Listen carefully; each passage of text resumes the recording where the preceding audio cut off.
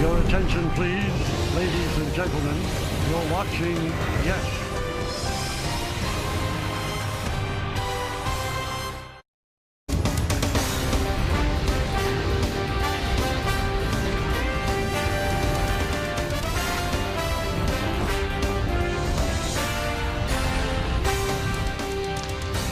One swing of the bat rang the bells in the Bronx and got the home crowd hopping. While Cody Bellinger's two-run homer put the Yanks on the board, Big G delivered the big hit in the bottom of the eighth inning to give the Yankees the lead. And then in the ninth, David Bednar shut out the lights on a long night in the Boogie Down. After cracking open another series win, the Yankees look to bring out the brooms in their first series back home. It is the final game between the Yankees and the Marlins at Yankee Stadium on Easter Sunday. We certainly hope you're having a great day as we welcome you to the FanDuel Yankees pregame. Bob Lorenz and Todd Frazier with you. Final game of this three-game series. Yanks look for the sweep eventually today. Meredith will have an update on the weather in just a moment. But as we get your Hyundai opening comment, no better guy to have on the mound to get a sweep than Max Fried. He's been doing it for a while, too. Let's talk about how he's been doing this year. 2 starts, has been absolutely stellar, has given up no runs, a lot of strikeouts. This guy has been fierce. He's been using 3 pitches. That fastball, sinker, and cutter have been absolutely phenomenal. But when he's been in trouble, he's found ways to get out of it. He's calm, cool, and collective. This is a guy you want out there for a sweep. Yankees talk about it all the time. What games could we have won or should we have won? These are big ones here. They've been on a roll. We're going to get into that a little more, but this Yankee team is doing really, really well. Yeah, they've won the first 2 with Max Fried on the mound. Let's take a look at our key matchup brought to you by Montefiore Einstein, the official hospital of the New York Yankees. So far this season, Max is not allowed a run in 13 1/3 innings. He has struck out 10, walked just 2, and opponents have a 114 average against. Time to get it out to the stadium. Meredith Morakovitz standing by with the Clubhouse Report, brought to you by your local Ford stores. And Meredith, let's start with, I believe you have the distinct honor of announcing the first rain delay of the season. Am I correct? Is that an honor, Bob? No. I don't think so. I don't think anyone wants to see me up here or the tarp in the background. And I wish I had better news for you, but this one seems like it is going to take a little while. So buckle up. We are going to be in the Bronx for quite some time today. I spoke with Danny Cunningham, and he said once they do pull the tarp, it'll only take about 30 minutes to get the field ready. They prepped it all last night before they put the tarp on. But right now, we were looking about maybe 4, 5 o'clock for first pitch. I'm going to keep my fingers crossed and hope that the weather changes from now until then and they get going a little bit earlier. But one thing I do know, they are expecting to have some baseball here in the Bronx. But Bob, I hope you're ready. I hope Todd is ready, because it could be a long rain delay. Oh yeah, Todd is fired up. There's no doubt about it. He loves rain delay coverage. I've heard that. Yeah, it's true. All right, so let's talk about one reason you don't want to start this game, especially today, is you got Max Fried on the mound. You don't want to get him out there and burn him, because he's been so good and he's in position to get him a sweep today. And, Bob, that's a big part of it. If you look behind me right now, it's barely raining, but they are expecting some heavy rain around 1:15 going into the 2 o'clock hour. And the last thing the Yankees would want to do is cut a Max Fried outing short.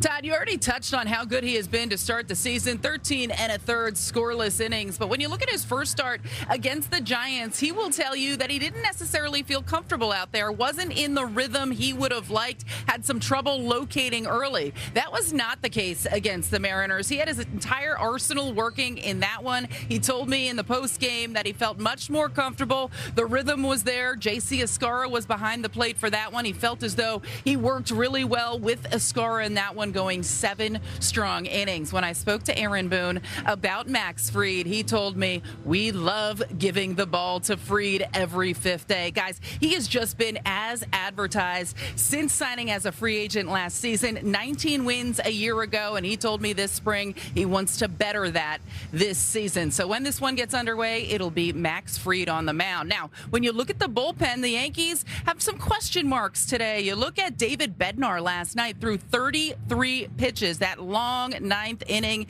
that he really had to grind through. And then on Wednesday, he threw 40 pitches. Aaron Boone was asked how comfortable he has been pushing his closer's pitch count this early in the season to the level of 40 and 33 pitches in an outing.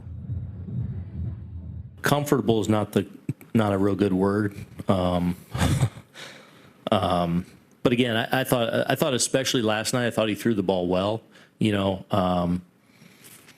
get the leadoff guy on the ground ball to second. He was kind of managing contact, balls on the ground. I thought his split was really good last night. I thought his fastball was good last night. But the one hiccup last night for me is the walk mixed in there, which isn't him, especially with the lead he had. But I think overall he's throwing the ball well. And like last night was a case of the ball in play and some holes. So, I thought he threw the ball a lot better last night than the time prior. But no, I don't want him throwing 40 pitches or 30 pitches or whatever. Definitely want to shorten that up. In the event that he is unavailable for a game, do you have somebody in mind that will close in his place? Could be. I mean, Camilo's, one of the likely. But again, we'll just kind of the game will dictate that. We've used our pen a lot the last couple of days, so on different days it's going to look different. And then depending how far your starter gets into a game, what the score is, all those things, who's coming up for them, try and get these guys in the best spot to be successful. And when I spoke to David Bednar in the clubhouse last night and asked him about the grind of an outing, he kind of exhaled when I asked him about it and said, I got it done. I was able to figure it out and get it done. And ultimately, that is what matters. And speaking to Aaron Judge a couple of days ago, he said they have the utmost confidence that he is going to find a way out there. You did hear Aaron Boone reference that first batter of the inning. It looked like it was going to be a routine ground out to second base. However, Jazz took a little bit of time on this one. When I spoke to Jazz in the clubhouse this morning, he said, cold night. I was just trying to make sure I got a good grip on it. I couldn't grip the baseball at first, so he was taking an extra second. He said, the last thing I want to do in that situation is throw the ball away. Unfortunately, the runner beat out the throw, and that is kind of what started that long inning for David Bednar. Meredith, one thing that we've talked about this season is the importance and the smart strategy deployment of ABS and challenges for the Yankees. Let's talk a little more about that, because last night it really was the first time felt like it didn't tilt in their favor. Look, the Yankees have been having so much success with it early in the season, but the last couple of games we've seen the Yankees get a couple of calls wrong. They're now 14 for 21 in ABS challenges so far this season. That is 6th in Major League Baseball. So they're down to 67%. Aaron Boone was asked earlier how he has felt about the new ABS system being implemented this season. I think that I like it a little more. I was pretty staunch against it, which I still may be to some degree. I don't know. I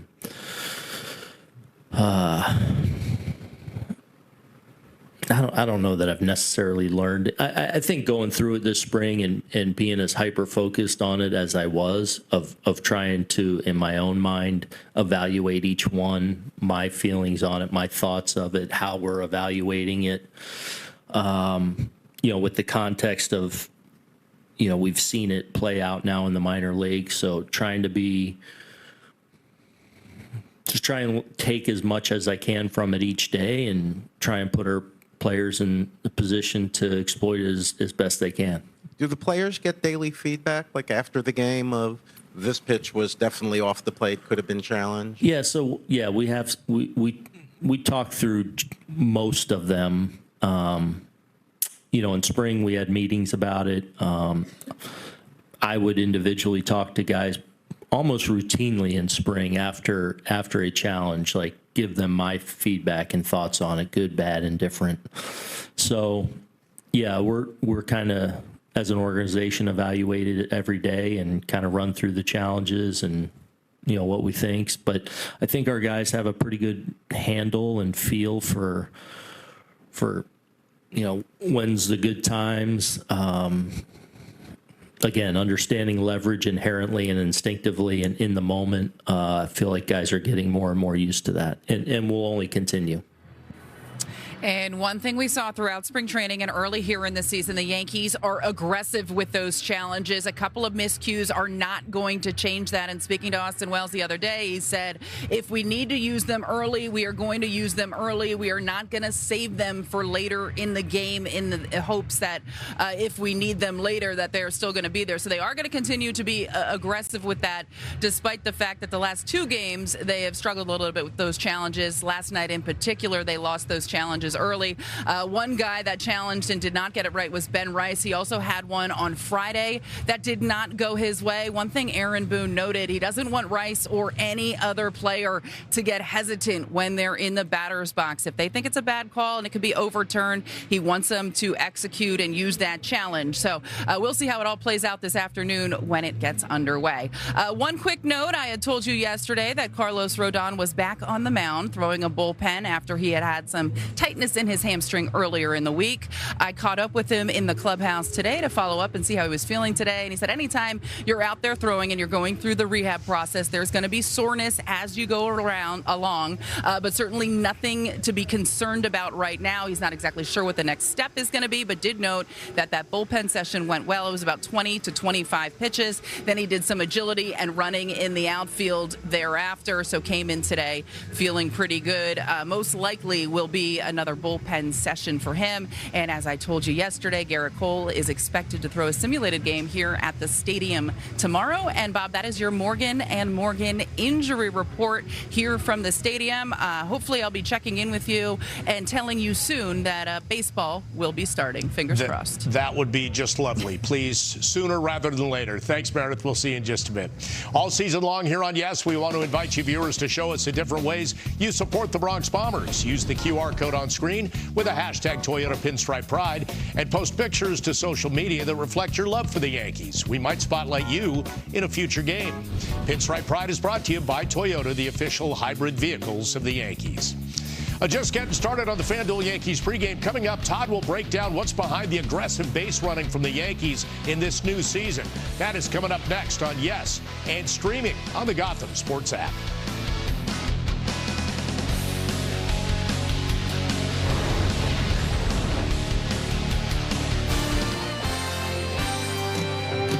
The Yankees pregame show on Yes is brought to you in part by FanDuel. Live bet the long ball with multiple profit boosts on live home run bets every Sunday.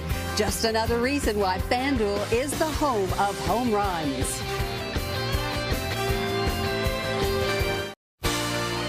The Yankees pregame show on Yes is brought to you in part by your local Hyundai dealers. There's never been a better time to test drive that Hyundai you've always wanted. Visit your local Hyundai dealer today. As we continue on the pregame, let's take a look at the Yankees lineup brought to you by Toyota. Aaron Boone sending out the same lineup as the first two games against the Marlins. Aaron Judge coming off a 2-for-4 game. Bellinger had the homer and 3 runs batted in. And Ben Rice had 2 walks. He has reached base safely in all 7 games that he has played. Good to have you back. Bob and Todd with you. And, what did they also do? Perform well on the bases, stole some more bases, 12 so far this season. Our colleague Jack Curry says when they're doing things right, they're smart, aggressive on the base paths. What are you seeing? Well, it's talking about putting pressure on teams. And when you're stealing bases, good things do happen. And fortunately for them, they're doing it well. They're finding ways to get the leads. They're finding a way to get the guys over. And it's not only first to second base, it's also second to third base, too. All right, so you're talking about doing things the right way. And you learned that back when you were with the Reds. Tell us about that. Yeah, fortunate enough for me, I had some really good mentors. And Joe Morgan and Eric Davis, they came up to me in 2015. They said, Frage, let's talk about stolen bases. You got the power. You can play the defense. Your stolen base attempts aren't good. Let's just be frank. I said, you know what, honestly, let's go. We talked about this vigorously all the time. We talked about this walking lead. And I think for me personally, the walking lead helped me out to get 20 stolen bases in 2015.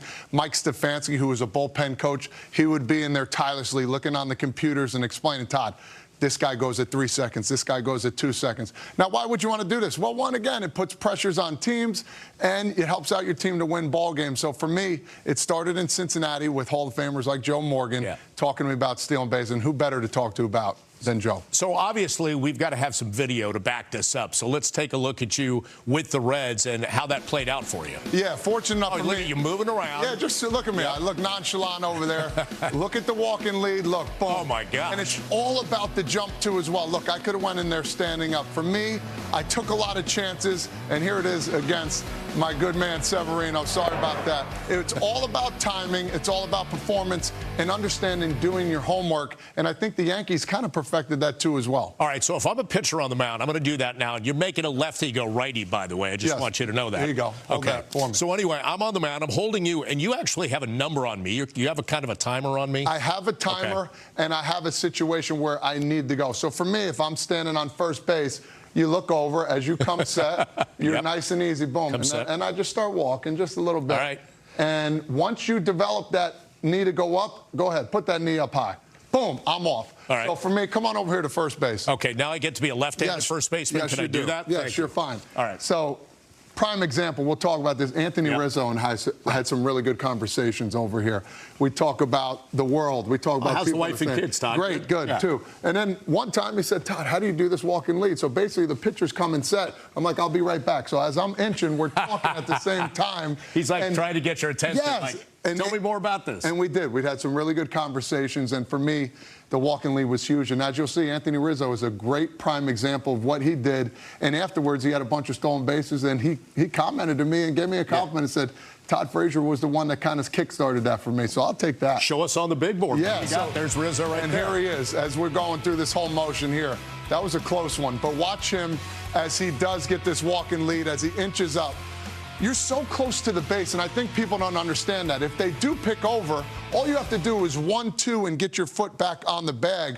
You're actually closer, but when your momentum goes that way towards second base, it's much easier to get the bag. All right, so let's take it back to the Yankees now. And you've noticed a big difference what they're doing now from maybe a few years back. What's the difference? Yeah, so they had, for Easter, it looks like that bunny hop as we talked about for them. So they were bunny hopping instead of getting the walk-in lead. I like that, but at the same time, your timing has to be perfect. You have to be ready to go, and you have to know who is pitching. You can't just do it against a left-handed pitcher. If you're hopping all the time, your timing might be off, and that lefty might get you out of first. And really, the guy who brought that in vogue is when he came up and got the starting shortstop job. It was Anthony Volpe, right? Yeah, Anthony Volpe. He would get really high up there, as we see here. He's jumping a little bit. That was actually a pretty good one right there. He didn't get as high. You can just cruise into second base. There's a lot more examples, as we're going to see. Jumping back and forth. As a hitter, too, you see that in your peripheral, too. I wasn't a big fan of that. You usually see that at second base, but here's a better one, going back and forth. His momentum's going towards second base. Great base stealer, and I think the Yankees kind of perfected that, and it's a new world order for them. All right, so the difference, though, is that pitchers and catchers on opposing teams might kind of pick up on that and make an adjustment to it. Yeah, and Jazz Chisholm, I think, is the prime example here. He talked about getting 50 stolen bases. I think he can definitely do it the way he has it. Look at Caballero here, inching, boom, and then he goes. Again, timing. Not being scared to go. I think that also plays a part in that, too, as well. These guys have been clicking on all cylinders. And, hey, slowest guy in the team. Let's look at the big guy, Giancarlo Stanton. You're not going to hold me on. I'm going to keep going. And look at that speed. That might be full speed for him right now. And basically, he walked to second base. Look, inch more. Go ahead. Keep going. Bam. I mean, look at him. Again, that's being smart and aggressive, though. He sees he's not holding him on. Why not give it a shot? And they got to run from that on a pass ball on a couple batters. After that, again, listen, guys, at the end of the day, if you could steal bags, if you're smart about it, you're not scared, and you work at it, and you work on your craft, I don't care if you're the slowest guy in the team. It can happen for you. Really quickly before we go to break, how much does pitch clock factor in? Because I can't hold set, keeping an eye on you forever. I've got to make a decision. Yeah, that's a huge thing, too, as well. That can help a player and also hurt him, too. So, again, you have to find ways to do it. You got to have fun with it, too. And when you're winning, it doesn't matter if you get thrown out, you find ways to win those games. Yankees are getting it done. We're going to hop to break real quick. Time for another break on the FanDuel Yankees pregame.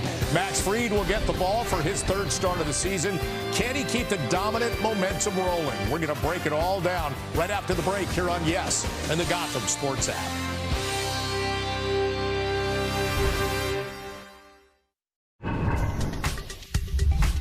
It's time for the pregame odds segment presented by FanDuel.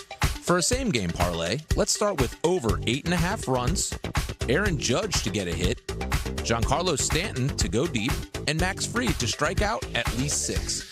Those odds are set at plus 787. Hey Yankees fans, FanDuel is inviting you to step up to the plate. Live bet the long ball with multiple profit boosts on live home run bets every Sunday. Just another reason why FanDuel is the home of home runs. Download FanDuel now to play your game. When the game begins today, Max Fried will take the ball. Third start. He was good in his first, better in his second. What do you see him? Yeah, I think the fastball plays here, man. He's always had a good fastball. He brings the cutter, too. Now you have to honor both, but as a hitter, you got to honor upside of the plate, and that's the tough part as a righty and a left-handed batter. He has a bunch of pitches, 7 pitches in his arsenal. Again, if you're looking for one pitch and get another, that's just a 4-seam fastball to some of these guys. It's a heavy fastball. And guess what? When you're thinking fastball, you got to be on time. And don't forget about that breaking ball that he had. It's been absolutely devastating. Let's take a look at the Marlins lineup. He'll face courtesy of Toyota. They had 15 hits and a loss yesterday. Xavier Edwards had 3 more hits. Lopez so far this season, by the way, 3 extra base hits and 7 runs scored in 8 games. One final break on the FanDuel Yankees pregame. We'll get Todd's key to the game ahead of the series finale, which will begin in a rain delay. Keep it right here.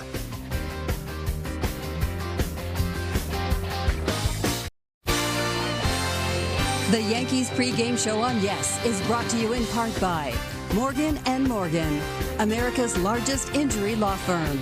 Injured? Visit forthepeople.com. We are going to be playing ball today. Let's get your key to the game. Yeah, hopefully sooner than later. Just a little more hitting. They got 6 hits the last 2 games total. Just to get a little bit more hitting, get early and often, and just have some fun. They've been winning, so do what you do best. They're getting walks. They're getting stolen bases. We're going to take a break. We got a lot more coming up. Rain delay coverage. Sad sax music straight ahead. We're back with you here on Yes and the Gotham Sports app. As announced earlier, Meredith Morakovitz and various media sources. Today's game will not start on time. Scheduled to start about 1:35, but that's not going to happen. There is rain sweeping through the area. Meredith said maybe in the 3-4 o'clock range. Again, that's all speculation. We'll just figure it out as the day goes along, and ultimately we think we will play baseball. Good to have you back with us in studio. Bob Lorenz and Todd Frazier with you. Here's a fun fact. Todd's been with us a couple seasons, but this is your first foray into rain delay coverage. Yeah, let's just get it out of the way. We'll do this one now, and then for the rest of the year, we'll be fine. You're like, couldn't we just get maybe a 30-minute delay? No. We want you around. You got your dancing shoes on. We saw that earlier with your sneaks. Hey, in case we got to go around some puddles in the studio, I'll be ready to go. That's it. So we got a rain delay, but we have a lot more on the way, including Aaron Boone talking today about a variety of subjects, about the way his team is playing, the use of ABS challenge, and much more with Max Fried on the mound. Let's listen in. All right. Happy Easter. Careful over there. Meredith. Aaron, it looks like weather could be an issue this afternoon. Have you been given any information? Do you expect to start this one on time? Yeah, I do not. Feels like we're probably going to be here a while. So settle in and try and have updates throughout the day. Team Easter egg hunt? No, just kidding. You look at the lineup the same for the 3rd consecutive day. Do you find value in having a consistent lineup? Understanding against lefties it'll be a little bit different, yeah. but having that consistent lineup? Sure. Yeah, I mean, I actually considered a couple things today just with the length of yesterday's game going into the day game today. But, yeah, just feel good about, again, guys still finding their way a little bit, trying to get untracked a little bit. But I feel like, last night's game's a perfect example of everyone doing something small to even something big, kind of throughout to help us win a game. With what you saw last year and the early on so far this year with Max Fried, can you just describe the level of confidence you guys have in handing him the ball? Yeah. Like when it's his day pitching for sure. I thought last outing he was brilliant. I thought he threw the ball. He's obviously had a handful of great ones last year, and I put that last one in there with one of those where he's really dialed in and kind of has everything going, is really efficient. So I feel like he's in a really good place right now. John. on base. You guys seem to enjoy it, and it certainly was valuable at that moment. That's all right. Is there a risk-reward calculation there? Do you get nervous to see the green light and you just go and watch? Yeah, so I mean that's him reading that situation perfectly and doing it on the first pitch. Sometimes guys will. They'll feel that guy behind them and might take him a pitch or two. I thought, I said it last night, but I thought what he did such a good job of was kind of slowing the situation down and just getting himself into the right position to go ahead and take advantage of it. And so it was a very heady play, but a very well executed play by him. And obviously it turned into a big run for us. Yeah. Yeah, but I mean, if the ball was hit, he was going to run to second eventually anyway. So, he knows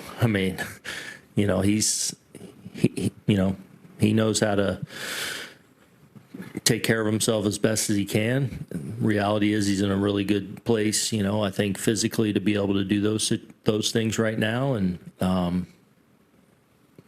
always pay attention to it though. Peter? How did Carlos Rodon get through yesterday, and how's he doing today? Yeah, good. Had a really good pen yesterday. I didn't see it, but everyone talked about how good it was. Did some agility stuff. I think a little bit of soreness today to be expected. Probably will line him up for another side again, I would think, early in the week. Cool. Thank you. Ron? What, if anything, new have you learned about ABS and watching it the first 10 days? Oh, man. I don't know. I think that I like it a little more. I was pretty staunch against it, which I still may be to some degree. I don't know.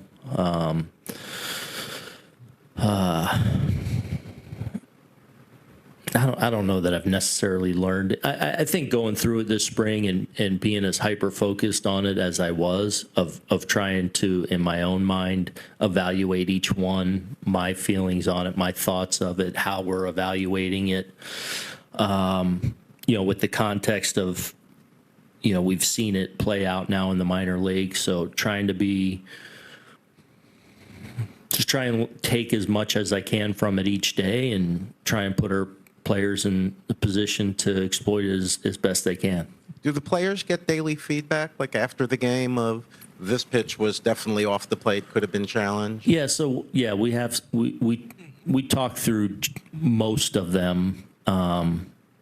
In spring we had meetings about it. I would individually talk to guys almost routinely in spring after a challenge, like give them my feedback and thoughts on it, good, bad, and different.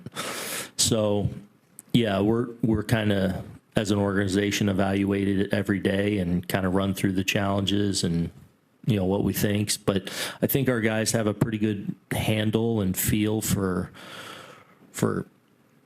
when's the good times.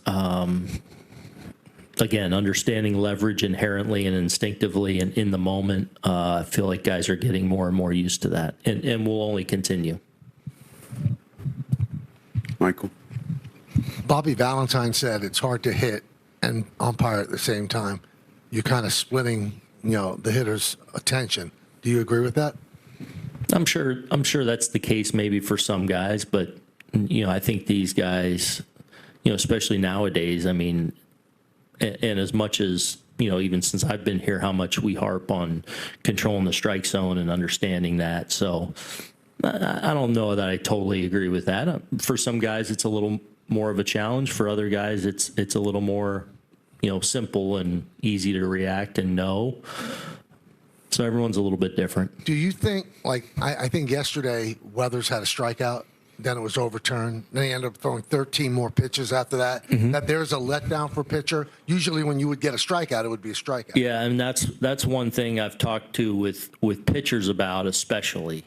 Less so for hitters, but tried to talk to our pitchers a lot about this spring, about that's another thing to deal with. We're going to have, I talked to Bednar about it a lot, actually, in spring training. He even found it in spring training, like he made a pitch, boom, ball's getting thrown around, and then all of a sudden, and obviously Bed's usually in there in the thick of things when the game's on the line. So that is something that I think pitchers are going to have to deal with from time to time, just like they have to reset on a lot of things. A call that doesn't go your way, a bloop, or whatever. It's another thing you've got to be able to deal with as a pitcher, but I think that is real and will be in some certain situations, and something we've tried to get out in front of a lot. Brian. Doval had that dominant outing in San Francisco, and then the last couple have been bumpy. Yeah. What are you seeing with him? Yeah, just the next layer of command. You know, he's come in there the last 2 times against some really tough left-handed hitters.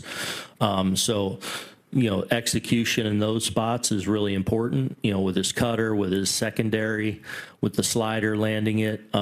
Strike throwing, I feel like, still been pretty good, but just getting into some situations where he's got a chance to put a guy away and he's maybe left a pitch there that can be handled. So I feel like he's throwing the ball pretty well. Again, just some good left-handed hitters have hit some balls sharply where some balls have landed in the center of the plate. And you talked about that Jazz play last night. Did you have that conversation with him? Jazz and I talked a little bit last night, but look, it's not over. I mean, he laid back on a ball where fundamentally he was fine with it. He's just got to, you know, realize, you know, be a little more aware there of a guy getting down the line and obviously closing a play we got to make. Yeah. Dan. Aaron, we talked to you yesterday about Rice and the ABS. He had another one last night that was, you know, pretty obvious. Is there a concern about an emotional? No, I don't think anything was emotional about it. I think he just whiffed on it. Okay. I mean, so I still think Benny's going to be somebody that will be good at this, and I certainly don't want it to discourage him, you know, from challenging. He just, you know, missed on a couple. And Bednar has worked pretty heavily the last 2 outings. Are you comfortable pushing him like that on a consistent basis, or is that just 2 anomalies that happen right after each other? Yeah, comfortable is not a real good word. But again, I thought especially last night, I thought he threw the ball well. You know, they get the leadoff guy on the ground ball to second. He was kind of managing contact, balls on the ground. I thought his split was really good last night. I thought his fastball was good last night. But the one hiccup last night for me is the walk mixed in there, which isn't him, especially with the lead he had. But I think overall he's throwing the ball well. And like last night was a case of the ball in play and some holes. So,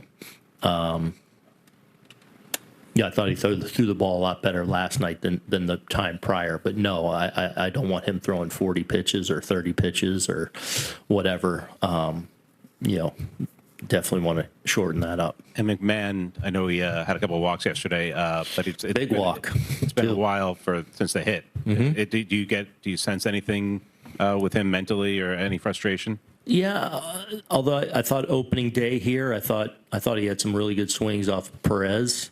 I feel like he's been a little bit in between, like, you know, not wanting to chase or not wanting to make a bad decision, and which is great, but you also got to go up there and, you know, let it rip a little bit. Like, so that's the early season where you're scuffling a little bit and you're a little bit in between.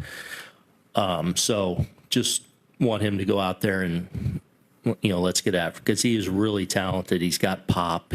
He does know the strike zone, and you know, like last night I talked about little and big things. He was one of those things. That leadoff walk there, I think even when he was behind in the count as well, you know, it's a big reason we're able to win that game.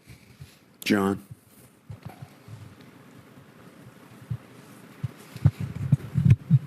Yeah, Dan actually asked my question, but you've been very good on the team has been good generally on the ABS. But just to follow up, did you talk to Rice about it? Because he did miss twice on 2 balls that were pretty. I talked to most of them, almost everyone. So with Benny, you know, and I treat everyone different with it. I don't want Benny to be like discouraged. He knows he missed on him.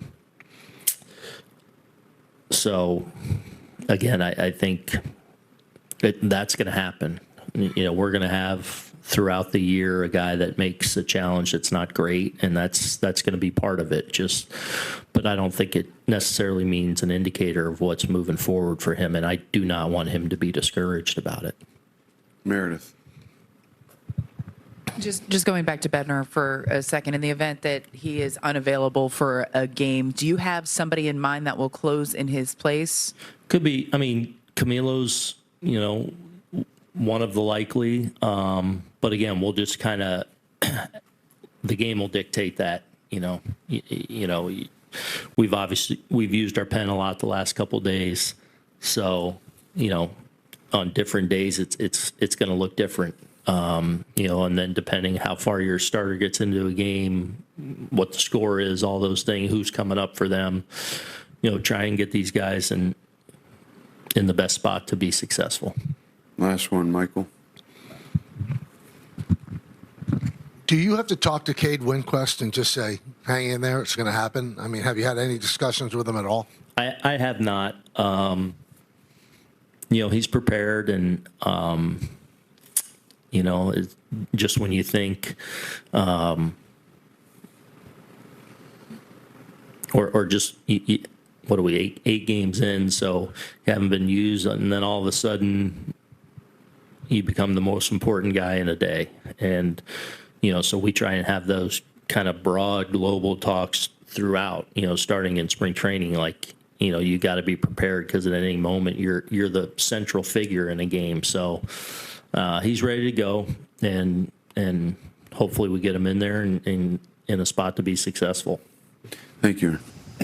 Cade Winquist, everybody in that clubhouse ready to go. They just can't go yet because we're in a rain delay. And I'm curious, so many different personalities in the clubhouse. When you played, I'm sure there'd be guys that just sit quietly, maybe take a nap. Todd Frazier does not seem like a take a nap or sit quietly kind of guy. What were you doing? It just depends. If you're at home, you have a lot more possibilities to do things.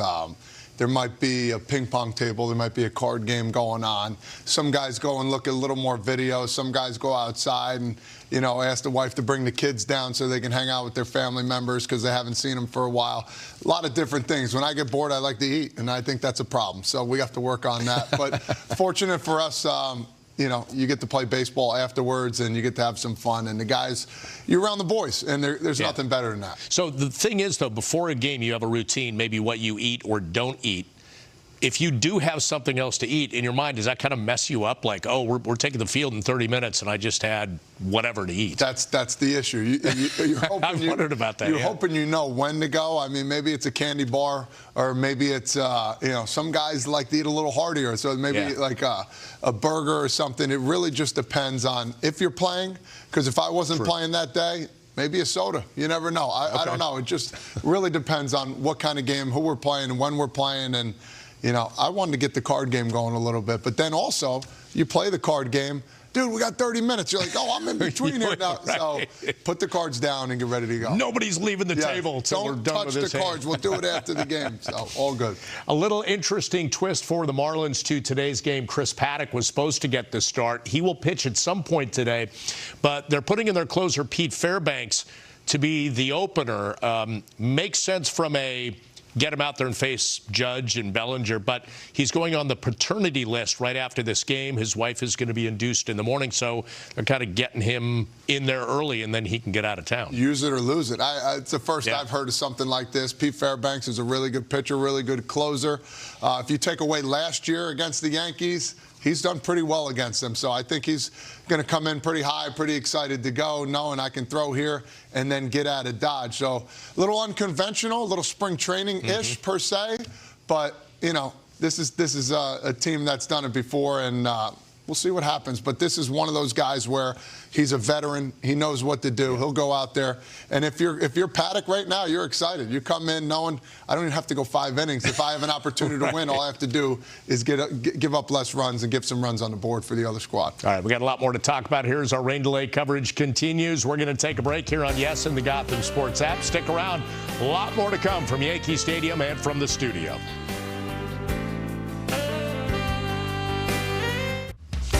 We are back on Yes and the Gotham Sports app, waiting through a rain delay. First one of the season. as the Yankees and Marlins try and wrap their 3-game series. They will at some point today. We just don't know a start time, with rain sweeping through the Bronx and the tri-state area. It's good to have you back with us, Bob and Todd, with you. You like good defense, right? You always love good defense. And highlights, you go looking for those clips on social media. Of course. I know it. And Joe Adell had a career night in one night last night for the Angels against the Mariners. Cal Raleigh's going to hit a share of home runs, Todd, but not on this one. Yeah, it looked like one of those days where, it's going to be a lot of home runs hit, and Joe Adell went up and got it. We're going to talk a little bit about this. He went up with his backhand. What an unbelievable play, but he wasn't done there. 8th inning, Josh Naylor thought he got him. Look at that. I love how these hitters think they're getting these home runs. These balls got to be 5-6 rows up, and look at him go get it. He knew at that time 1 is good, 2 is better, and he got 2 in one game. Could he do anything more than that? Look at him go and get that ball. Well, you're teeing me up for the top of the 9th inning because J.P. Crawford's at the plate. He saved his best for last. Stop staring at the ball. This guy's going to go get another one. Look at him go in the stands.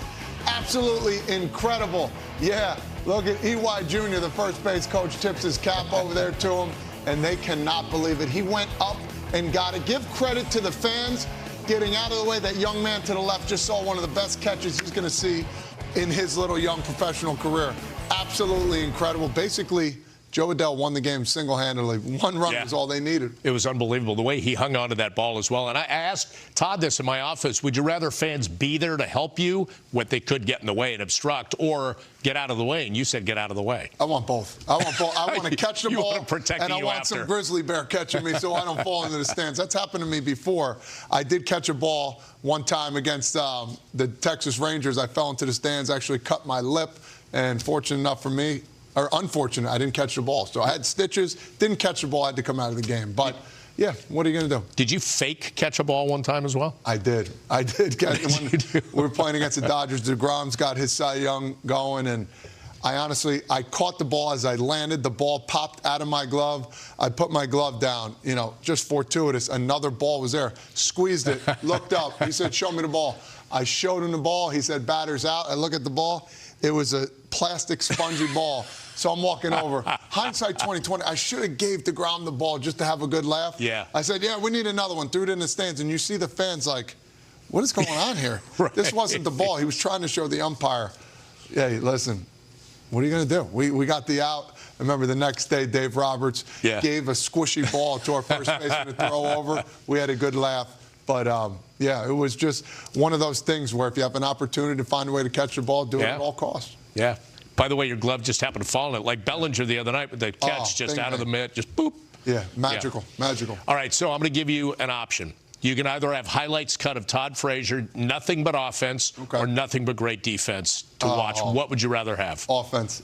Really? I would. All right. I would. The home runs, I call those feel-goods. I would always have guys come out, hey, listen, I want all my home runs on video, on my computer. So when I was struggling, I would go back to that. And I wanted to hear the announcers in the background. Kind of fired me up a little bit. And, for me, I still have it at home. I show my kids, and my oldest son is like, Dad, you really did this. I said, yeah, buddy.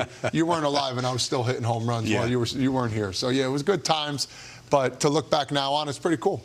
Did you ever hit one where they say when you hit the sweet spot, you don't even feel it and it just flies? Did you have those? I've had plenty of those. I mean, listen, you're playing in big league. You literally were like, whoa. Yeah, and that's when you first hit them and you understood that's gone. I mean, I've had some of my furthest home runs like that. It's the weirdest feeling as a hitter, but the greatest feeling at the same time, knowing you hit a home run and you don't even feel it. It's truly remarkable. All right, we got to take another break. More coming up as our rain delay coverage continues. Yanks hope to have a few of those homers today when they close out the series against the Marlins. Our rain delay coverage continues right after this.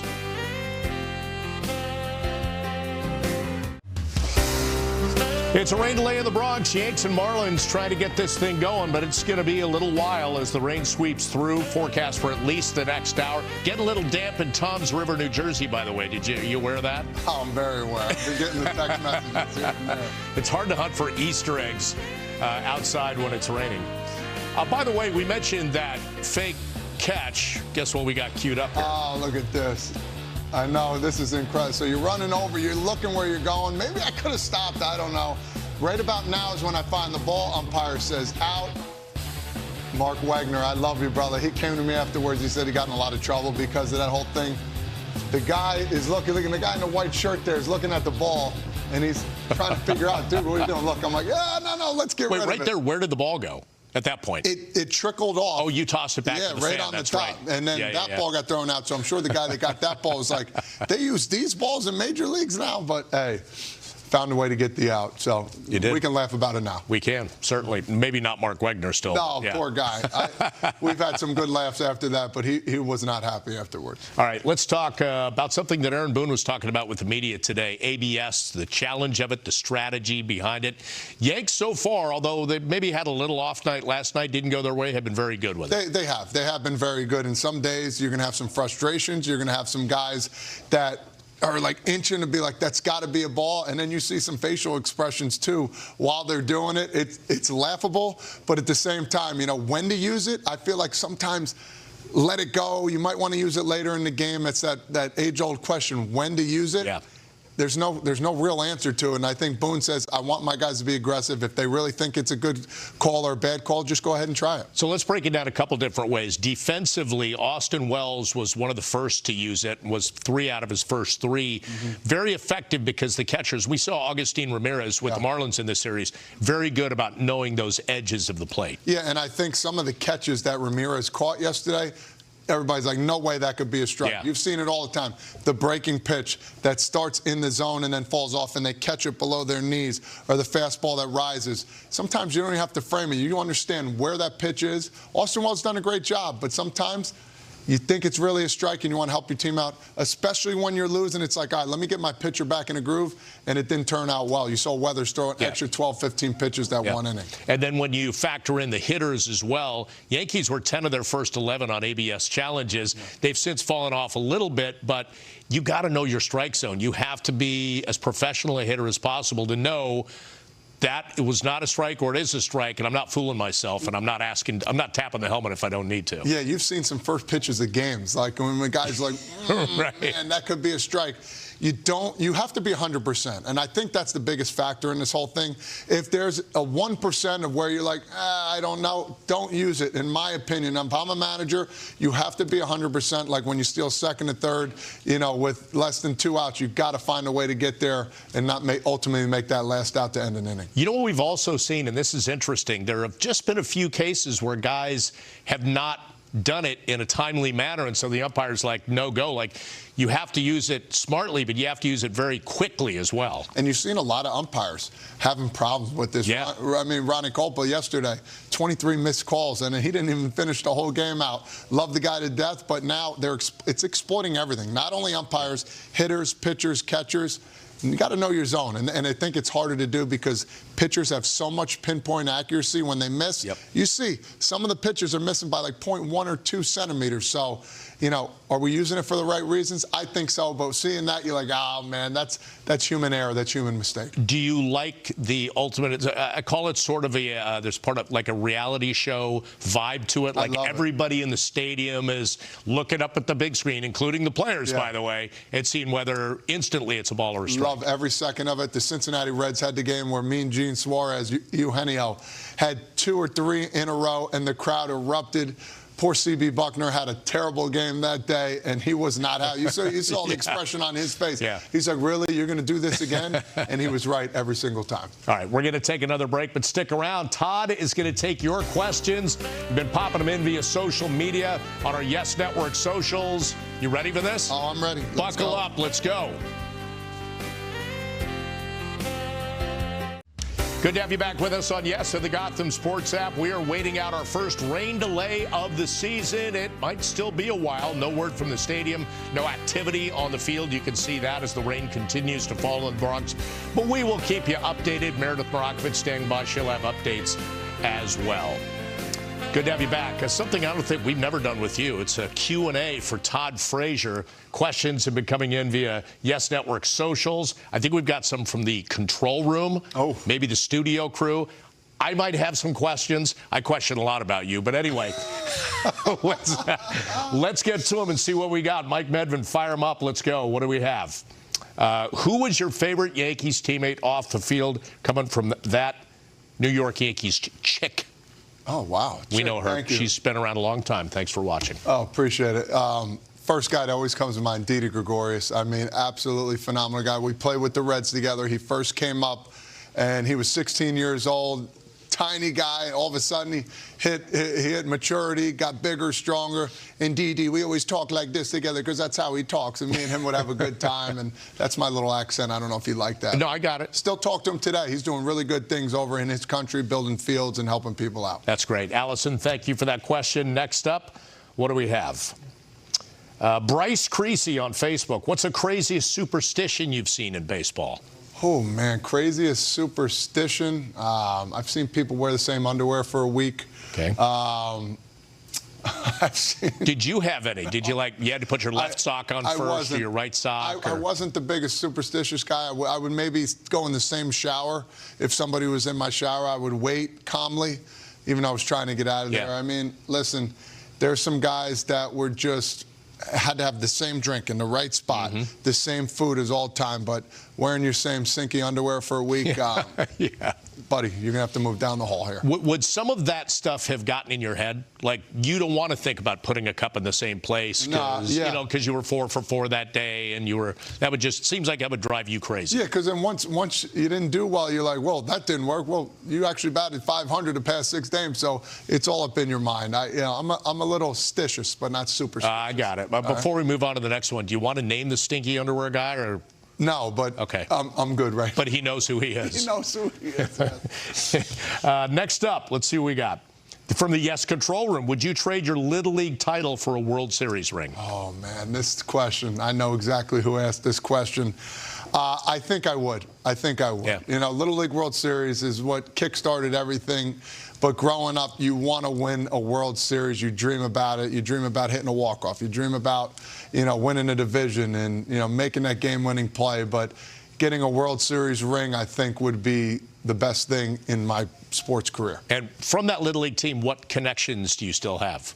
A bunch. We still have a group chat going. We still have a bunch of guys we talk. Every 5 years, we try and get together with 4 or 5 guys, and we go over, basically how much fun it was and how lucky we got. That's awesome. All right, let's move on to the next one. I think we're going out of the control room and to @7 Trivia. Who helped you the most when you were a rookie?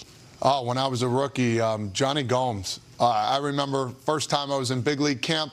I'm sitting there basically, and he wasn't on the team at the time. So 3 days in, Johnny Gomes comes in. He doesn't have a locker. I'm the last locker, and then there's like one left. He comes over. Anytime somebody would give him some stuff like glasses, whether a company came over, don't forget to hook up Todd. Don't forget to hook up Todd. Whether it was glasses, batting gloves, bats, whatever it was, he took me under his wing. And he's doing awesome things, too, as well with young kids and youth sports. Some of the players certainly come into a clubhouse. Aaron Judge has done this. Other players in the past buy a young guy some suits, that sort of thing. Steer him in the right direction. Do you have somebody do that for you? Scott Rowland bought me my first suit. It was a nice light blue suit, so I still wear it to this day. Joey Votto also bought me a suit. So I did that with a couple guys with the White Sox, and it's always that thing, do unto what others do to you, and I thought that was very special. Makes you feel welcome. Yeah, I am curious, when you were a rookie and you said your first big league camp, you are a gregarious person, but there's that theory when you come into camp and you're a rookie, keep your mouth shut, keep your head down. Was that easy for you to do? It was easy because I didn't want to step on anybody's toes. Anything Scott Rowland did, I tried to do. He was a guy who was a perfectionist. His warm-up routine, I basically copied everything the guy did. When I went to talk to him, he would bust my chops every time. And he'd be like, get away from me, like funny and happy-go-lucky. And I'm like, all right, see you later. And I'm like, man, if I could just keep having conversations with him, I'll be fine. And then you're like, where are you taking me for dinner, Scott? Exactly. Yes, of course. Let's move on to the next one and see what we have. Yes, Control Room. Any Joey Votto stories? Man, Joey Votto, he was so meticulous in everything he did. He was quirky. He was awkward. It was everything in between. It just depending on what Joey Votto you're going to get. I remember going to his house one day. I think we were watching, there was a big boxing match on pay-per-view, and talking with Joey, I'm like, I can't wait to see what food he has in store, whether it's, steaks or whatever. He's got all this money. We get over there, and he's like, serving up veggie burgers. And I'm like, veggie burgers? I'm like, Joe, come on, man, let's go. And it's just been this ongoing thing. And I looked at this burger, and I'm like, dude, we can't get anything else here. I mean, how about, pizzas, something, and I end up ordering my own food. Yeah. Everybody's making fun of me. Just eat the burger. I don't want to eat a veggie burger. So, but he wasn't a vegetarian, right? It just happened to be what he had What he had there. His cook was making whatever he wanted, and I asked the cook, "What do you got in the fridge?" We looked in the fridge. I said, "All right, I guess I'll order a pie, and all will be fine." All right, let's see what we got next. Here it comes. Oh, Luke Miller via the Yes Truck at Yankee Stadium. Hi, Luke. Favorite pork roll spot in New Jersey? Oh, man. Here we go. And I love how he said pork roll, not Taylor ham. Yeah. I will die on this, knowing and letting everybody know. Taylor ham is the company. Yes. Pork roll is the food that they make. So it's pork roll, egg, and cheese, not Taylor ham. Don't come at me with that one. I'm letting everybody know right now. There's great spots. Sub Doctors in downtown Toms River, one of my favorite spots to go there. Lenny's makes a really good pork roll, egg, and cheese, really thick, good sandwiches. Those are two of my go-to spots in Toms River. I was told to ask, is there a Central Jersey? That is, see, I've been on this one too. It's a kick. Yeah, it's hard because I know the governor put it in that there is Central Jersey, like made it law. Where do you start it at? That's my biggest issue. Some people say Toms River, where I'm from, is where the cutoff is from Toms River to Essex County. I think Ocean County, parts of it are central, some are south. I would say Toms River is more South Jersey where it ends. This is a tough one. I mean, you and me, we can go back and forth. Yeah. I think we need like an hour or two to figure it out. I'm not sure about Central Jersey, but how about Toms River is the center of the universe? What do you think? Done deal. I think you hit it perfectly. I was thinking that. I didn't want to say it. Okay, well, I'll say it for you. Thank you. All right, let's see what we got. We move on from Luke Miller in the Yes Truck to Robert Brzezinski on Facebook. Had you not played baseball, what job would you have had? Well, I always loved working with young kids, especially with special needs. There was a thing called Team Randy back in Toms River. A good friend of mine, Sean Wilbur, and his dad always have this. They've been going still to this day. It's probably over 30 years old, where they bring special needs kids to water parks, to regular parks, to go to events. And I always tried to have fun with that. I would just go on those trips. I always wanted to teach special needs kids, and Field of Dreams is right down the street. A buddy of mine, unfortunately, his son got into a big car accident, and his name is Gavin, and he made this whole Field of Dreams for his son. And there's a baseball field, there's miniature golf, there's basketball courts, and it's truly remarkable. That's great. I want to ask you one more thing. So your daughter's a quality, terrific gymnast. Yes. Your wife has that handled. Yes. Okay. You have the two boys, both involved in a lot of sports, but baseball. So the youngest one is 8, moving up to 9. The oldest one is 11, going to 12? Just turned 12. Okay. So what's the difference coaching those two age levels? Oh, man, it's a whirlwind. We just had our first 8-year-old tournament, and I don't play the daddy ball thing. I know he's good. He's not great. He's hitting at the bottom of the lineup. He's going to get better and better. We have a really good team coached with my buddy Jeff. It's totally different. It's totally different. 8 years old, there's going to be 100 mistakes. You got to laugh it off. You got to make sure they're happy, go lucky.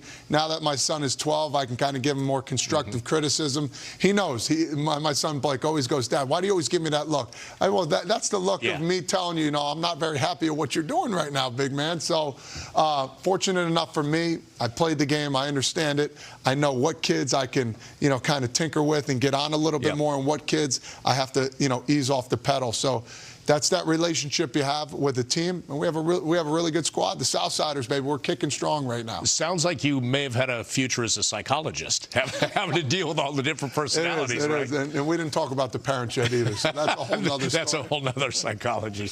All right, we got to take another break. A lot more coming up on our rain delay coverage. We might have to do that again. Well, hopefully you don't have any more rain delay coverage, but depending how long this goes, might have some more questions. You never know. Baby. Back on Yes in the Gotham Sports app as our rain delay coverage continues. And we continue with the unique feature we have on our Yes Network socials, The Grid, with Molly Jacob, our colleague, in this case, talking to Cam Schlittler about some of his Gram posts. You got that on the Gram. Let's listen in. Here's Molly.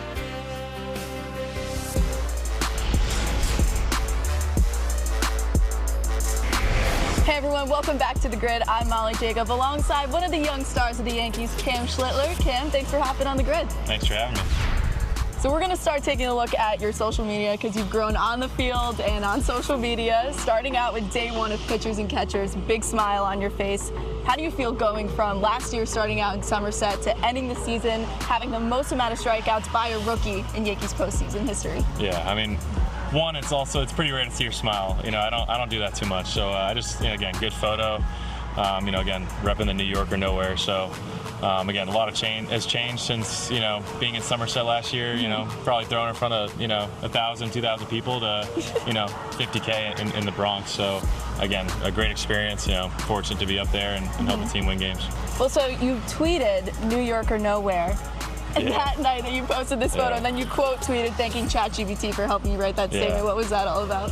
Just, people are messing with me with whatever, statement I wrote, a couple months ago. They think it was ChatGPT because, I'm literate and then I went to Northeastern. So I just kind of, again, just rage baiting dudes a little bit, just throwing that out there just to kind of make fun of everyone. You have so many eyes on you now on social media. Like, does that change the way you post?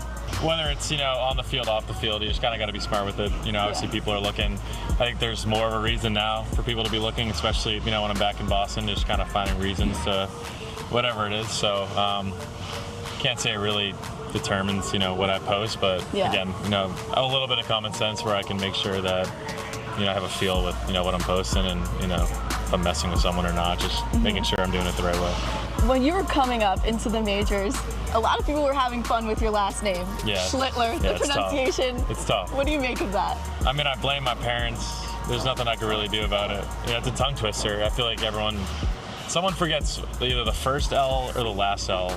It seems that they missed the first L one a little bit more, so it's just terrible. But I mean, I've been dealing with it for 24 years, so it's funny. A lot of broadcasters mess it up. All right, well, going back to this offseason, you went to a hockey game. We know you're a big Boston Bruins fan. What was it like being in the suite with all your guys? Yeah, it was awesome. Obviously, me and Will, able to experience, down by the ice for the first period. Saw that. Again, shout out the Bruins for helping us out with the suite and all that. So luckily, I know some people over there that were able to kind of put this together for us. So again, great game, a mix of Bruins and Tampa fans. So again, it was a lot of fun and being able to get off the field with some of the guys and just enjoy the night. Well, we know that Ben Bryce, being from the Boston area as a Bruins fan, did you influence Jason to be one too? I don't know. I mean, I walked in to the suite a little bit later, obviously in the second period, and I mean, he just had it on. So I know that they. Fortunately, NHL was nice enough to give us mixed jerseys of Bruins and Tampa. So I walked in there, he had it on. I don't know if there's any correlation to it, but he loves hockey. So.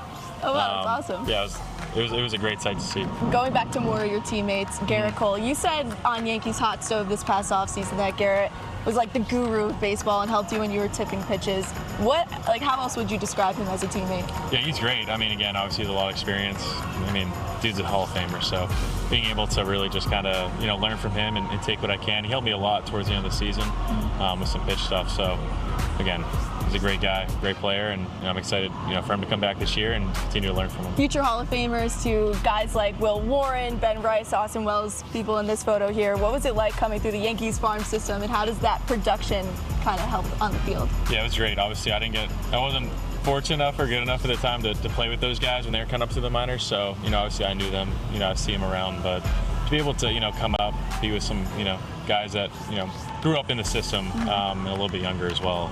It's a great feeling, and just being able to, again, hang out with people that we have similar interests and just be able to, enjoy it, because it really is a kid's game. That camaraderie is great. Well, you also have a cat at home. I do have a cat. Talk to me about your cat, because you post her all the time. Yeah, she's great. I mean, everyone loves her. I mean, they always ask for more photos, so I got to start taking more photos. But again, right now she's in Boston with my parents.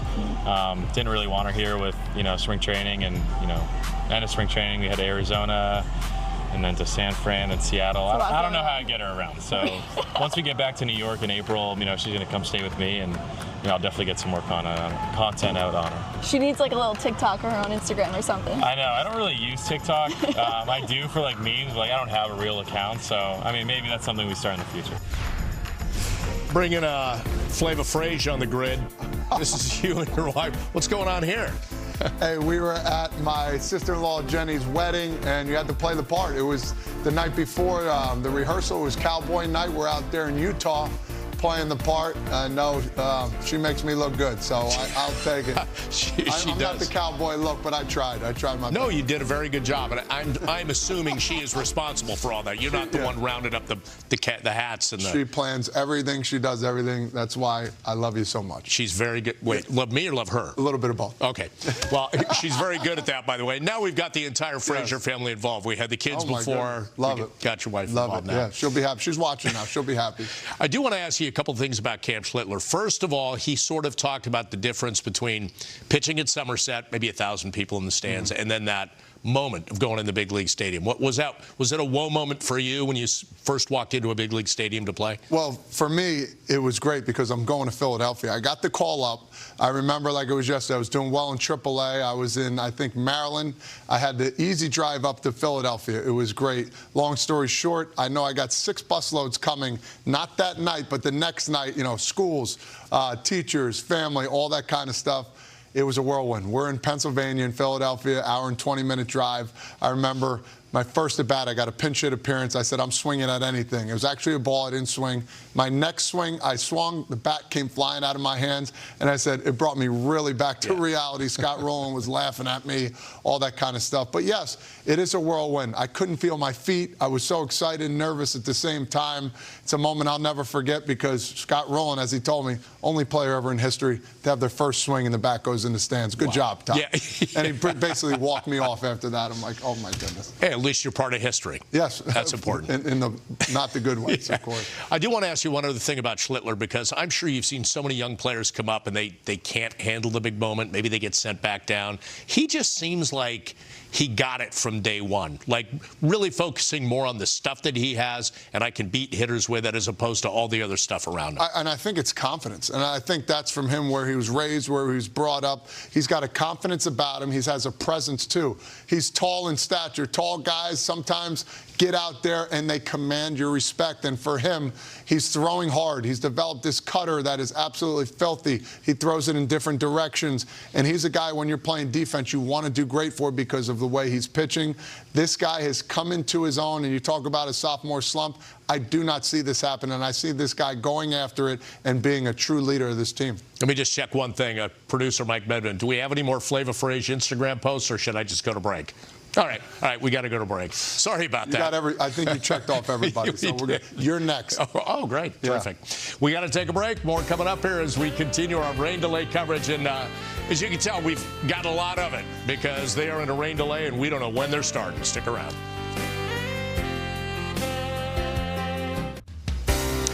We continue on our rain delay coverage here on Yes and the Gotham Sports app. Again, no update from the stadium. The rain still coming down in the Bronx, but when we get a little better idea of when they might play, we'll have an update. Meredith Morakovich, of course, always on standby, always ready to let us know. They're going to tee it up and go, so we'll let you know. Speaking of teeing something up, the masses have spoken, and they got to have more cowbell. I mean, they got to have more questions for Todd Frazier. Yes, they do. They want some more. So we go back to our social media channels to get some more questions, and let's fire them up once again. Here we go. I believe that's Marcus Paulo 6. Can we get a thumbs down for old times' sake? I'll give you a double thumbs down. Boom. Let's go, baby. What a great year that was in 17. The fan that wasn't happy we were playing in that stadium over there in Citi Field because of the hurricane going on in Florida, hit a 3-run homer. Everybody's cheering, and this guy's just like this. Yeah. Boo that man. And turned out to be something positive. You know, ironically, that also applies to rain delay coverage. Does it? But we're having a good time with it. Yes, that's the thing. You always turn a negative into a positive. We do. We're having fun. We're having a good time. Let's get to the next one and see what we have. Todd C14. What was your favorite highlight at Rutgers? Ooh, man, that's a good one. I remember we were down, well, winning the Big East Championship, I thought was the highlight, but a specific play. We're playing Connecticut, and we won the first 2 games. We're going for a sweep. We're down 9-2 in the 8th.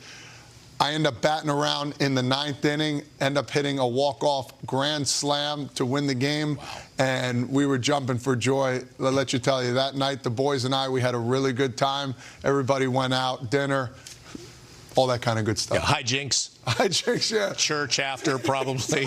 Late night mass. It was unbelievable.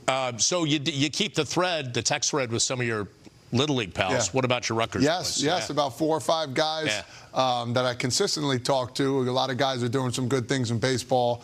A couple doctors. A guy works undercover with the government, too, as well. You shouldn't talk about that. No, well, I'm just not going to say his name. But, yes, in all the right things possible, even if I did say his name, it's a true what he does, and he's been helping out a lot. That's great. All right, let's move on to the next one.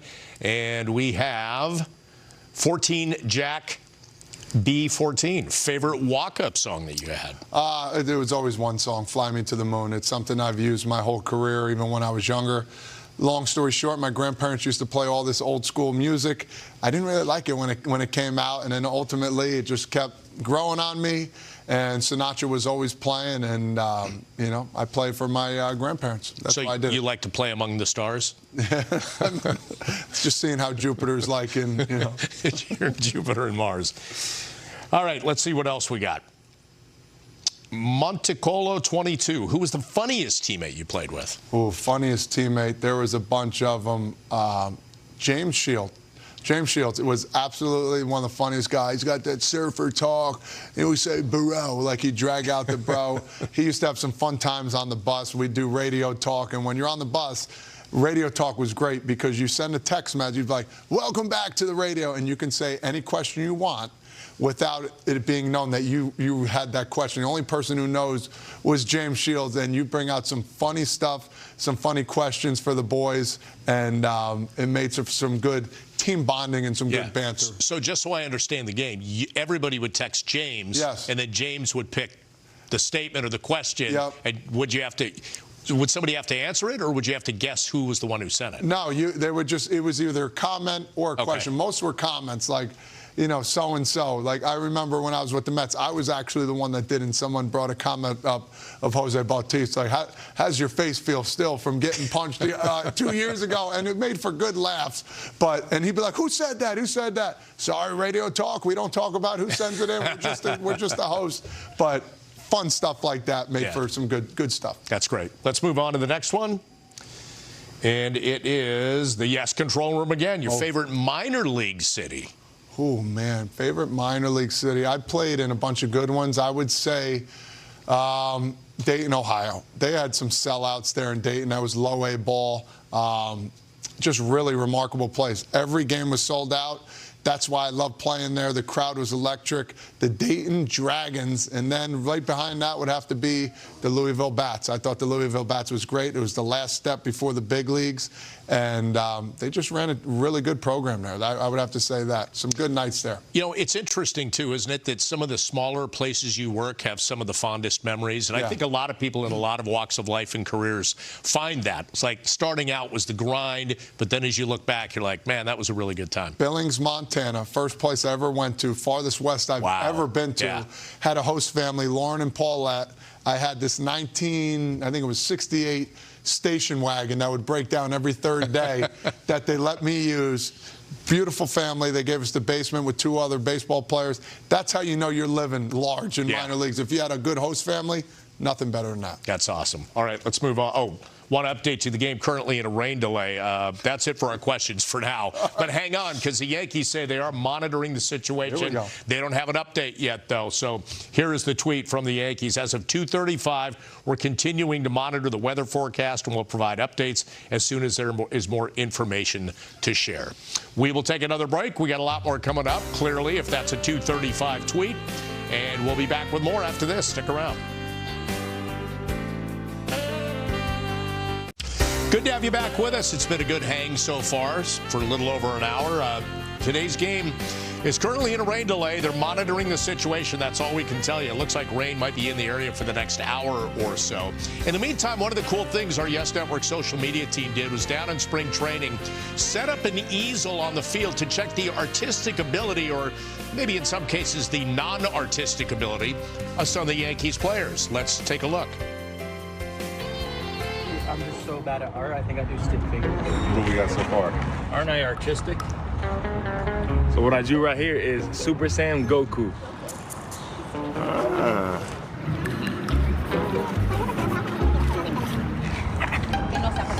And then maybe someone playing catch. That is so brutal. But it's art. It's how you interpret it. Let's go. I was thinking catcher. I gotta get. No, it's a girl. Learned that in elementary school. Not bad.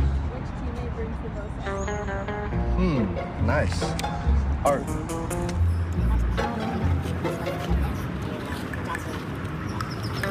Yeah, we got like a switch this offseason, and my cousins come over and we all learned everything. State Art Award. It's supposed to be a cat. I don't know. Oh, no, on here.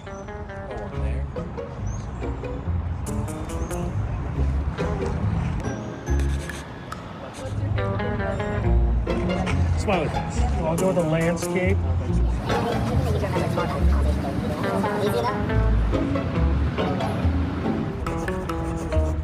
We call this piece retirement. What in the world? That's hard. Hey, draw something. Hurry up. I don't know what to do. I've been waiting behind you all day. What'd you draw? They're a puppy. Bad puppy. Little cat. Josh Chisholm, the artist. Nice and simple, straw hat. You want to take your photos first? Tell me I ain't close. Can you name the 3 Jonas Brothers? That's it. Oh, that'd be face. This is crazy.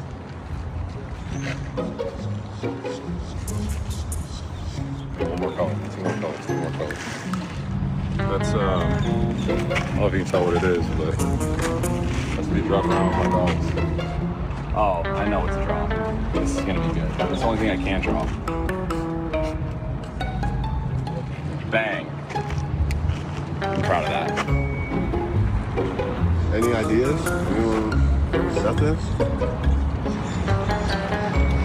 Should I attempt to draw an umbrella, or is that good enough? Yeah, I think we gotta go for it. What a save. What a save. All right, so Todd, let's just break it down. What are you seeing there with an artistic eye? I'm seeing a lot of bad art right now. I got to be true. I like what Bellinger did, the Stussy sign. Back in the day, you write the lines and all that kind of stuff. I love the glass of, what do you call that little? It's like a summer drink. A little summer fruit, fun something. there. I could draw the baseball, the palm tree. I'll give Garrett Cole the best one so far. Yeah. I think that's the best one. The alien is kind of scary. I think I just would have probably drew the sun and a tree underneath it too. Not as good as that, but that makes sense. Yeah, you know, it is interesting though to see like Ben Rice, Jose Caballero put the apron on, like got into it. Will Warren looked like he was into it. Definitely Garrett Cole, obviously. Yeah. I mean, he still lives part-time in Southern California. Maybe that's a palm tree he knows from out there. Most likely. Volpe with the New York Yankee symbol, he's got to work on that a little bit. It's got to be better. It's a work in progress. Yes. All right, that is going to do it for right now. We've got more rain delay coverage coming up on the backside of this as we continue to monitor the situation in the Bronx. Yankees and Marlins try to wrap their 3-game series. They'll get it going at some point. We'll keep you updated. Stick around. We're back on Yes and the Gotham Sports app with a look at Yankee Stadium. Again, rain continues to fall in the Bronx area. No official start time. They're monitoring the situation, but eventually they should get baseball underway in the Bronx. And we'll have that game for you. Final game of a 3-game series. Yankees and Marlins. Right now, as we wait through the rain, enjoy CC Sabathia Yankeeography. Bob and Todd Frazier back with you as we continue in a rain delay here on Yes and the Gotham Sports app. Yankees and Major League Baseball monitoring the situation, expecting to play at some point, but in a holding pattern right now. So we just enjoyed CC Sabathia Yankeeography ending in his induction into the Baseball Hall of Fame. You were a teammate in 2017. What do you remember about those times? Just his class. He's just full of class. This guy, when I first came over, I always wanted to play with him. I always respected him on the field. When I played against him, he was a tough guy to face. Hard to get hits off him, his slider, his cutter, and then his nasty fastball. Everything came in on the right-hander, especially me. I think I got him one time on a double or two. I'll take that. I got hit off a Hall of Famer, especially him. Great family, great human being. He'll give you the shirt off his back. Such a bulldog of a pitcher. As a defensive player, gotta love playing behind somebody that pitches the way he pitched. And you knew you were going to be in the game. You were going to get those ground balls from right-handers, especially when you're playing third base. I was ready for anything over there. He was just a bulldog. When he got on the mound, you knew you wanted to do great for him, and you knew how great he really was. Man, every time I see him, that laugh that he always has and that smile always puts a smile on my face, too. While we're waiting on the Yankees and Marlins in the final game of their 3-game series, let's check out some other games, see exactly what's unfolding around the majors. We'll start with the Orioles at the Pirates. Bottom of the first, Chris Bassett behind 3-0 on Ryan O'Hearn, and gets the green light and crushes it into the seats as the Pirates take an early 2-0 lead. Little payback against his former team. Then O'Hearn, bottom of the second, back up there, Todd. Yeah, he smokes this one in the opposite field gap, finds the hole, and off they go. Couple runners will score. That's big 2-out RBI. Bottom of the sixth, Cade Povich now facing the dangerous O'Neal Cruz, drilling the inside fastball to deep center, and Tavares watches it fly, his 4th round tripper of the season. Pirates leading that one 8-1. They're looking to make it their 5th straight win. They're now up 8-2 in the bottom of the 7th. The Red Sox hosting the San Diego Padres at Fenway. Bottom of the 3rd, runners at 2nd and 3rd, and Jaron Duran pulls Walker Buehler's knuckle curve down the first baseline. 2 runs come in to score. Boston on the board first, 2-0. 2 batters later, they add another. Here's Wilyer Abreu here, gets another breaking pitch, stays in front of it, drives it down the right field line. Tatis has a little trouble. This is going to be his stand-up triple for this guy. 1 run comes home. That's 3-0 Sox. Next batter is Masataka Yoshida, and he takes Kyle Hart's sweeper into right field for a double. The runner comes in to score. Red Sox quickly tack on another. They make it 4-0. And then top of the 5th, get this. How about a turnaround for San Diego? They come all the way back. Oh, and this is the guy right here. He threw a hanging changeup to Manny Machado, who deposits one over the green monster. That is a monster home run, of course. 3 runs on that one to go up 6-4. Yeah, they wiped out a 4-0 Boston lead, so San Diego up 6-4 in the 7th. And finally, on to Chicago. The White Sox against the Blue Jays, bottom of the 1st. Runner at 3rd. Miguel Vargas gets things started for the White Sox. Base hit center field. Karam's off Dalton Varsho, who mishandles it, gets all the way to the wall. It's an RBI triple, and the White Sox go up 1-0. And then bottom of the 3rd, runner at 2nd, Lenyn Sosa. Sharp drive to left. Runner scores as Sosa goes to 2nd for an RBI double. Right now, the White Sox leading the Blue Jays 3-0, bottom of the 5th. Take a look at some injuries that have beset some players and teams early in this Major League season. Justin Verlander with a hip on the 15-day IL. Mookie Betts on the 10-day IL with an oblique, so he's out for the Dodgers, as is Alejandro Kirk for the Blue Jays, 10-day IL with a thumb. And you see some of the other injuries. What stands out to you there? I think the oblique for Mookie Betts, I've had those a couple times. That's not a 1-week or 2-week thing. I don't care what grade it is. That's going to take at least a month. Let's talk about Juan Soto here. They're actually doing better with him not in the lineup, so they're putting up a lot more runs. And Justin Verlander, the old salty veteran, you know injuries are going to happen. Hopefully he can get less of that and get on the mound and, finish out a really stellar career. Our rain delay coverage continues, waiting on news from the Yankees. And, in fact, the Yankees have updated it as of 3:45. We do remain optimistic of playing today's game, and we will continue to provide updates as they are received. The rain's supposed to last through 4, maybe 4:30, but, again, they have to get the field prepped as well. So we remain in a holding pattern, waiting for the final game. We'll take a break. We have more coming up as our rain delay coverage on Yes and the Gotham Sports app continues.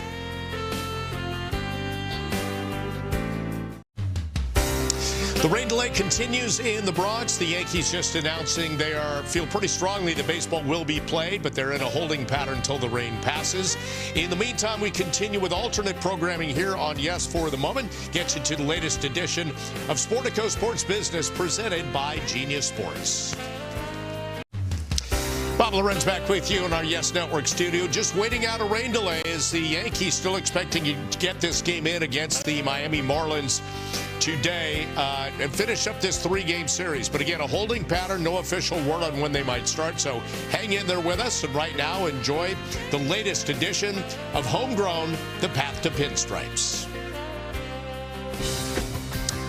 Oh, we got that upbeat music, and that can only mean one thing. Max Fried getting ready to go, revving the engines, as did the grounds crew, still in progress. Getting the field ready to go. Final game of a 3-game series. Yankees against the Marlins, and the Yankees looking for a sweep this afternoon. Took a little longer to get going with this obvious rain delay. Okay, now you're in that clubhouse. Todd Frazier has just spent 3+ hours kind of hanging out. How you feeling as you go into this one? Well, hopefully you're dressed ready to go. You got to get you got to get lathered up. For me, I'm going back in the training room, getting lathered up, getting some icy hot or whatever it is on the bones, waking it up a little bit, get a quick stretch, maybe grab something really quick to eat like a banana. Get the boys, go back in the locker room, say, hey, let's go, time to get going. I was always a talker, exciting. I get out there probably 15, 20 minutes before, get out there and stretch. And know, like, all right, I got to trick my brain here and get going. So it's difficult, but you're playing the greatest game in the world. It's going to be fun. All right, so let me ask you this. On a normal day, you would do the stretching, the throwing, just get ready for a normal game. But as good as Danny Cunningham and his crew do getting the field ready, do you go out and check your position, check the field, kind of check the grass, everything else? I lay down and I swim it. No, for me, ultimately, no. You want to check the grass. You want to see exactly where the water went. It dries quickly, depending on where the tarp goes. If you're playing in the outfield, you might be that one. If the tarp goes out to left field, there might be a couple puddles. They'll push it out. They're really good at what they do, so I'm not really worried about that. You got to understand the ball's going to be slick now. As an infielder, you got to be prepared and you got to be ready to go and get set because that ball's going to come out a little hotter. Well, Yanks have a chance to sweep, as we mentioned. And in the first 2 games, much like the prior 2 series, they've used base running to their advantage. 12 stolen bases so far in the first 8 games. And if you caught the pregame today, you saw the following segment we're about to show you. And the fact that Todd went into good detail about what's happening with the running game. So let's revisit that. Continue on the pregame. Let's take a look at the Yankees lineup brought to you by Toyota. Aaron Boone sending out the same lineup as the first 2 games against the Marlins. Aaron Judge coming off a 2-for-4 game. Bellinger had the homer and 3 runs batted in. And Ben Rice had 2 walks. He has reached base safely in all 7 games that he has played. Good to have you back. Bob and Todd with you. And, what did they also do?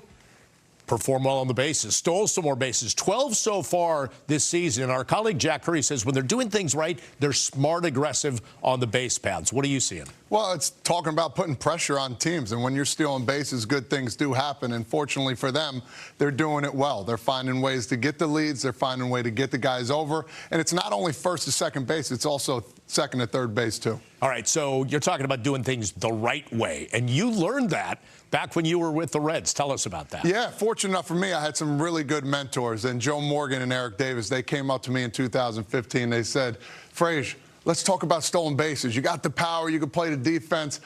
Your stolen base attempts aren't good. Let's just be frank. I said, you know what, honestly, let's go. We talked about this vigorously all the time. We talked about this walking lead. And I think for me personally, the walking lead helped me out to get 20 stolen bases in 2015.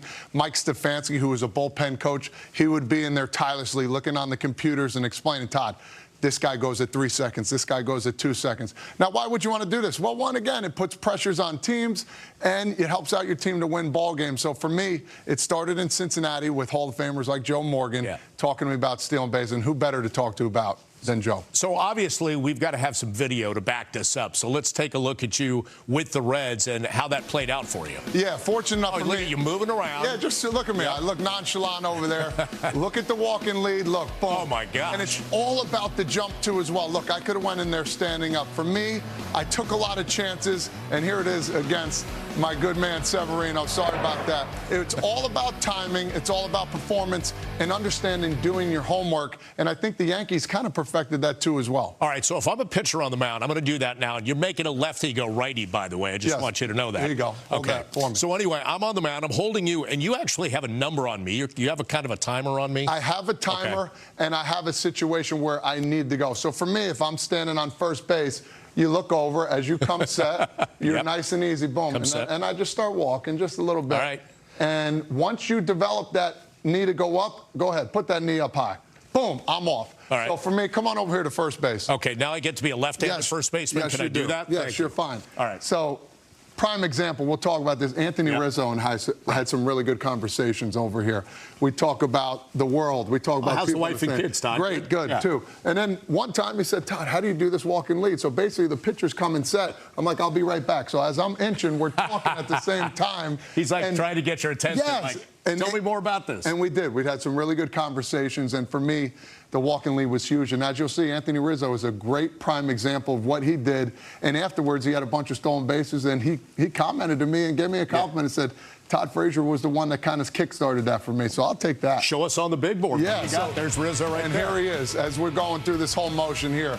That was a close one. But watch him as he does get this walk and lead, as he inches up. You're so close to the base, and I think people don't understand that. If they do pick over, all you have to do is 1-2 and get your foot back on the bag. You're actually closer, but when your momentum goes that way towards second base, it's much easier to get the bag. All right, so let's take it back to the Yankees now. And you've noticed a big difference what they're doing now from maybe a few years back. What's the difference? Yeah, so they had, for Easter, it looks like that bunny hop, as we Right. talked about for them. So they were bunny hopping instead of getting the walk and lead. I like that, but at the same time, your timing has to be perfect. You have to be ready to go, and you have to know who is pitching. You can't just do it against a left-handed pitcher. If you're hopping all the time, your timing might be off, and that lefty might get you out of first. And really, the guy who brought that in vogue is when he came up and got the starting shortstop job, it was Anthony Volpe, right? Yeah, Anthony Volpe. He would get really high up there, as we see here. He's jumping a little bit. That was actually a pretty good one right there. He didn't get as high. You can just cruise into second base. There's a lot more examples, as we're going to see. Jumping back and forth. As a hitter, too, you see that in your peripheral, too. I wasn't a big fan of that. You usually see that at second base, but here's a better one, going back and forth. His momentum's going towards second base.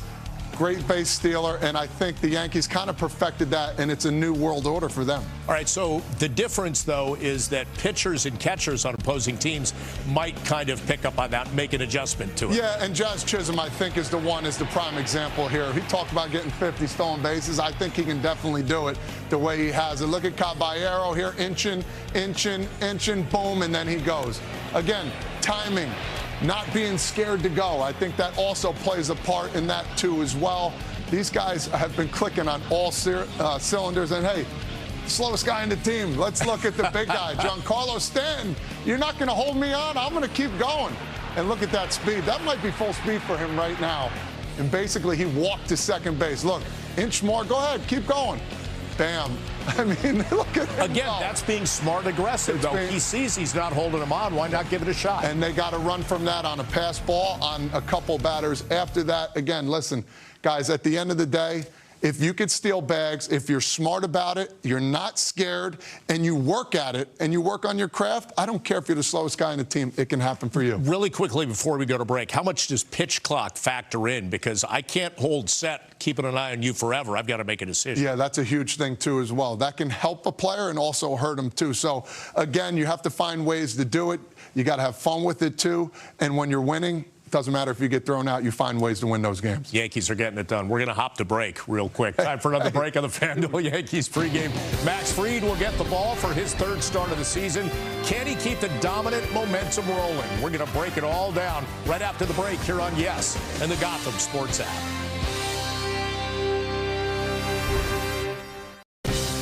We're about 15 minutes away from baseball in the Bronx. Finally, an expected start time of 5:10 Eastern. We're going to get you back out to the stadium in just a bit. In fact, we'll kind of get you out there now because Max Fried is out there warming up. And Max Fried comes into this one 13 1/3 innings, 2 wins, no runs allowed. He's looked very good, but what's interesting, Todd, is that first start, by his own account, kind of a grind, and then he was better second time out against Seattle. Well, here's the deal. He's throwing 90 pitches or less. He still has some in the tank, and I think what people don't understand, the start of the year, that's pretty incredible. This guy is dominant. He loves to pitch. He loves to come out and be determined to be their #1 starter.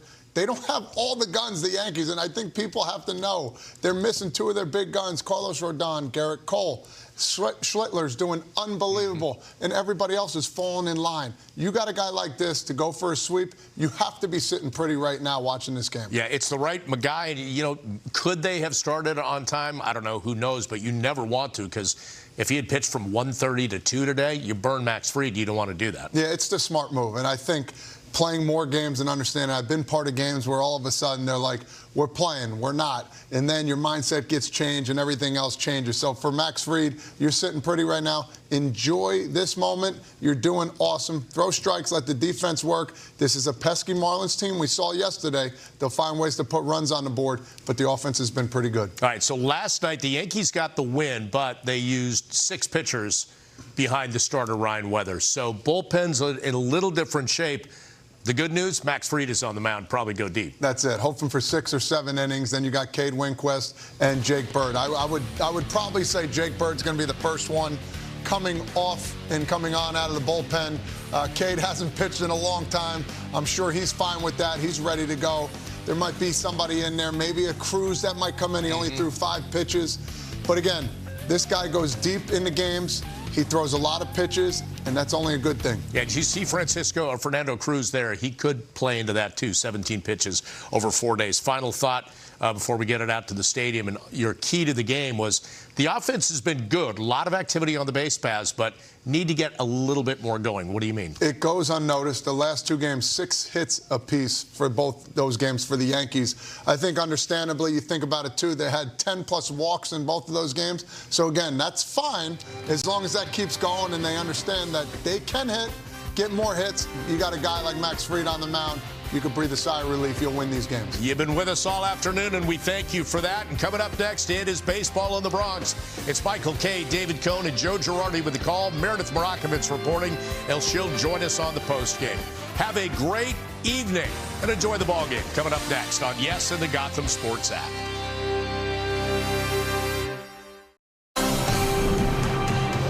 Your attention, please, ladies and gentlemen.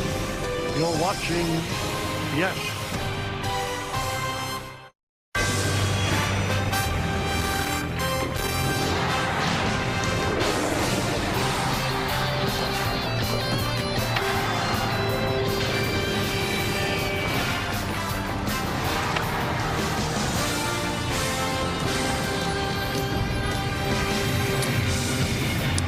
Well, the rain has finally subsided. When first pitch is thrown, it's going to be a little over 3.5 hours of a rain delay, but people have stayed, and now we get a chance to celebrate Easter Sunday with you, because it is finally time for baseball. As the Yes Network presents the Hyundai Sunday Game of the Week, it's the Marlins against the Yankees in the final game of a 3-game set from Yankee Stadium in the Bronx, New York.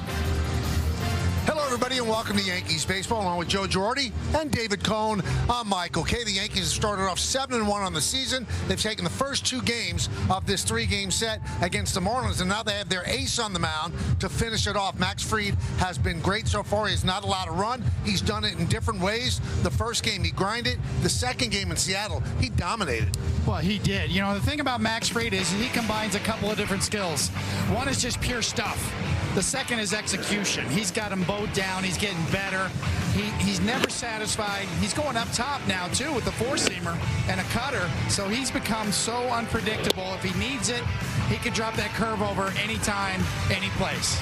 In the first game against the Giants, he won 6 1/3. Against Seattle, he won 7. But most important numbers there, he has not allowed a run yet this season. Speaking of runs, the Yankees put plenty of them up in the first 2 games of this series. And on the road trip that opened the season, Aaron Judge was just a click off. He's now not a click off. Yeah, I think he's definitely finding it, Michaels. He's had 4 hits in the first 2 games, and he's been in the middle of every rally. In the first inning on the home opener, he hits his 2-run homer off of Yuri Perez to put them ahead 2-1, added an RBI later, and then there's a single in the 8th to be a part of that rally. Yesterday, he starts the rally with this single. Bellinger went deep, and then he makes it 4-3 in the 6th with this single down the right field line.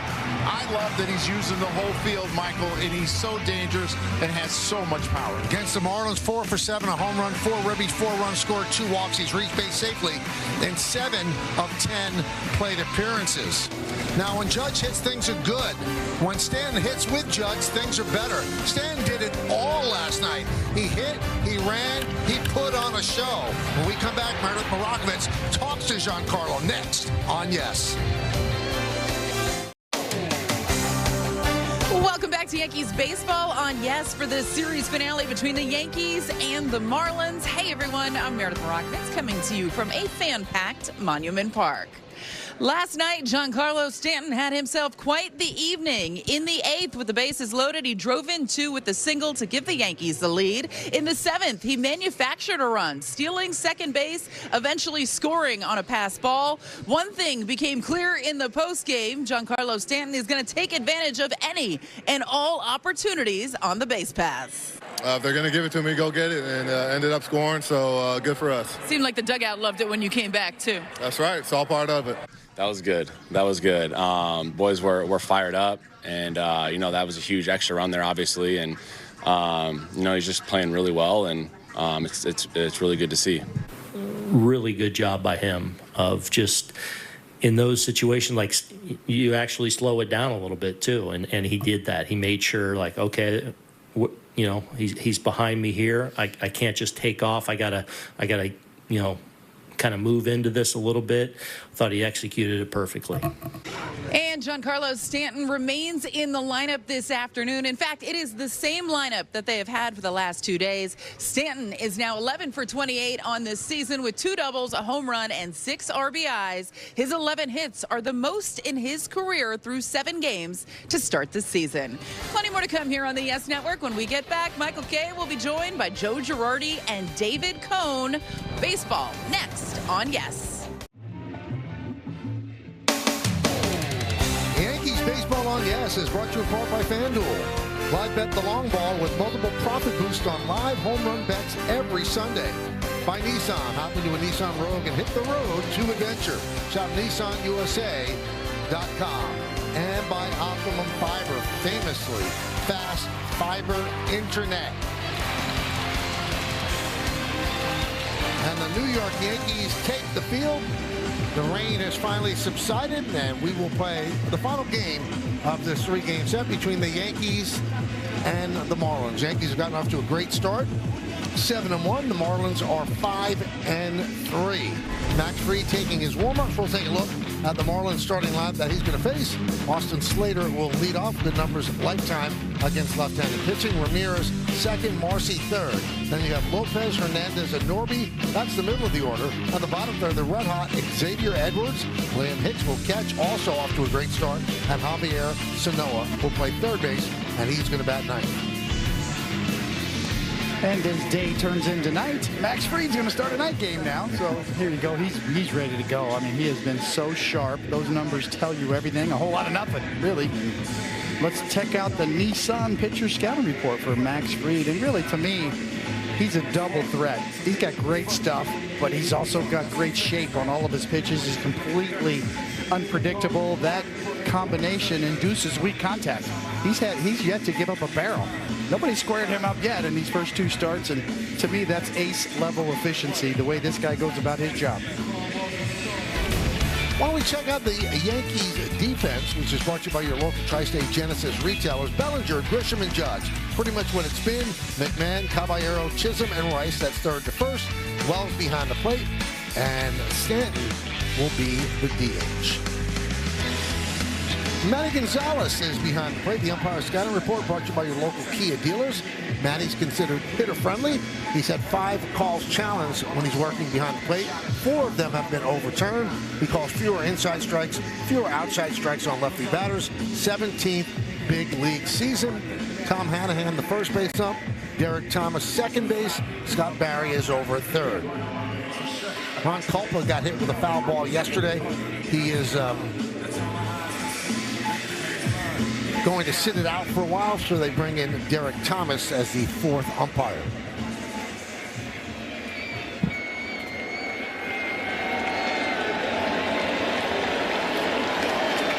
Slater is ready. Fried is ready. And let's do it here in the Bronx. First pitch, a strike. We're underway.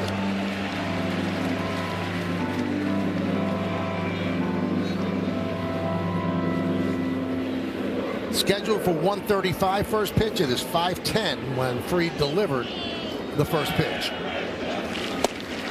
And another strike. 0-2. You know, the thing I love about Max Fried is you were talking about stuff and the shape of his stuff. He pitches to contact, and that's why he gets deep in the games. And because he induces so much weak contact, he doesn't give up a lot of runs. Well, that's how you get deep into the game. Yes, that's how you pitch innings.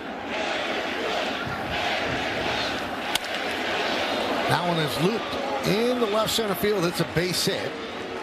Bellinger will get it in, a leadoff single for Slater.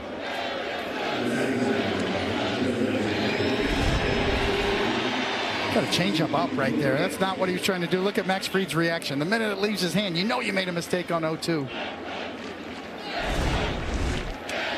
A gift for Slater. Because of his ability to get so many ground balls, he's always one pitch away from getting out of an inning. Double play ball.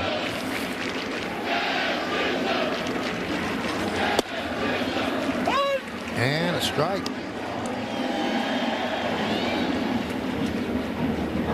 David, can it adversely affect a starter who was mentally prepared to pitch at 135? I mean, yeah, it can. It depends on the personality. But the one thing that we would always try to do, Michael, is communicate with the starter on a regular basis. Like, right. I'm sure he knew last night there was really a good chance this game wasn't going to start till 5 o'clock. That's how good radar is. And the best weather reports always came from Hal Steinbrenner. He had that pilot's radar, and some of the forecasts that he would give us, I would say, no way, no way. And he was always right.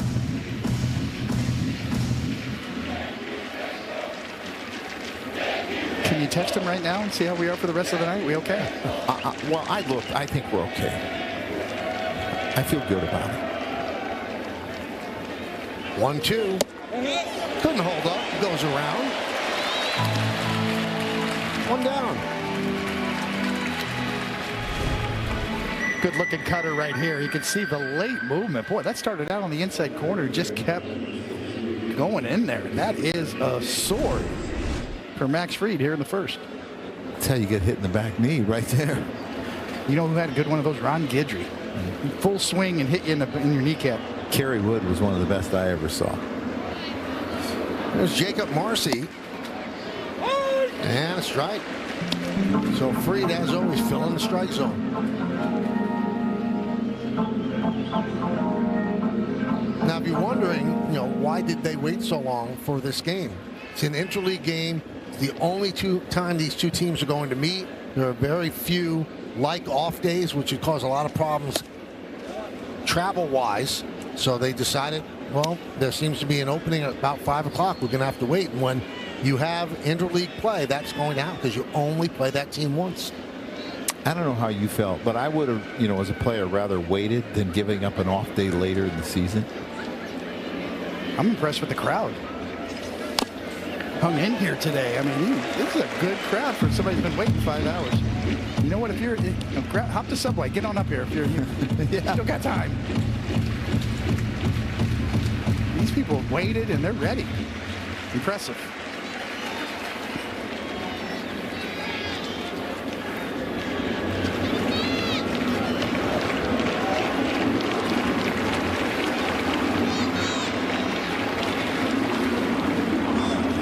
Runner goes. The throw to second. Goes into center field. Slater stays put as Grisham retrieves. Stolen base for Austin Slater.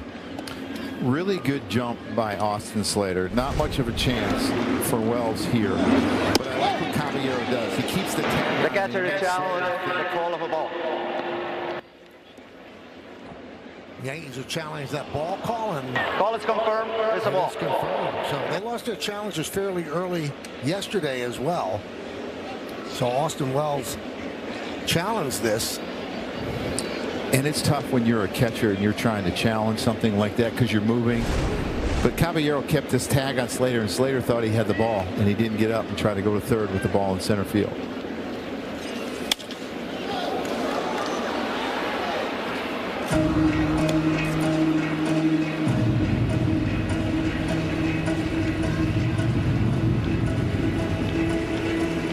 Who, me?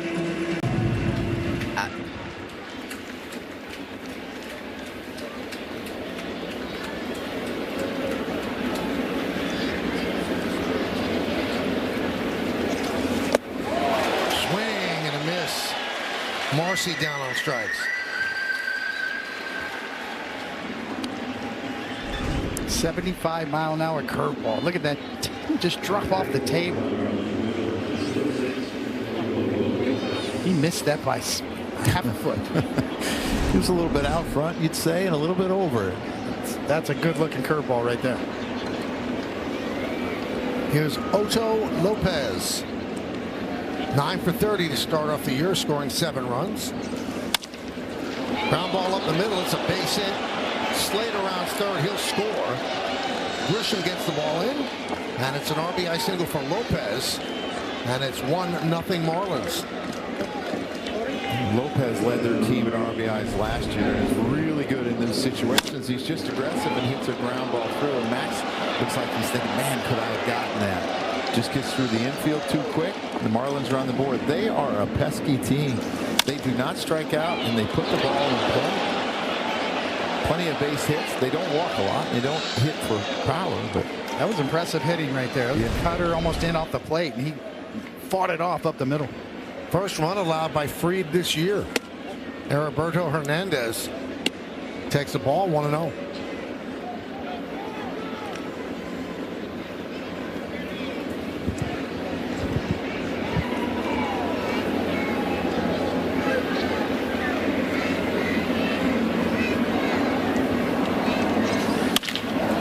Fly ball left field, going back. Bellinger makes the play in front of the chalk for the final out. Marlins, 1 run, 2 hits, 1 left. Yankees coming back. We are the Mount Pleasant Colonials 12U team, and this is your Yankees lineup. Batting first, playing center field, Trent Grisham. Batting second, playing right field, Aaron Judge. Batting third, playing left field, Cody Bellinger. Batting fourth, playing first base, Ben Rice. Batting fifth, DH, Giancarlo Stanton. Batting sixth, playing second base, Josh Chisholm Jr. Batting seventh, playing catcher, Austin Wells. Batting eighth, playing shortstop, Jose Caballero. Batting ninth, playing third base, Ryan McMahon. On the mound, Max Fried. Let's go Yankees! Good job, young man. Outstanding. As they give you the Yankee lineup on this Sunday. The kid who introduced Caballero has a voice for radio. What a great, it sounds like John Sterling. Pete Fairbanks will get the start for the Miami Marlins. And there's a story behind that. He is their closer. Chris Paddock was the announced starter, and then they changed it. Yeah, they're going with the opener strategy in our Nissan pitcher scouting report. He's going on the paternity list after the game, and family finally got to him. And when you think about it, okay, get through it and get on out of here. More important family stuff.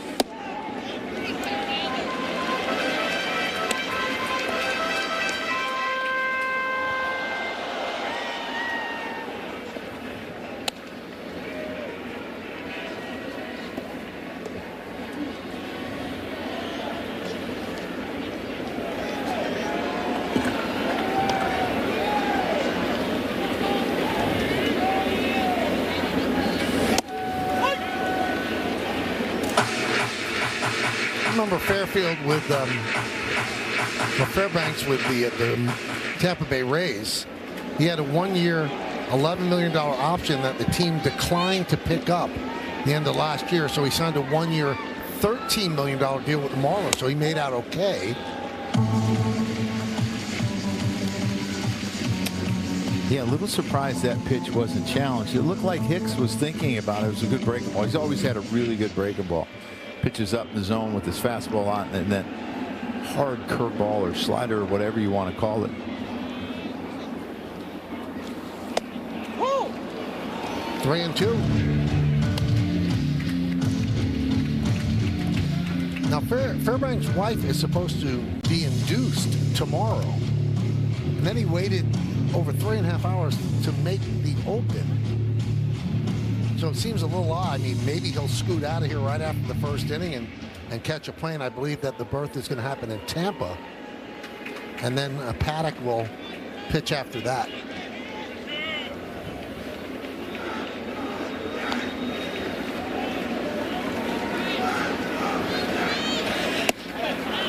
And another walk for Grisham, who's been a walking man in this series.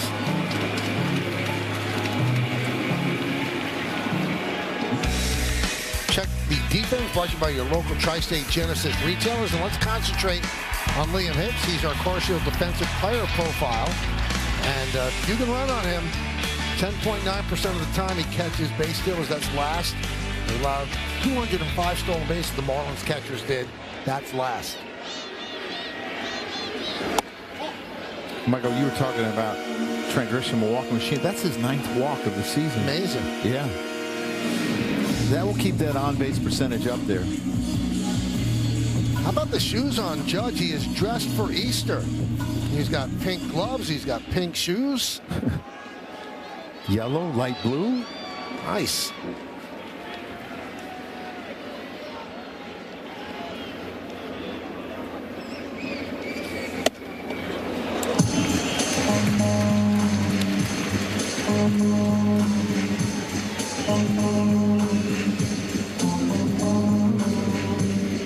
Size 17s, Joe.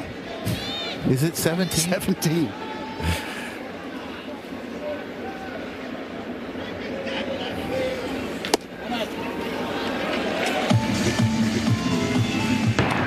And his challenge. The catcher is challenging the caller ball. It was called a ball. Hicks is challenging. Ramirez 4 for 4 yesterday, and Hicks is following right along. Gets it turned into a strike. 2-1. They might not be able to throw out base stealers, but boy, can they challenge. They've been on a run here. They could throw out some challenges? Yeah. Tap of the helmet magic.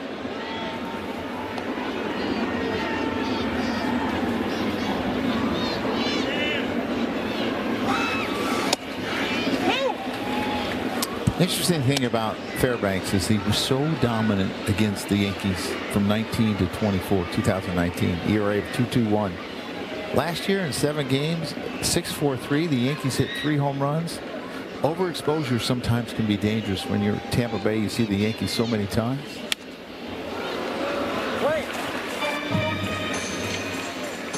There's a lot of talk about him getting traded last trade deadline. A lot of interest around the league. The Tampa Bay held on to him and then released him. I mean, let him go, as Michael documented before. So very unusual turn of events. But he can pitch. He's been good. Good stuff.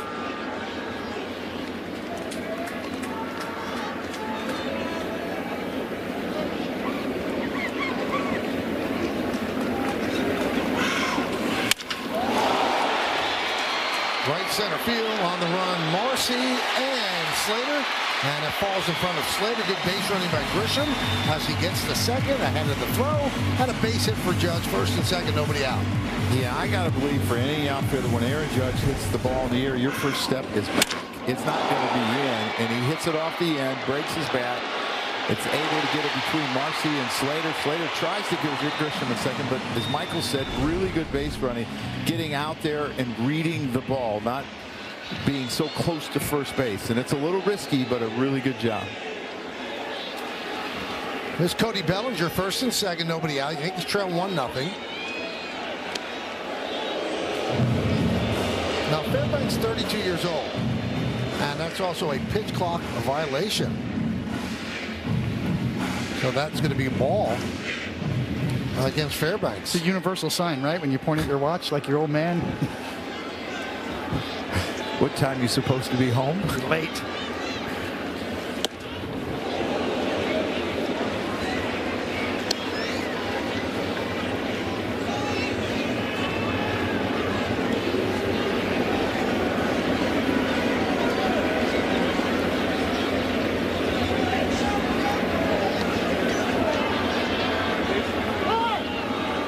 You can see how the Marlins do. The pitches come from the bench, and they look at the on the wrist. You know, he gives him like 3 numbers, and the 3 numbers are probably on a a graph, and then he's able to a grid. I mean, then he has to give it to Fairbanks, and Fairbanks either agrees or disagrees. Now, my question to you, Joe, would be this: What about espionage? You know, we've got so much of it in today's game where the coaches have to stay in the box now. Now they're going to have videos trained on these guys. How long before they break the code? Okay, usually what they'll do is they'll go 0 to 9 across the top, 0 to 9 across the, you know, along the side. And if I hit 2-2, slow roller, hugs the line, and Hicks makes a nice play. so what I was saying there is if I hit 2-2, it could be fastball away. Well, 4-6 could be fastball away. So it's really going to be hard. They're going to have those pitches a number of times throughout the sequence, and then they can change it. They can switch, you know, this, what they are, change it during the middle. So it's really, you're not going to pick it up. I saw Wake Forest do it, and the catcher and the pitcher had different sheets on their arms, and the pitcher kept getting crossed, or the catcher kept getting crossed up. I'm like, you're going to kill this poor kid. Infield is in for Ben Rice, so they bring the infield in with runners on second and third and one out. So 3 might be along the top, 5's on the side. You go there, and there's the pitch. Rob Marcello, the assistant pitching coach, calls the pitches from the bench. Now, because Fairbanks is a veteran, 8 years in the big leagues, he was asked if he's concerned about the pitches being called from the bench. He said whether it comes from the dugout or the catcher, somebody's got to call the pitches. His concern was about the pitch clock running out. But the team assured him that there were no excess violations, that they would get it to the catcher quickly.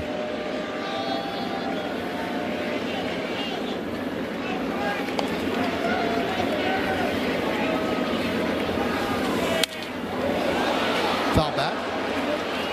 So I guess too, Joe, the theory is that you're taking the pressure off the catcher, right? From thinking, so he can just control framing and worry about execution, the pitcher as well. And yeah, you can worry about the blocking, the framing, and now they have the challenge they have to worry about. And maybe you can worry a little bit more about hitting. Ramirez is an offensive catcher.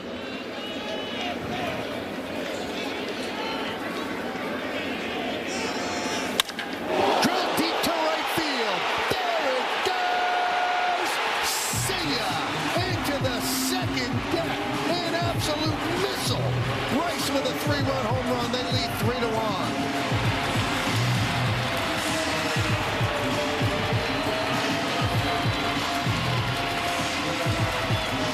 This is what he has done all year long. Hard contact, 110 off the bat, 410 feet. Home run number 3, RBIs 9, 10, and 11. And he loves it. Last time he struck out 3 times. He hit a home run after. He struck out 3 times yesterday. Took him to the next day, though. 3 home runs, last 4 games for Ben Rice. And there's a bullet base hit off the bat of Stanton. Marcy gets the ball in. Stanton with a single. He continues to hit the ball hard as well. And as we look at Rice here, it's a 2-strike count. He's trying to go fastball up, and he gets it thigh high, and that's a danger zone against the left-handed hitter. And he knows exactly what to do with it. And this is a home run in any ballpark. This ball had some distance to it, and it got there awful quickly. There's Jazz Chisholm, 1 for 8 in this series. Gotten off to a slow start. So I'm thinking the young man who introduced the game, and you're going to see this, you're going to see him stay behind this ball. Look how deep he hits that ball. And it's the angle of the bat. It's not where you hit the ball a lot of times in your body. It's the angle of the bat that allows you to pull it. Yep. But he did when he introduced him, the Euro step. Maybe Jazz is going deep today.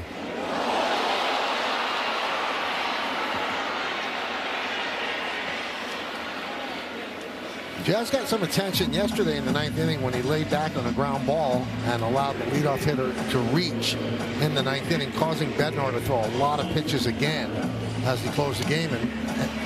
And Aaron Boone said that can't happen. Yeah, he didn't rip him or anything, so he knows that can't happen. Meredith, you spoke to a couple people about that? Well, Aaron Boone did have a conversation with Jazz Chisholm Jr. When I spoke to Jazz in the clubhouse this morning, I asked him about that play in the 9th, and he told me it was a wet night towards the end of it, a cold night. He just wanted to make sure that he had a proper grip on the baseball. When he first grabbed it, he didn't feel like he had a grip. That took an extra second, and that extra second was all it took for the base runner to reach. So he said he didn't want to throw the ball away in that situation. Obviously would have liked to have gotten rid of it faster, but it was more about getting a grip on the baseball.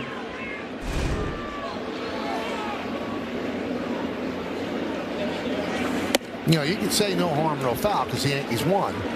But the harm is you're making Bednar throw all those pitches again. That's 2 straight outings where Bednar has thrown an extraordinary high amount of pitches. And then he's not probably available today. Yes. That's the problem.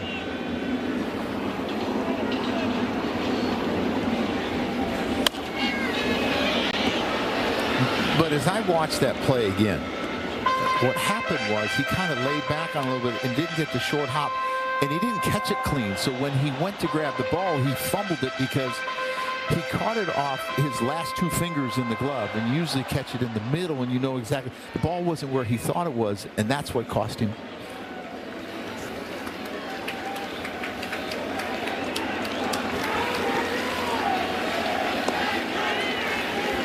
Tony, there's the sheriff.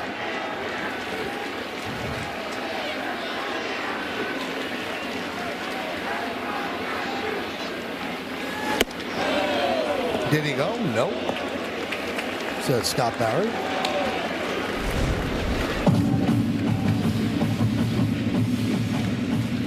Definitely did go. A good call by Scott Barry.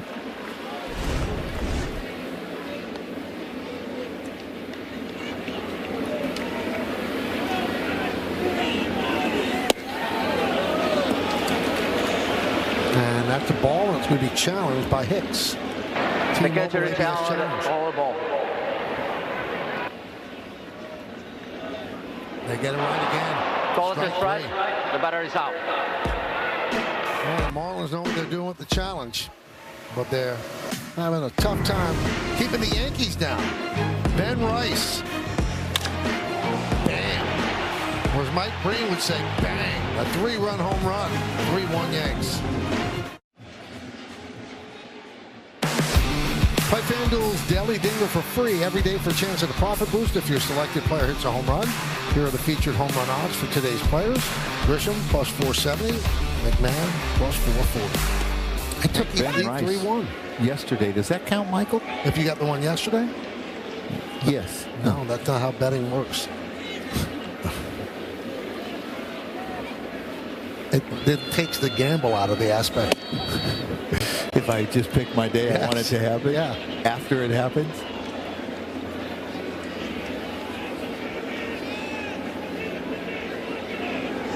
(1-1) on Connor Norby. So the Yankees have given Fried the lead after Fried allowed his first run in his 3rd start.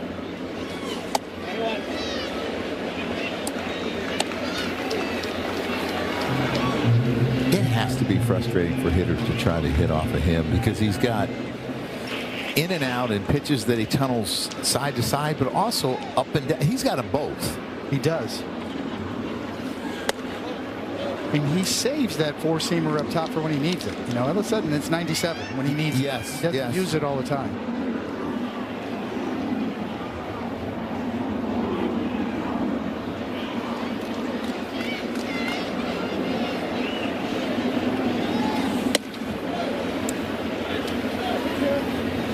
Well, all of us here at Yes thank all of you at home that are watching the show. Happy Passover, happy Easter to all. You're enjoying this day with your family and friends.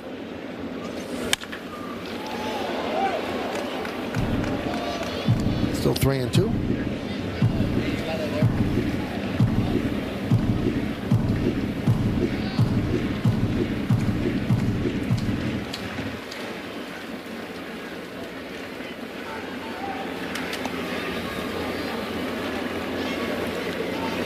Fried deals. And he walks Connor Norby to start the 2nd.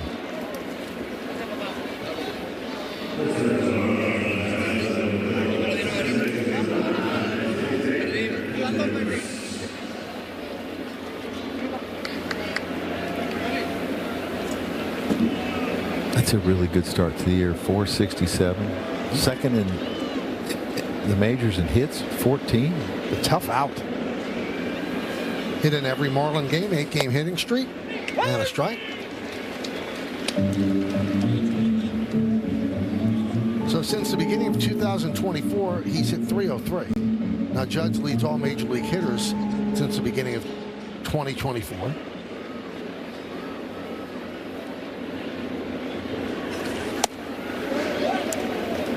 And that's extremely impressive because you look at that list, it's really short. And he's ahead of a Rise who never strikes out. Edwards doesn't strike out a lot either. I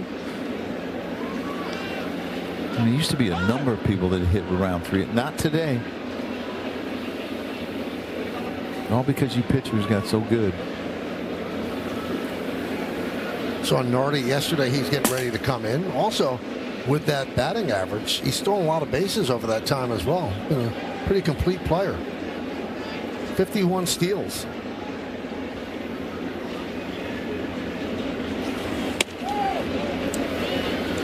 Two and one on Edwards.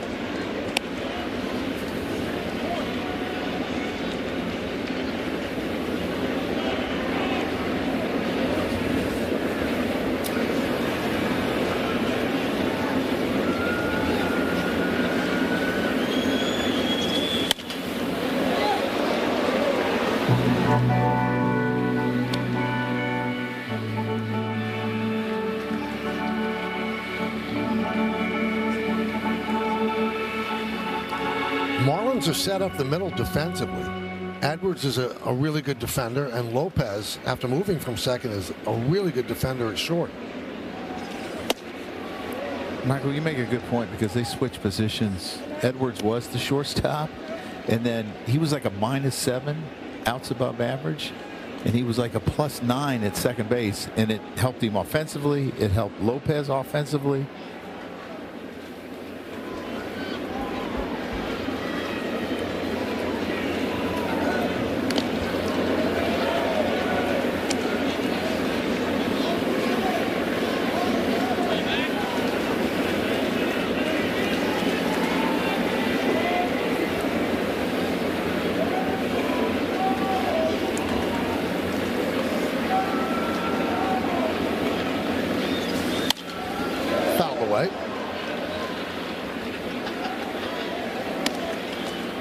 How frustrating it is it for a pitcher when guys keep fouling balls away? Extremely frustrating, yes.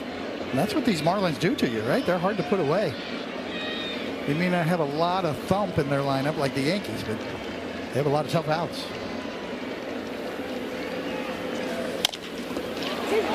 Shortstop, there's one. On to first. It's a double play.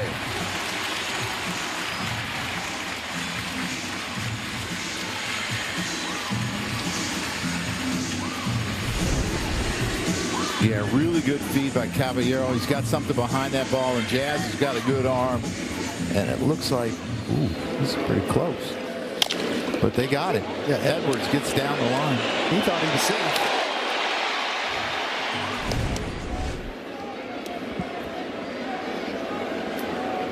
It's another example that ball players are better at playing than umpiring. Unless you're a catcher for the Marlins. There are exceptions. That's why I would love the challenge on the field to be like the ABS challenge. Oh, interesting. The players have to do it. Let the players do it. You'd save time rather than the manager holding his hand up and they're looking at the replay. Let the player challenge in real time. Give them two challenges. I like where you're going with this. Popped up. McMahon makes the play in foul territory. That'll do it. We go to the bottom of the second. Welcome back to Yankee Stadium. Teams throughout Major League Baseball are still very much getting used to the ABS challenge system. We've seen the Marlins have a lot of success with it throughout this series. The Yankees, well, they've had some miscues this series, but on the road, they were tremendous, getting over 80% of the challenges right. That has dipped to 67.5% since this series began. And Aaron Boone said while he likes the system overall, he knows that it is still taking some time to get used to for his players. One thing he does not want to see, even if they challenge early in the games, he doesn't want guys to get shy in the batter's box if they think they have ability to turn a count around. We saw Ben Rice with a challenge that didn't go his way the other day. He said he wants to make sure that he still has the green light to challenge, not to second guess it. One thing in speaking with Austin Wells is that this team is going to continue to be aggressive early in the game. They are not going to save those challenges for late in the game, even if that means that they may lose those challenges like we saw yesterday. Overall, the system has been pretty good. And Michael, I think it's been exciting as well for fans here at the ballpark. I think fans have enjoyed it. They're engaged with it, and it's right there in front of them. There's Caballero, hits one down the left field line. Hernandez runs out of the room. Marlins are using the lefty, Andrew Nardi. They have not gone to Chris Paddock, who was supposed to start the game. And then they opened with Pete Fairbanks, so now it's Nardi. Maybe McCullough looks at the lineup, sees righty, lefty, lefty.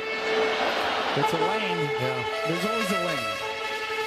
This series, Marlins 9 for 10 in ABS challenges. Yankees have connected on just 1 in 6 tries.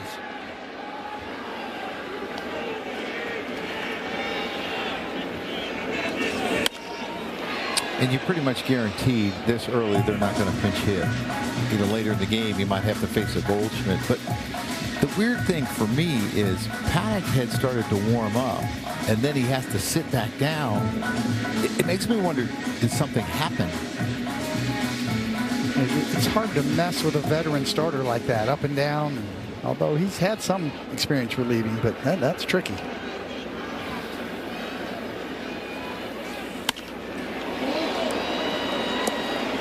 Caballero trying to find his stroke. Just 4 hits and 27 at bats.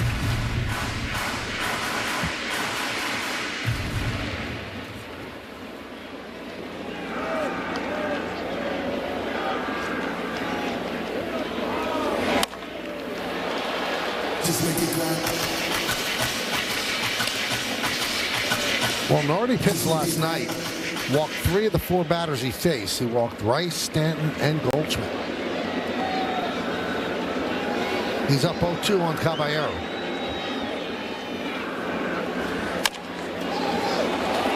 Slow roller. Nardi. Got him. Dangerous play as Norby reaches in to where the runner was running, but pulled his hand back in time. We've seen injuries happen that way. Yeah, really dangerous because Norby's a third baseman by trade. This is not something he's had to do a lot. He did a good job of staying on the bag. That's a tricky play. For a guy that hasn't played a lot of first base, maybe he doesn't know any better to get out of the way. That was one heck of a play right there. Wow. So Foy got hurt on a play like that. It was Ryan McMahon. He is 0 for his last 19. Got a bases hit his first time up against the Giants, but been hitless since then.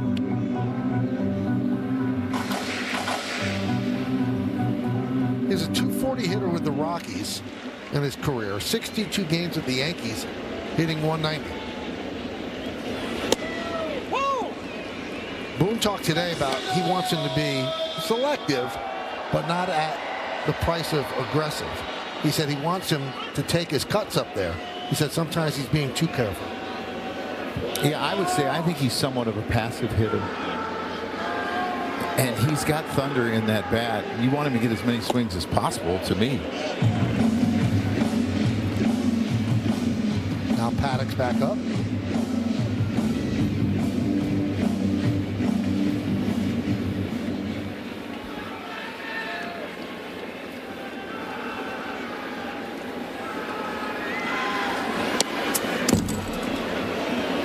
Two and two.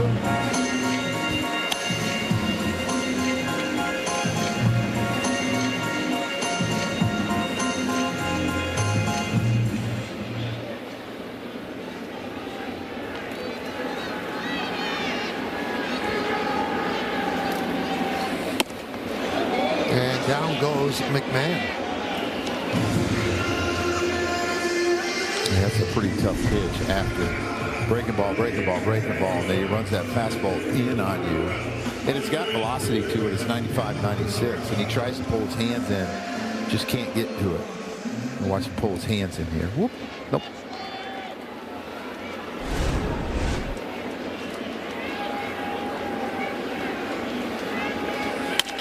And Grisham jumps on the first pitch and skies it to center field. Marcy back makes the play on the track, and the Yankees go down in order against Nardi. We'll go to the third. Well, Chris Paddock thought he was starting today, then said second inning. Then they brought in Nardi, and finally Paddock's warm-up is over, and he is coming in. Who picks the bottom of the third inning? Wow. Nicknamed the Sheriff, Michael. That's definitely more Andy Taylor than Barney Fife. Strike to Sanoa. This guy's been a pest in this series. 2 for 5, a couple RBIs, good at bats.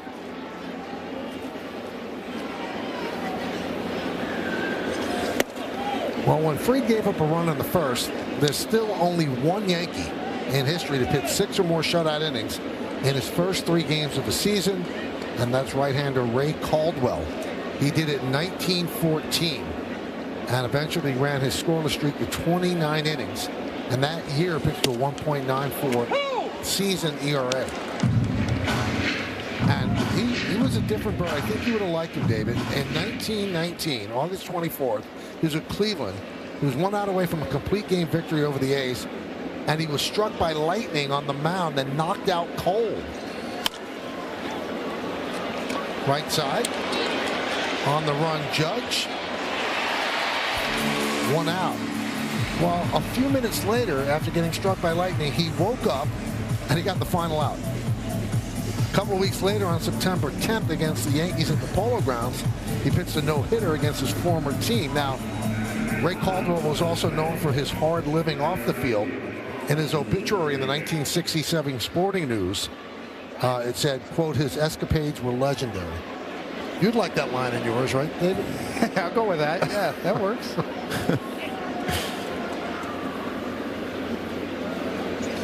I think it's some pretty strong accusations there, Coney. Yeah, I mean, come on, that's an urban legend, right? Nobody wakes up from a lightning strike and gets the last out. That did not happen, did it? It happened. How long was that delay? 10 minutes. It's like an action figure. He woke up and got the last out. What if he was throwing harder when he came? Out cold. He was out cold. Well, he had electric stuff.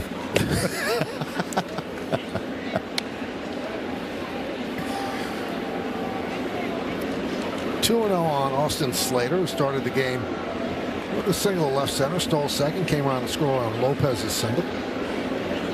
Yankees lead 3-1 on the Ben Rice 3-run home run.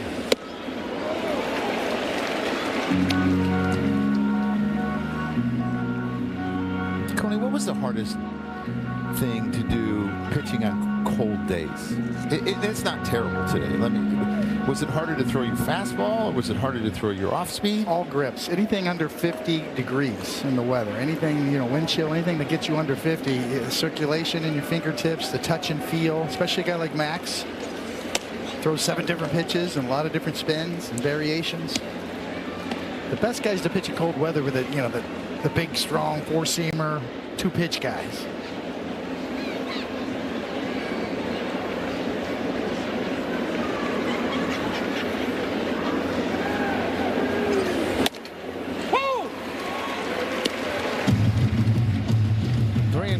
Slater.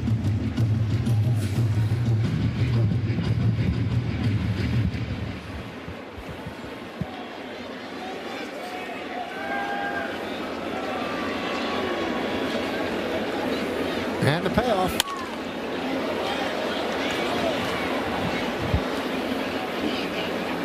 Yankees looking for a sweep of their second series of the year.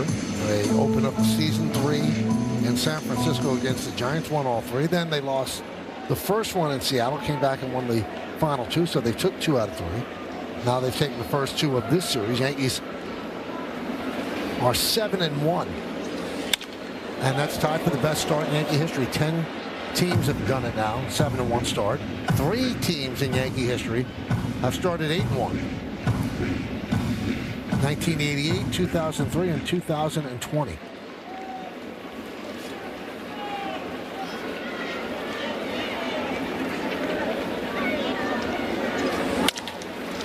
Through the legs of Fried and right into center field, a base hit.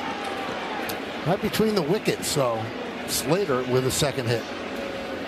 Second hit off of Max Fried, and he hasn't hit one of them hard yet. He had the little blooper between short and left this time. Sounds like he breaks his bat here, goes between the legs of Max Fried. It's the second one of those we've seen, right? Tim Hill had one of those through the wickets last night.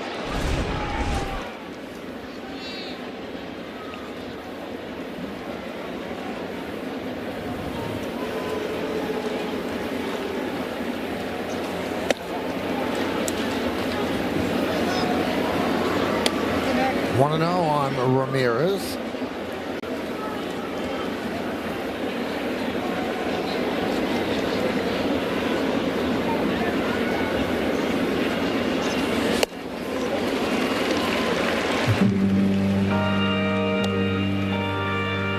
Ramirez came to the Marlins from the Yankees in the Jazz Chisholm Jr. trade, and the amazing thing, you look around baseball, the Yankees really produce catchers. There are ex-Yankee farmhands all over the big leagues, catching a lot of games behind the plate for a lot of different teams.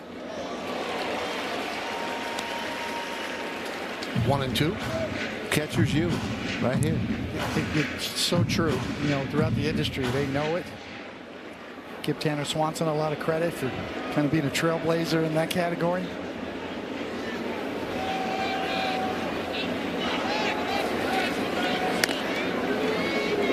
Michael, when I was with the Chicago Cubs, here are the catchers that are on active roster. There's Yankees 9. have 3 of them. Trevino was traded to the Reds for Cruz, then Narvaez for Elmer Rodriguez. We told you about Ramirez. Flores with the Pirates. Torrens with the Mets. Workfeld was traded to the Rays and the Dodgers, now in the Mets system. That's a lot of catching production as Ramirez down on strikes. Michael, as I was saying, I was with the Cubs in instructional ball, and there were 8 catchers there. This is when you used to play like 30 games in the instructional. All 8 made it to the big leagues. Wasn't a lot of playing time in instructional ball. Wow. All 8. Were you the best of the 8? No, Damon. I went with a broken thumb and couldn't play until the last week. I caught bullpens and couldn't play until the last week. Damon Berryhill, Rick Rona, Hector Villanueva. And there was 8 of us. It was incredible. So that little C on that stood for catchers, I guess.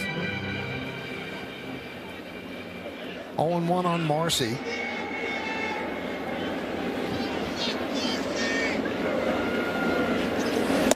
You can see Fried kept that leg hanging up there that time to slow down Slater at first. Kelly Mann was in that. Rick Wilkins. That will hold the runner.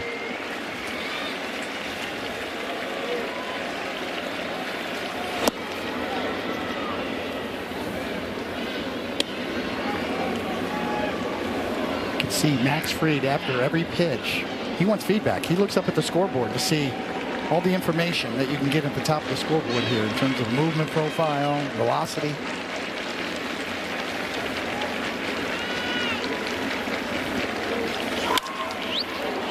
Left field, deep going back. Bellinger on the run. He makes the play. No runs a hit. 1 man left. We go to the bottom of the 3rd. It's time for Pinstripe Pride, brought to you by Toyota, the official hybrid vehicles of the Yankees. And today's picture is from Rebecca, who's sharing her love of the Yankees with her granddaughter, Hannah. That doesn't look like Hannah's grandma. That's a very young grandma right there. Use the hashtag Toyota Pinstripe Pride. Mention yes in pictures you post to social media. Reflect your love for the Bronx Bombers. We might spotlight you in a future game. See, I'm learning. I got a filter, Michael. I did not comment on that. But I could feel what you were thinking, and I didn't like it. Just hangs outside. I'm learning, Joe. I'm learning. Yeah, you're in your 60s now. I mean, it's about time. Maturity. Let me tell you something, Joe. That filter didn't work in Seattle. Late nights, Michael. Yeah. Not used to that time. It's a different broadcast after 10 o'clock. Yeah, late night Yanks. The 2-0. 2-1 on Judge. Judge with a single in the first.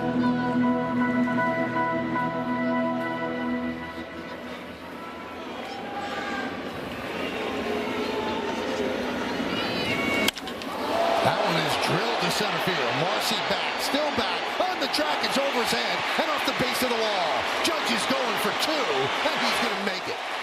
Leadoff double.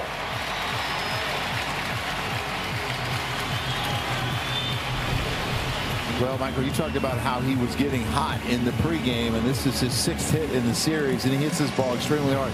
It's a little cutter that doesn't have a lot of break. Cutters get hit really hard a lot of times, and Aaron Judge has shown that he has the ability to hit a breaking ball. In the first game, hits this ball over Marcy's head. He almost gets to it. He does a good job of getting it in and actually making it somewhat of a close play for Aaron Judge, but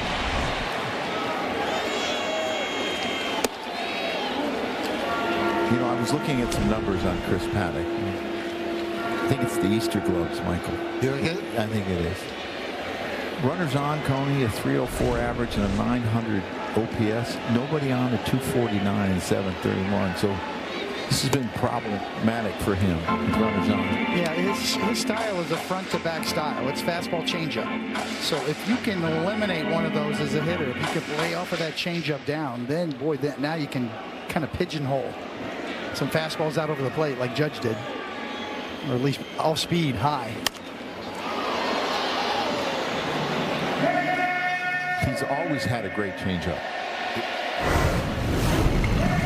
Take a look at the Arsenal StatCast 3D by Google Cloud.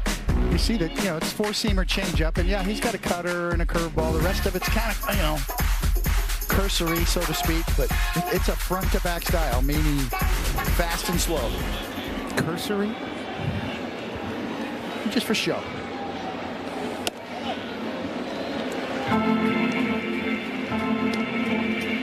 He's tried to add a sweeper this year, too. He's trying to get more break on his breaking balls. It's something that he's always struggled with. His changeup's been so effective. That's something he's worked really hard with the Marlins on.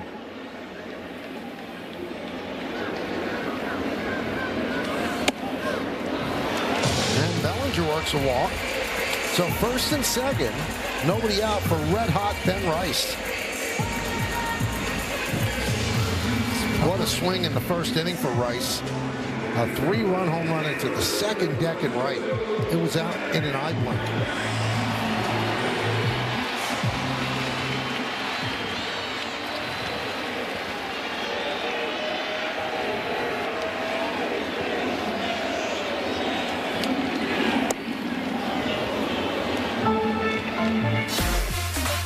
Take a look at the Rice home run, the exit velocity, presented by Spectrum.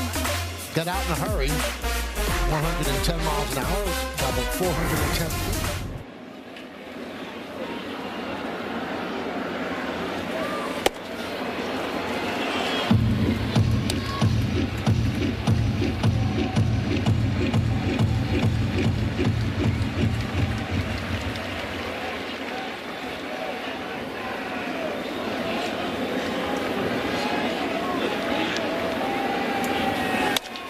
Ground ball, grabbed by Norby, and he throws it into left field. Judge will score. Bellinger goes to third. Rice is at second, and the Yankees lead 4-1.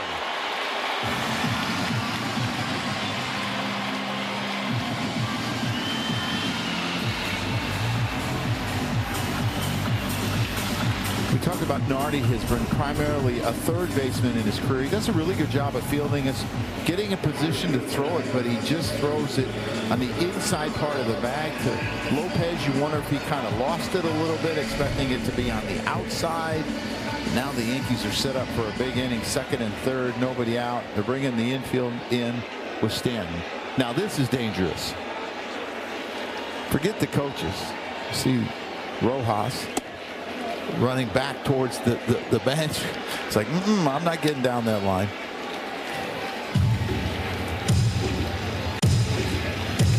Stanton's single in the first was 115 miles an hour. Just a P-rod.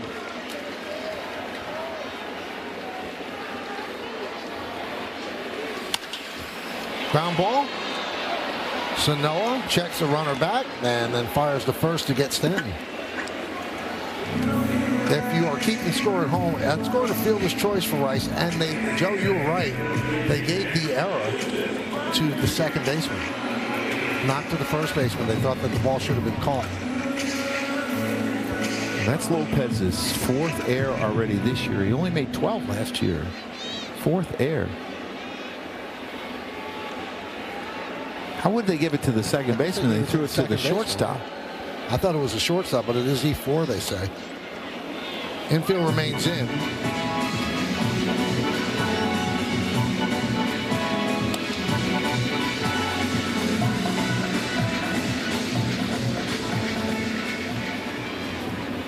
Jazz also going with the Easter pink spikes. That worked for Judge. Looked like Hicks and Sanoha had a pickoff on Bellinger there. You saw him kind of hop out of his crouch trying to pick someone off. And I don't think Belly's off far enough to do that. A little bit risky.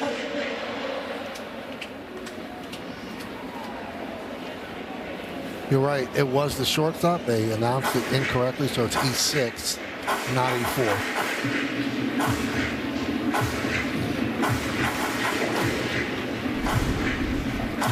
Yeah, I mean, this is a tough play for Lopez because he's thinking it's going to be on the outside of the bag, and then he throws it to the inside. Sometimes when you get your feet stuck, you don't move your feet, and that's when you miss ball. Or if you're preparing to return the throw, right? You Yeah. get your feet set to make a turn, and then you kind of get caught flat-footed. But that's the thing. When you get stuck on the bag instead of staying a little bit behind it and coming to it, you know, you can't move your feet as well.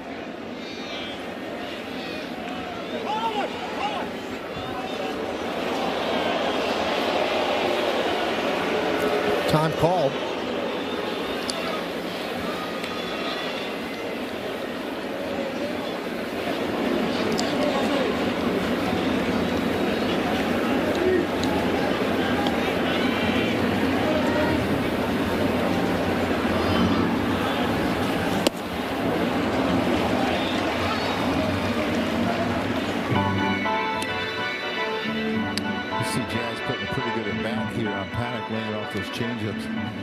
You just got to finish the at-bat. Find a way to get one of these runs in.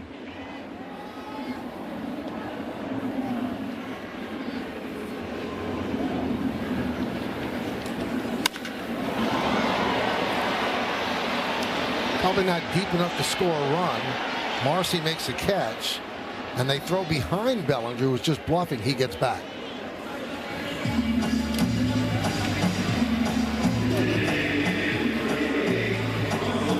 Chisholm not off to the start that he wants.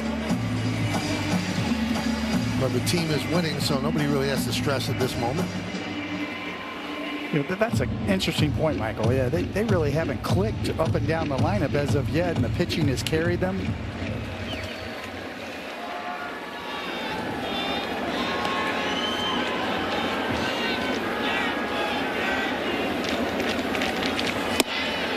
Wall swings and misses. And I think sometimes as a free agent, you can really press a little bit and try to get off to a great start. And you really got to keep it in perspective. It's only 9 games. It's not like it's a month. It's not like it's 2 months. But it's not easy.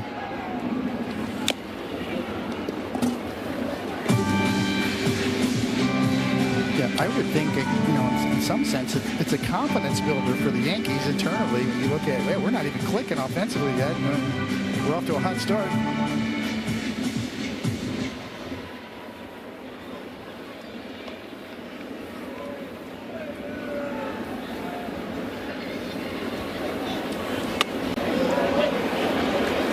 One and two on Wells. Wells struck out looking in the first inning.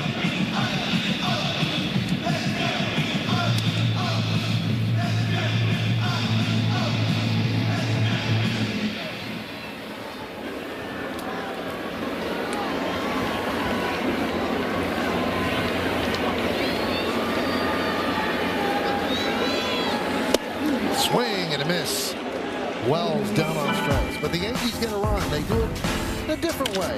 Aaron Judge hits one as hard as you can. That's a double to center field. Now Ben Rice, it's an E6. That's a run. You do it any way you can. Well, score big on authentic gear at MLBshop.com. From official jerseys and memorabilia to hats and hoodies, we've got the season covered. Visit MLBshop.com/Yankees, the official source for your Yankees gear. Tri-State's Cadillac scoreboard, it's Yankees 4 and the Marlins 1. Let's go to the 4th inning.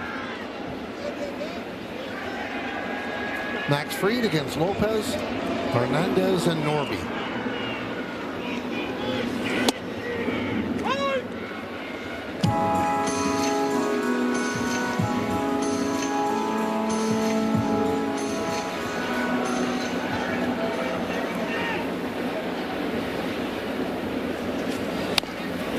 Off the end of the bat, so quickly 0-2. Coming into the game, Miami led the majors with a .284 batting average, and their .817 OPS led all of the National League. So they're pesky. They're pesky offensively.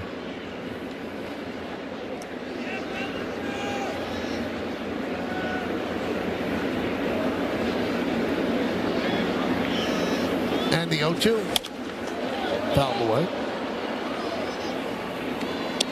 Now, we did make a little history, everybody, yesterday. 347 for a 9-inning game. That's the longest 9-inning game since the pitch clock came into play in the majors, not just the Yankees.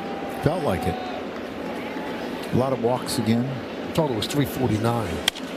Don't want to rob us of 2 minutes. You know, that ain't nothing. We used to average that at Camden Yards. Back in the 90s. Played some 4-hour games regularly. Well, we went there for a 2-game series. The first game went 15 innings, and then the next game I went 9, or it was vice versa. It was 10 hours of baseball in 2 games. Boston split doubleheader, 4 hours and 4 hours. Oh my goodness! When you're playing, it doesn't seem that long, but you're winning. It doesn't seem as long.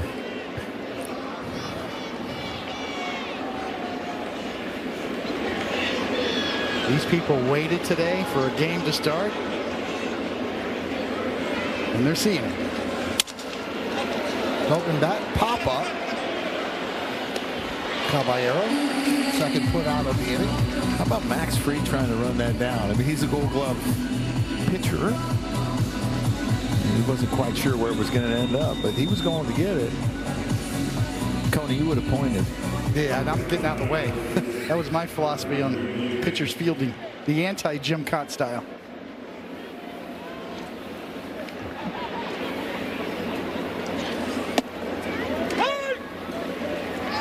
Connor Norby takes a strike.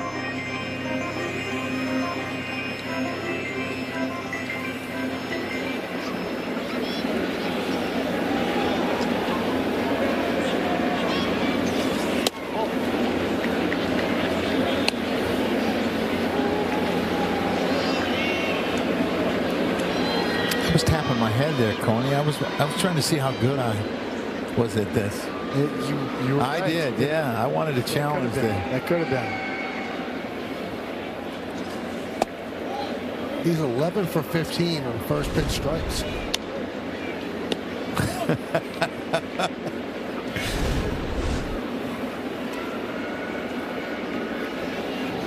You can't hide. They got you. They got eyes on you this everywhere. camera used to be on Michael. Now it's on me because we switched spots in the booth.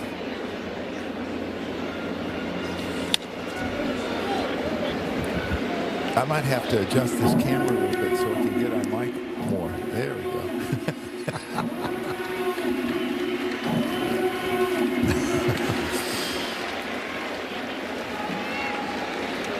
You never liked the paparazzi, right? There's some privacy issues here.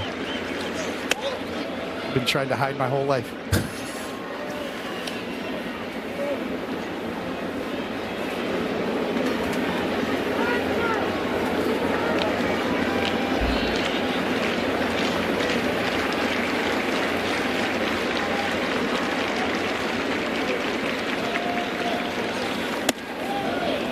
And there's a walk. Norby with a 2-out walk. So he's walked twice against Fried. You can see by Max's body language. He knows exactly what he did wrong on that pitch, that changeup. He just dropped his arm a little bit, lost it, arm side. Classic miss for pitchers when you're just a little too quick and your arm drags and you get behind it and push it. Are you saying your lower half's too quick? Yes, exactly. You know, there's feedback on every pitch for a pitcher. Wherever you're aiming and where it ends up gives you the immediate feedback, you know, whether your lower half or your upper half, which part was in front or out of sync, so to speak. So the adjustments should be quick, and a guy like Max Fried is great at making adjustments on the fly.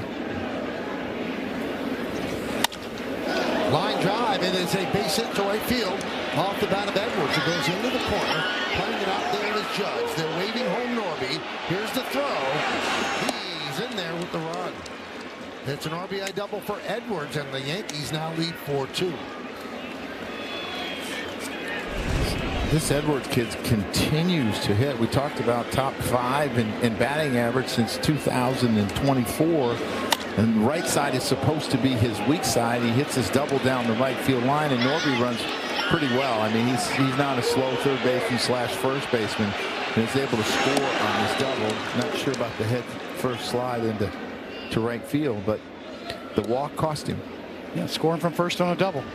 That's that extra base taken. He hit .236 against lefties last year. Pitch to Liam Hicks is a ball.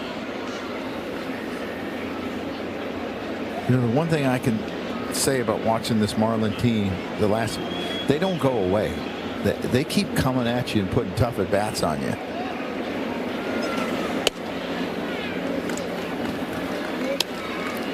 You can kind of feel them coming on, right? Some of the trades they've made. We always know that they've had good arms in pitching, good young prospects, hard throwers, but they're starting to put it together. You kind of feel them coming, and we talked about them last year, how strong they finished up last year. They play with an edge. You know, they come to play. It's a different Marlins team, without a doubt.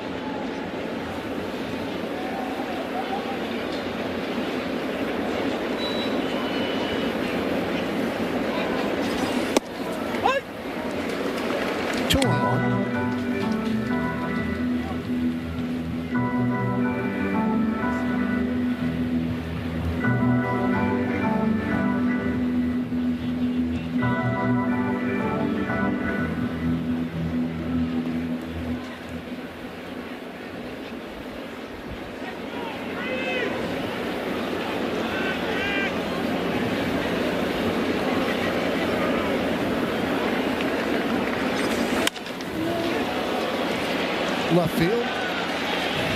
Bellinger will put it away. Marlins going to run on one hit, one man left. We go to the bottom of the 4th. Yanks up by 2. Check out some straight talk stats. Paddock, since 2025, has given up 33 home runs, 5th most in the majors, and the Yankees hit home runs, so it's a good marriage. 283 over that time, and that leads the majors.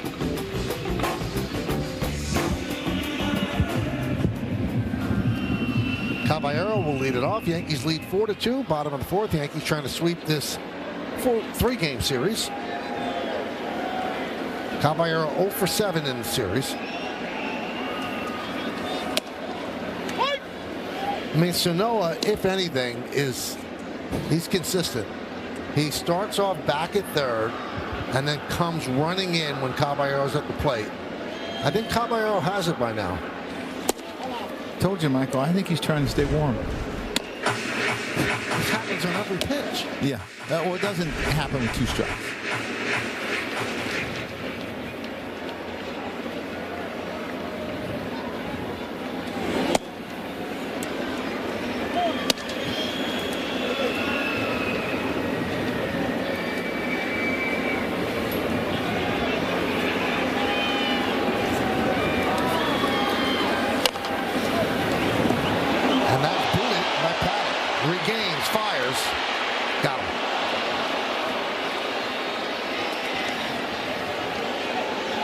What did that hit off his foot?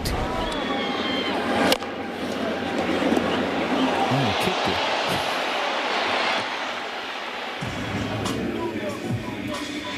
That's why they call it booting it. But he recovered. And by a half a step. Wow, very close. You hear the bench jockeying on the other opposing bench. And what's the line you hear? You need a glove on your foot. It is amazing how some pitchers just are like allergic to leather when the ball's hit to them. And then for them to try to throw it at like 75%, you know, to a base, it's impossible. They got to air it out, or God knows where it's going. I'm digging those old school stirrups that Paddock is featuring out there. Those are real. Those are real stirrups. You don't see those too much anymore.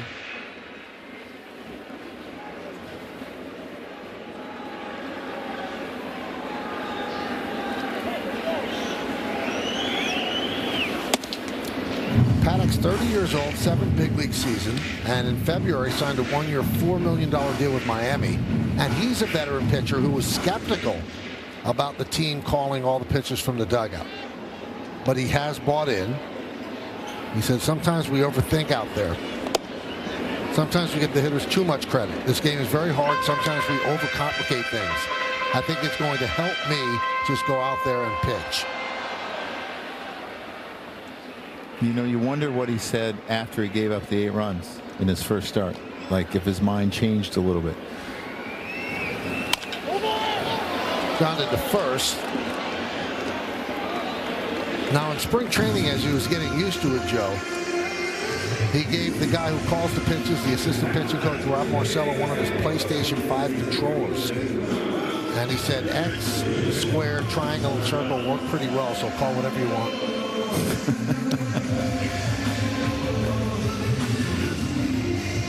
And they actually go back to the analytic department in between innings and check to see what's working and what's not working. You know, what has the correct break? What are they locating? They're looking at the numbers on the pitches. What? But that can change every inning. That's the interesting thing to me, because you'll see a guy warm up and have great stuff, come in, not get anybody out, and vice versa. It can change from inning to inning. Yeah, I'm sure there's a range in there that you look for more with regards to fatigue as you move on in the game a little bit. My question is does the pitcher still retain veto power? Oh, I think they do. I think they have the ability to shake, but it takes a little bit longer, so you got to shake pretty quick. It would probably be in their best interest then to give it themselves.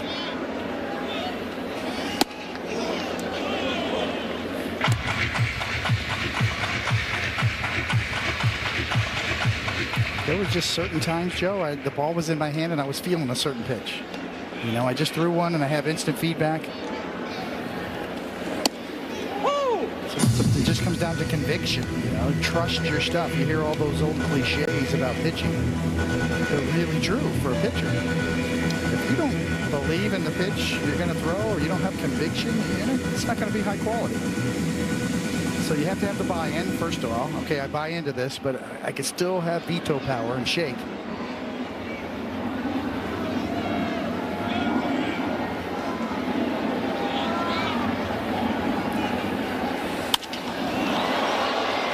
Left field, Hernandez back. And in front of the track, he makes the play. And Paddock retires the Yankees in order. We go to the 5th. Yankees Baseball on Yes is brought to you in part by Delta, the official airline of the New York Yankees. Delta, keep climbing. Audi scoreboard 4-2 Yankees. We go to the 5th inning, 9-1-2 in the Marlins order.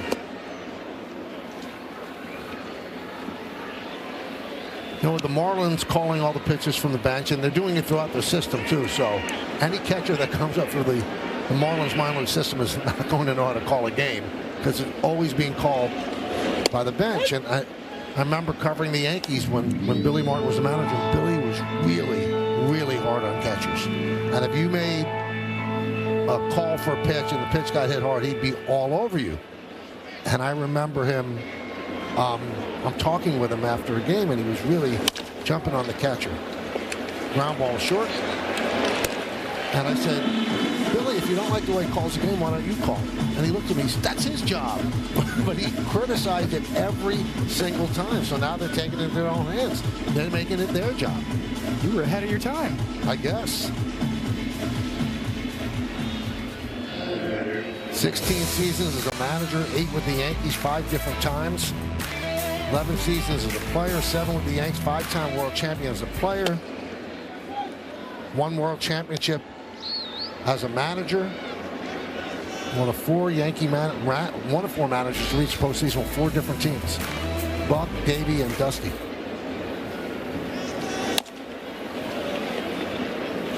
Covering baseball when Billy Martin was manager, it's like a master class. No matter what you thought of him off the field, the guy was innings ahead of everybody else. Like, he's just thinking 6 innings ahead. I guess all managers try to do that. He was a brilliant game manager. It's a 24-hour job, though, right? Covering him? Yes. 24/7? Yes.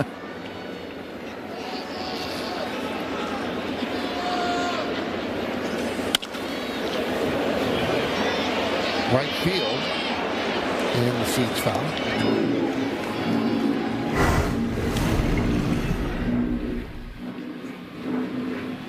There he is. He's number 1 retired. Can't do that anymore. Oh, you can do that. You just get a little heftier fine. And a little suspension. Now we just kick dirt on the plate.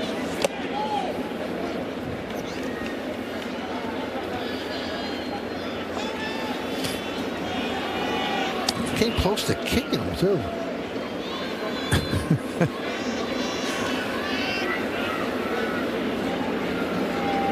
Lou Piniella did that, too, and he threw bases, too.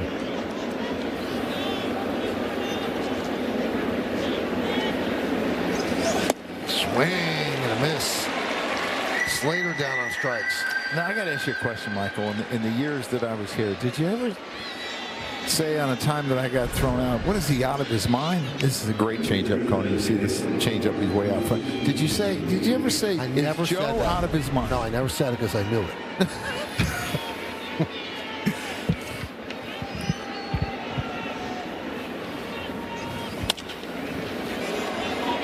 Shallow right, Judge is there. Nice 1-2-3 inning from Max Fried. We're halfway through.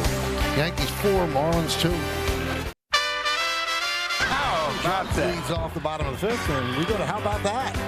You know they got 11 votes in the last New York City mayoral race? 2025 batting title season raised its career average from 288 to 294, and one of 2 players with 2 MLB The Show covers. He and Joe Mauer. How about that? 0-1 on Judge.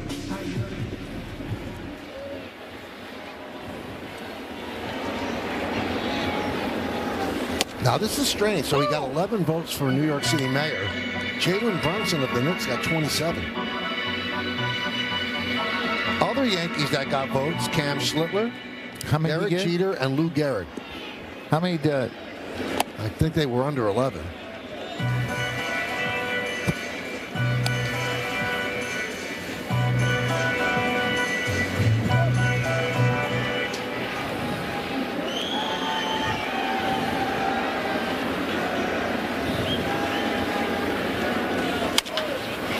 Soft ground ball. Sanoa. And they retire Judge.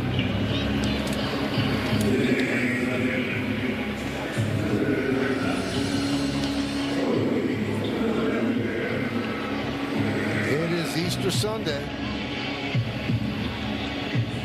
You got the ears and the bonnet,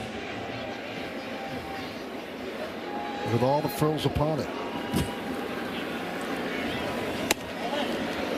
Bellinger takes inside.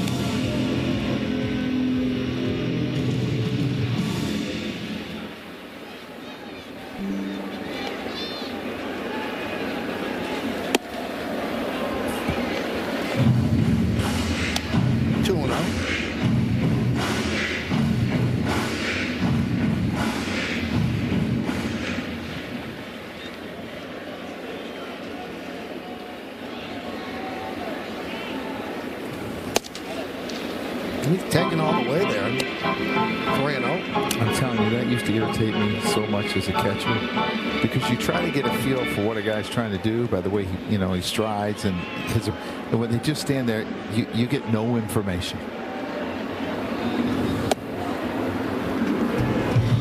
There's ball 4. So Bellinger walks for the second time.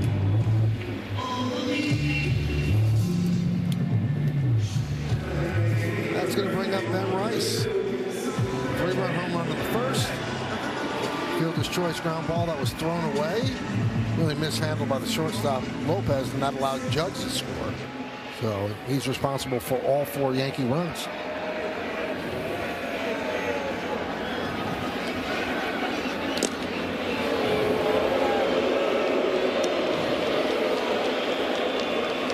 Now, Meredith, you have a story about Ben Rice in that jersey and a fan involved?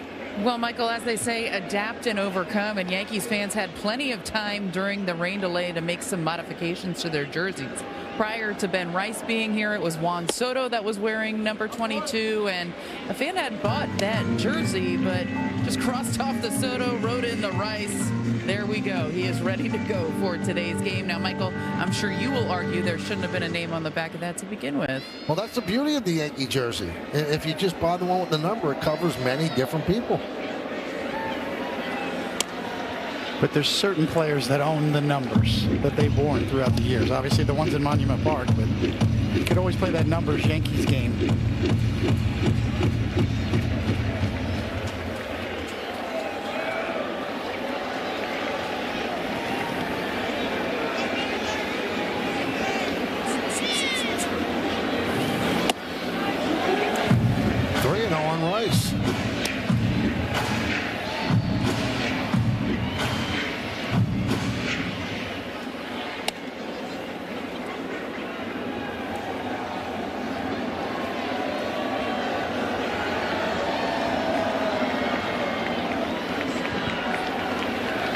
I'd like to see him turn him loose here.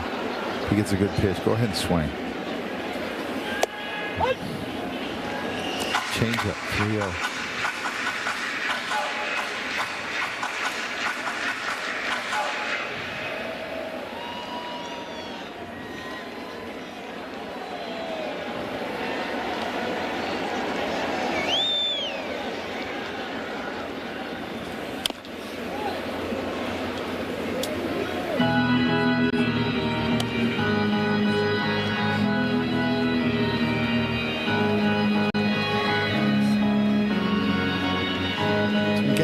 Changeup, you got a 3-1 cutter. Now what? You're in the batter's box. I think he's going back to his changeup because he sped him up with the cutter inside.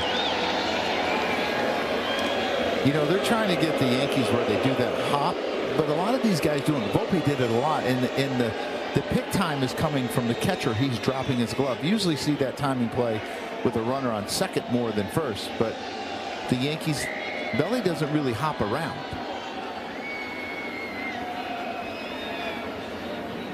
Runner goes. Ball 4 gets away from Hicks. Well, Bellinger will stay put at second. So a walk to Rice. 2 straight walks, first and second, 1 man out, brings up Stanton. Let's check out one of tonight's player props brought to you by Bet365, where winning is everything. Giancarlo to hit 1 or more home runs at plus 450.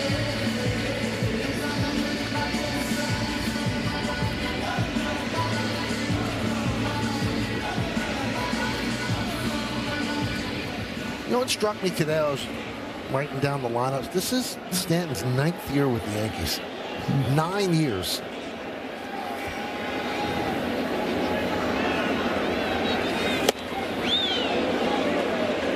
You know, Boone was asked, were you a little scared yesterday with Stanton? You know, stealing second. He said if there was a hit, he was going to have to get there anyway.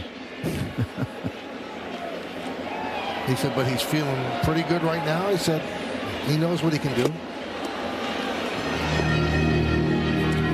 I'm really impressed by Giancarlo is how he knows how to get ready to play a game. In the sense, like in spring training, he was 2 weeks later than everybody. Last year, he didn't go on a rehab. He understands how to use the traject machine, which is the machine that has the pitchers wind up his release point, the stuff that he has. He really understands how to get ready at this time in his career and does a great job.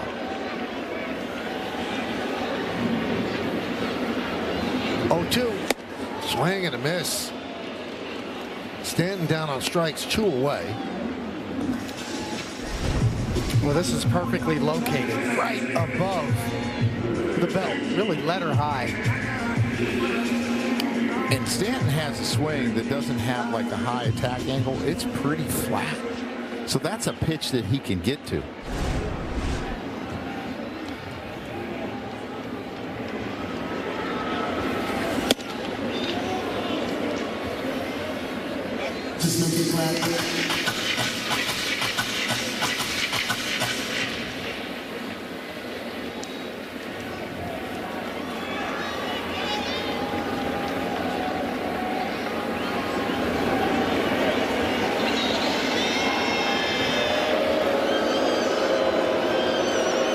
Chases Bellinger back to second.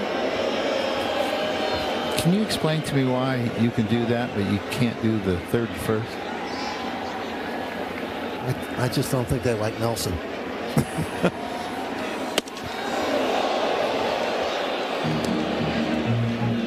Jeff did that all the time. Yeah, he had a good one, too. He had to because he was somewhat slow to first base. He had to do everything he could to hold runners on.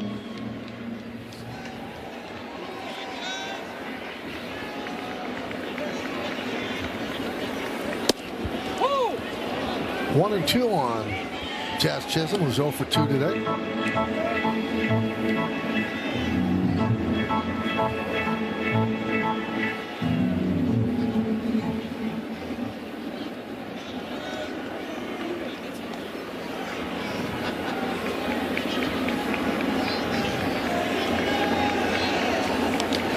And that one gets away.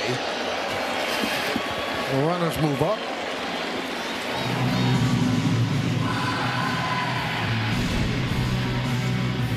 Just hangs onto a changeup and spikes it way in front of home plate. We talked about that a lot yesterday. As a catcher, from his vantage point, that ball's supposed to go to his left, not to his right, and that's what locks you up. You know who could do that the best with me was Andy Pettit. His changeup, he would pull it, and I had no chance.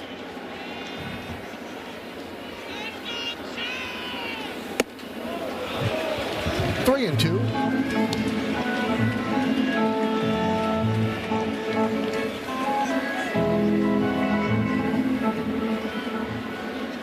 Wells on deck.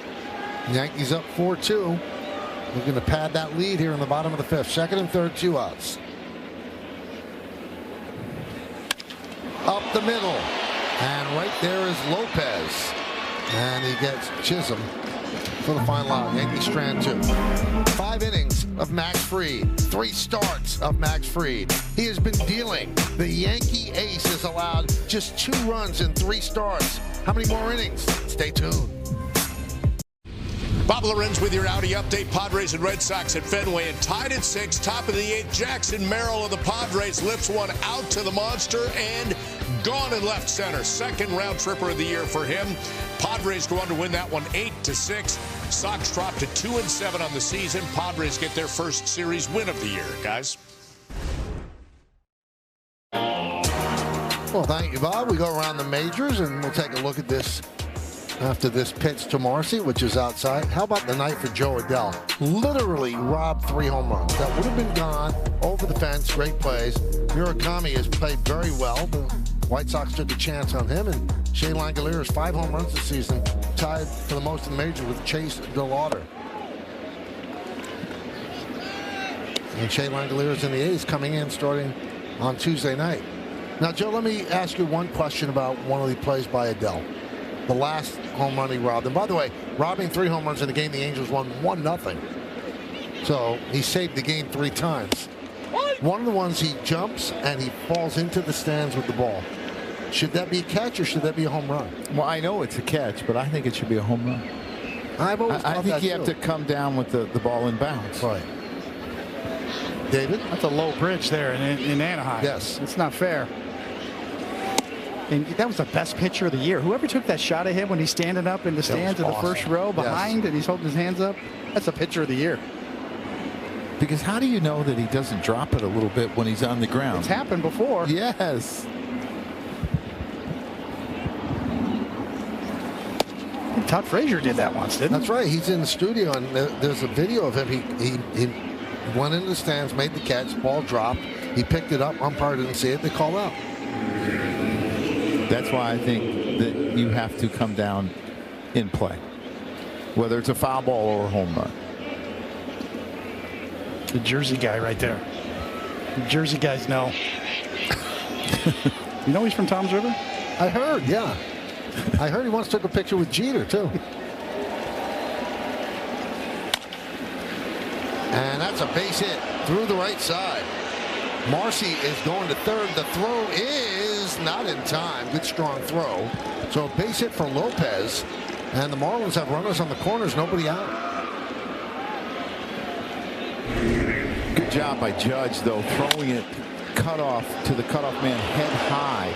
So the runner at first can advance. If he airmails this, the runner at first is going to go to second, and Caballero does a good job of acting like he's going to catch it. It keeps Lopez at first base. Judge's arm is all the way back. Yeah. He's throwing the ball really well. That's really a good sign. We saw it at almost at the end of last year, and we saw it in spring training this year that he was all the way back. WBC has showed up too.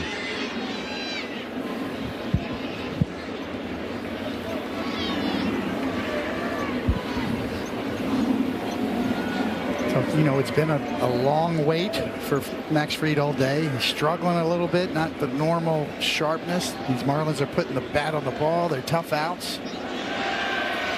And there has not been a lot of hard contact. I mean, that wasn't hard contact. It's just perfectly placed. And when you face teams that put the ball in play, some days that's going to happen. Here's Heriberto Hernandez. Runner goes. Throw to second. Not in time. Runner stays put at third. So a stolen base for Lopez. If you're going to run on a lefty, you got to go first movement, or you're not going to have a chance. And he gets a really good jump. Good job by Chaz making sure that he caught that ball and secured it so it doesn't go in the outfield and they get another run that way. Yankees will play the infield back. They'll give up a run. They don't want to give up two.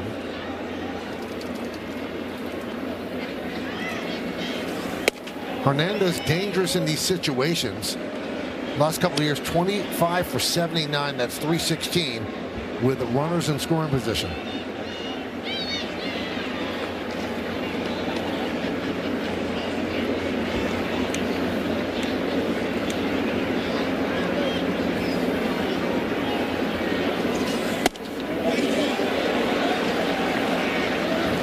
Two and one.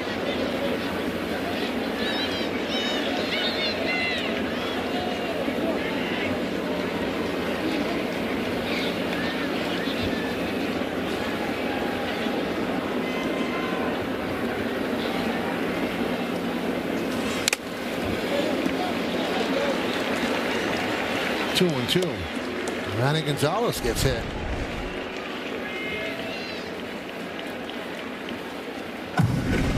So it's the ones that hit direct on, like the chin, that really get you.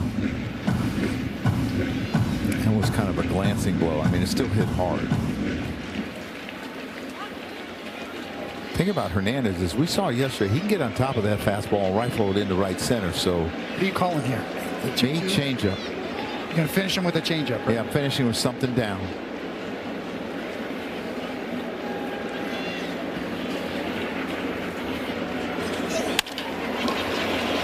Ground ball, Caballero.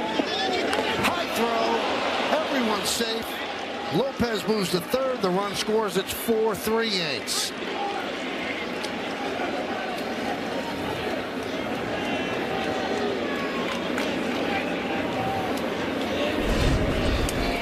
Yeah, he gets it. He's got plenty of time. He just ends up throwing it high. He gets his elbow down a little bit, throws it high to Ben Rice.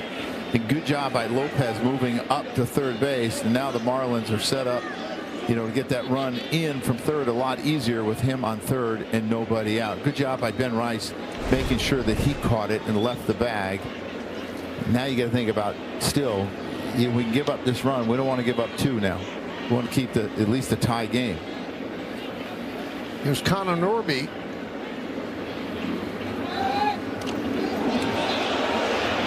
Just missed getting him. And Ben Rice points to the dugout, so I think I got him. Tom Hanahan, the first base, made a long time decision before he said anything. And the Yankees will challenge. New York is challenging the safe call at first base. And he's out. What a big out for Fried if they overturn that, and they should.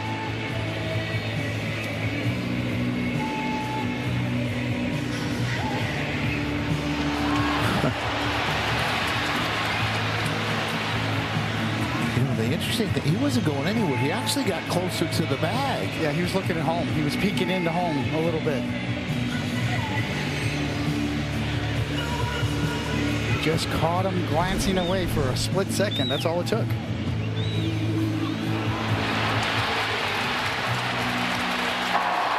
After review, the call on the field is overturned. The runner is out. New York will retain the challenge.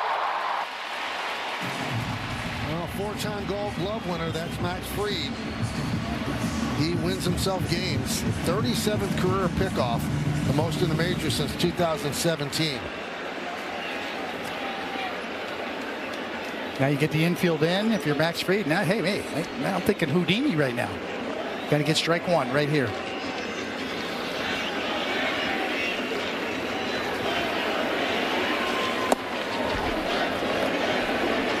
Norby's put two tough at bats. He's walked twice on him, and I feel like Norby, with the uppercut that he has, is actually a low ball hitter. And you think about, okay, you don't want to go up because you don't want to give a fly ball, but that might be the place to get him out.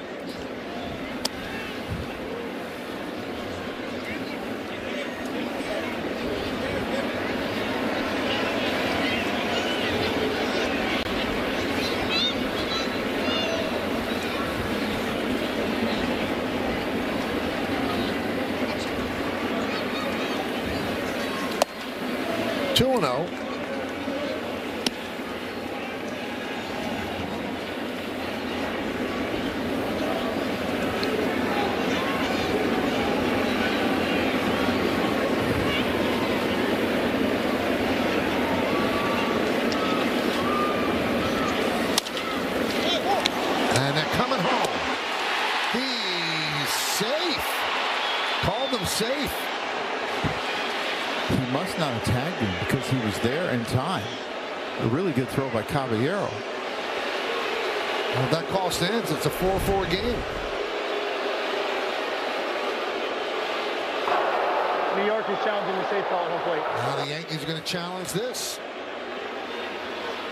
It's a little bit of an old school play. It looked like Wells was bracing for contact, right? Almost. Yeah, and you can't really see it from that angle. We're going to have to get an angle from the first base side. Here we go. Yeah, he's out. Got him on the elbow. Also, to call him safe, he never touched home plate. And you're not supposed to make a call if they don't touch home plate. Right. So he's 0 for 2? 0 for 2.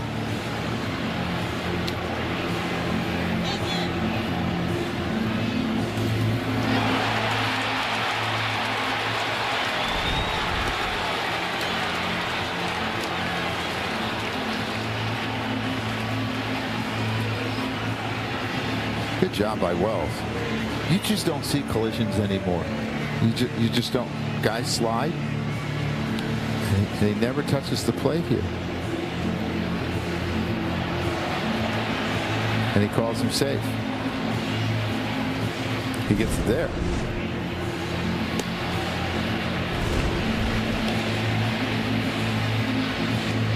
He's saying, we're taking so long.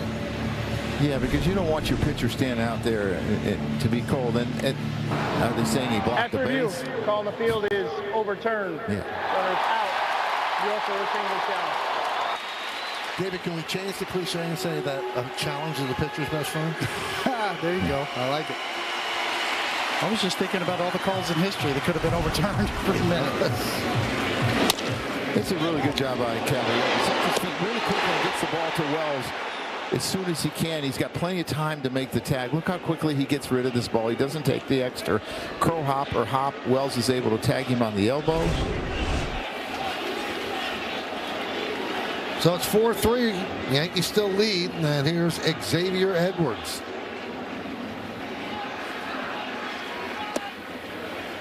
And that one, Norby was almost heading back to first base. He was a foot away.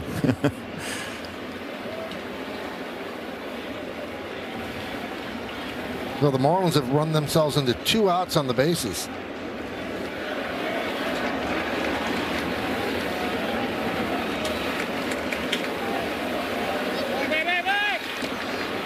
And Michael, that's something they did on a regular basis last year. They were 5th in most in baseball. But with an aggressive team that's going base to base, extra bases, it's going to happen. And it doesn't include caught stealings or pickoffs or force outs.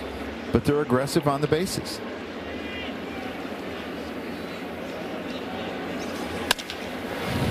Caballero. And that'll do it. Here in the 6th. Marlins get a run. Yankees lead by 1. Yankees hockey jersey net is back for 2026. Come out at Yankee Stadium on Friday, April 17th. When the Yankees take on the Royals, first 18,000 guests in attendance are going to receive a Yankees hockey jersey courtesy of StubHub. Tickets are going fast, so get yours today at Yankees.com. Austin Wells leads off, and he'll take a strike from Chris Paddock. Paddock in his 4th inning of work was supposed to start. Pete Fairbanks opened. And Andrew Nordy the 2nd. And then Chris Paddock came in to start the 3rd.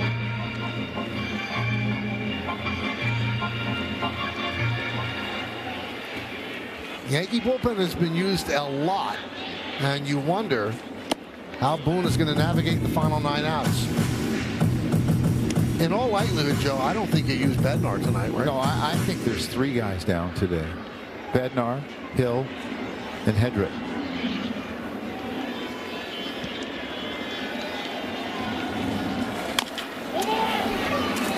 Grounded to first. Norby makes the play.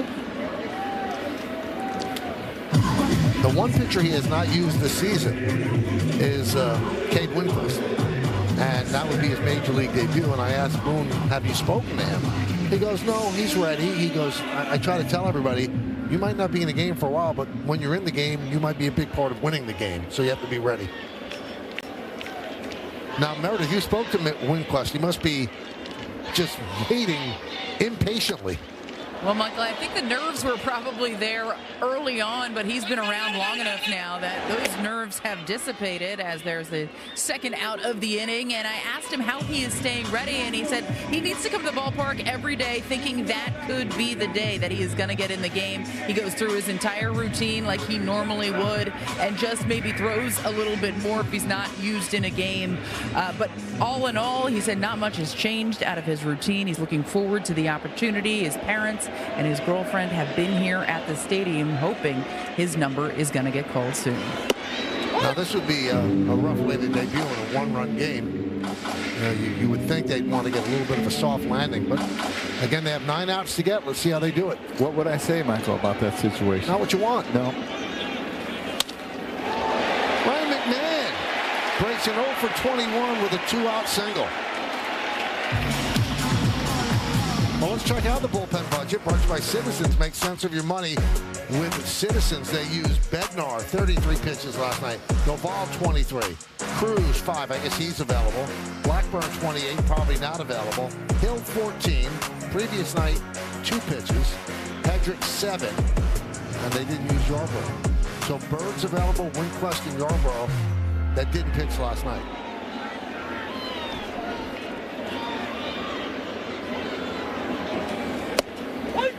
And a strike to Grisham. I would think that Yarbrough is going to figure in this game because we know the Marlins will switch out all the left-handers for the right-handers. In the 2nd time through, if they get to that, that could be your Yarbrough spot.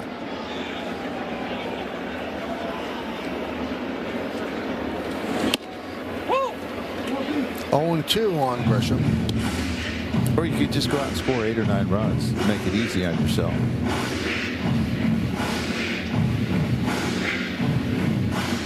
So if you're in the dugout right now and you're game planning this, Joe, is that what you're thinking? Like, if I can get him to flip and then go to Yarbrough? So you get Cruz, Fernando, you try to get him to flip, force their hand? Yeah, because you got Hicks up first. Sanoha, they'll probably let hit against the right-hander, I would think, because he's swinging the bat. Well, they'll pinch hit for Slater. So the next time you get to that, yeah, that looked a little low. Well, it's called the strike 3. And Grisham's Battery challenge at strike call. T-Mobile ABS challenge. Let's see if Grisham's right. No, he's not. The call is confirmed. The call is confirmed. They go to the 7th inning. 4-3 Yankees.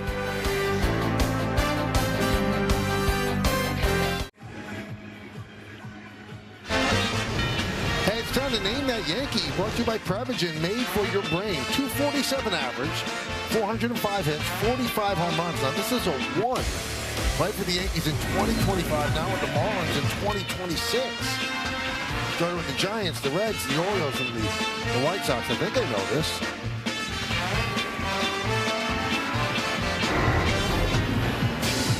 So Max Fried, I believe he's at 96 pitches. He comes out.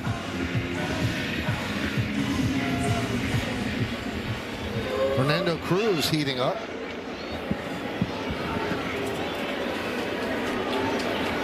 So they have him come out to get Hicks.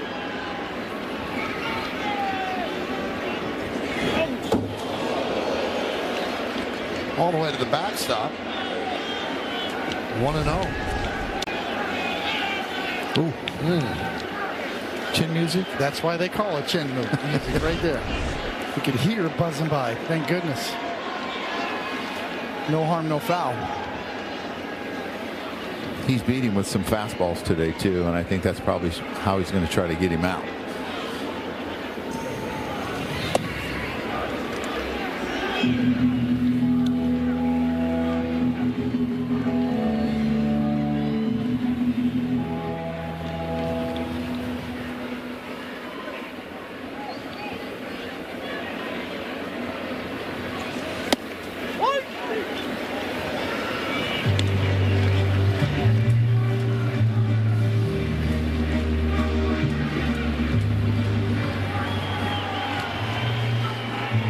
So 2-1 on Hicks. It'll be 8-9-1 in the Marlins order here in the 7th.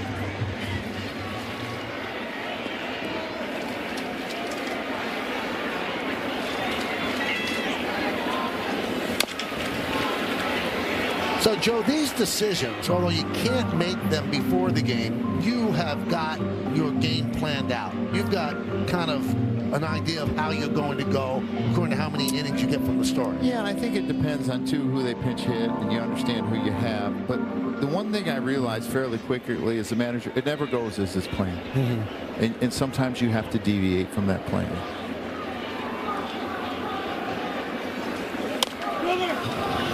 And I would think, too, that, you know, I'm talking about Yarbrough for the lefties at some point, but the importance of possibly going back to Duvall and showing confidence in him. Because it's a long season.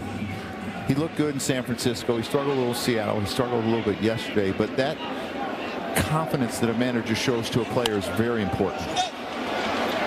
Behind the plate, Wells didn't see it. No problem. It goes into the seats anyway.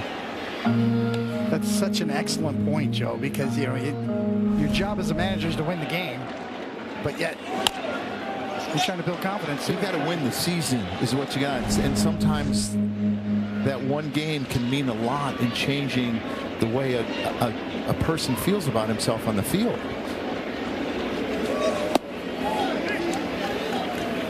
So the count full on Hicks. Hicks 0 for 2 against Fried. Fried in his 7th inning of work. Pitch counts at 103.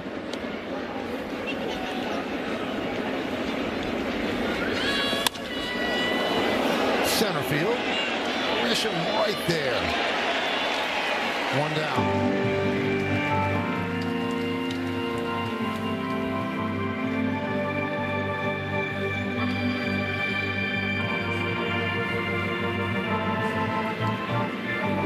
I'm sure that Aaron Boone had this conversation with Max Fried in between innings. How do you feel? What do you want to do? And Max is that kind of guy.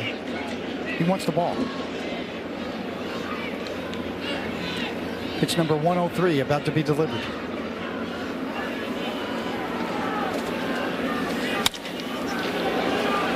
Boy, they just did him a favor.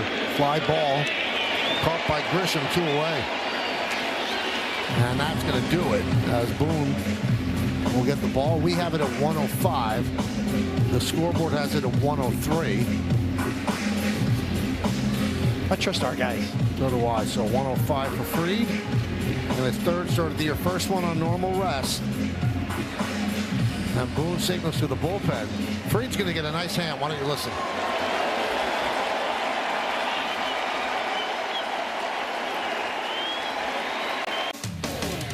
Yankees baseball on Yes is brought to you in part by Hyundai. Test drive a new Hyundai today, only at your local Hyundai dealer. By Tunnels to Towers, donate $11 a month and amplify your impact with a car or land donation. Go to T2T.org. And by the New York Lottery, this could be your lucky play. Let's check out the pitching decisions presented by Sage. Well, these are the type of outings that you really appreciate as a starting pitcher. You didn't have your sharpest stuff. The Marlins put some good at-bats on you, but you made pitches when you had to. And then when you got in a jam, you picked up your shortstop who made a throwing error on you as well. So, yeah, that's a real feel-good start. Even though he's a perfectionist, he's going to critique himself, but that was a good effort. On Casey pinch hitting for Slater. And the first pitch is a ball from Fernando Cruz. That might have been a really effective pitch there. It looked like he got some dirt in his eye. Maybe he can't see quite as well now. Yeah, that's real dirt. That's not a Bernie Williams trick right there. That's real. I used to do that a lot, just stall to get the pitchers ready.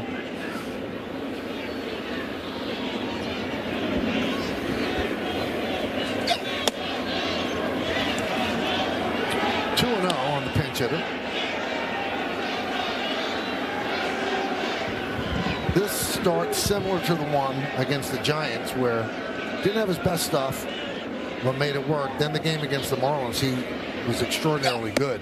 Everything was working. So he gives the Yankees 6 2/3 innings, a 3-run ball, knowing that they have a really short pen. And I would think that you would turn him loose in this situation. I know he's a young player, but I would. And they did. By the way, since last year, Fried 6th in the major league in innings per start at 6.12. He did what an ace does. On a day where the bullpen was a little bit short, he gave you a good distance. There's that pitch.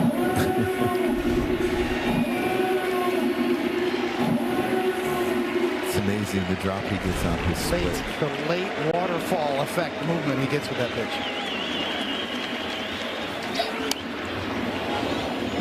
Spoiled that one. The nirvana for any pitcher that has a moving pitch like Cruz does is that you get the hitter to commit first before the movement happens. That's what you can call late movement, right? I mean, if you can have the kind of movement that he does, where the bottom drops out of it at the last minute, that's the most effective one. Swing and a miss. And the pinch hitter goes down on strikes. At the end of 6.5 innings of play, it's time for the 7th inning stretch. Yankees lead this one 4-3. But we'll stay right here as we honor America here in the Bronx.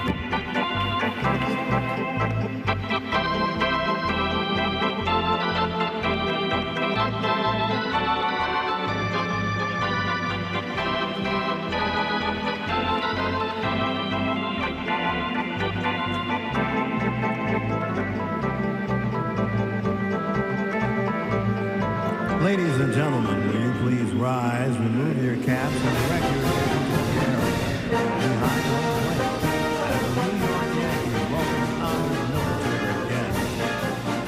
United States Congressman Specialist Jack Lazar from Brooklyn, who served in you, Jack. Sacrifice and service to our nation.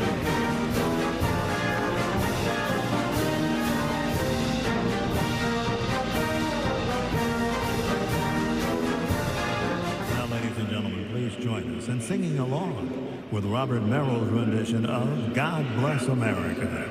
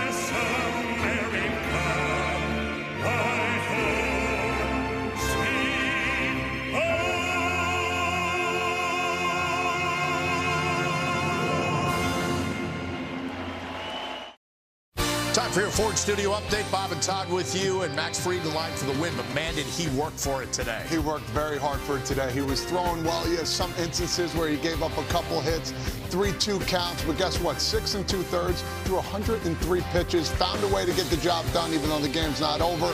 Give him credit for what he did. Bullpen got to get 6 more outs. We'll find out if they do. The guys will wrap it up, and then we'll be back with Meredith for complete post-game coverage and interviews on the WB Mason postgame. We'll see you then. Thank you so much, guys. We go to the bottom of the 7th, 4-5-1 Yanks, 3-5-1 for the Marlins. Paddock, 4 innings in relief. Xavier Edwards, an RBI double. Max Fried, a workmanlike 6 2/3. Ben Rice in the first inning, a 3-run home run. And by the way, there was a 3-hour and 35-minute pregame rain delay. But here we are in the bottom of the 7th inning. Owen Casey takes over in right field. He pinch hit for Slater. And Aaron Judge will lead off. Yeah, this is where the Yankees, I think, need to add on. This group of hitters, these next 3 hitters have been on 4 times against Paddock. A double, 3 walks. And they got to take advantage if they get some base runners this inning. 3rd time through off of Paddock.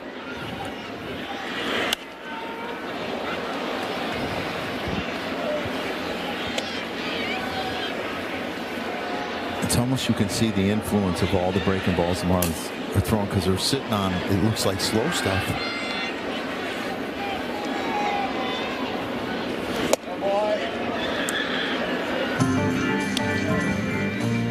The Yankees are out of challenges. The Marlins still have their 2 remaining. They've been successful on their challenges, but the Yankees challenged on the base paths twice, and they got those right. As Judge goes down on strikes. Help America's Heroes. Donate $11 a month and amplify your impact with a car or land donation. Go to t2t.org.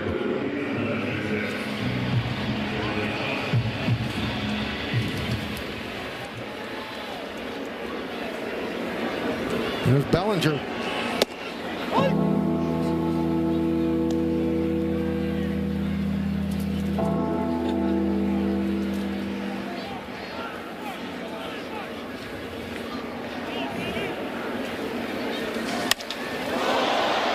Driven into left field. Hernandez back. He has room. 2 down.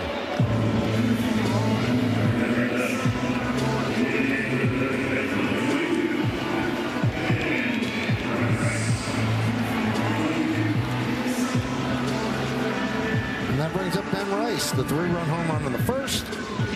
His ground ball led to an error that allowed Judge to score in the 3rd, and then he walked in the 5th. Great start to the season for Ben. 370, 3 home runs, 11 runs batted in, on-base percentage of .500, and an OPS of 1.352. That's Judgian.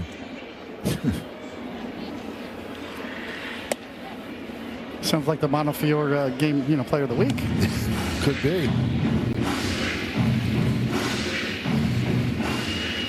Cam Schlittler saying, wait a minute. Hey, hold the phone. Don't forget me.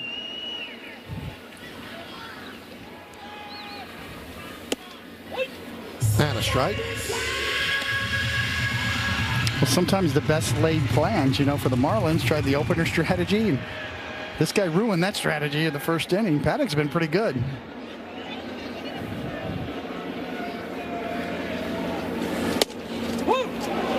And here it is. Congratulations to Cam Schlittler on being voted the Montefiore Einstein Player of the Week. 0 for 1. 0 walks, 15 punchies. That's pretty good. We'll give you a mulligan because today's probably not included. He didn't walk anybody yet. Striking a lot of people out, too.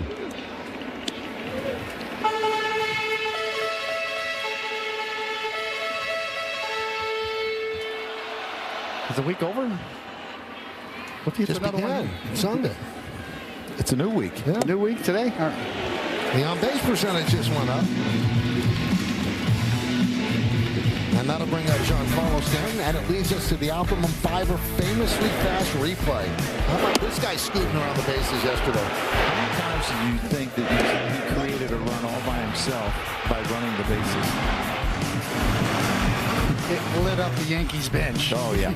They just love it. They love it. I'd like to see him light him up again with a long one.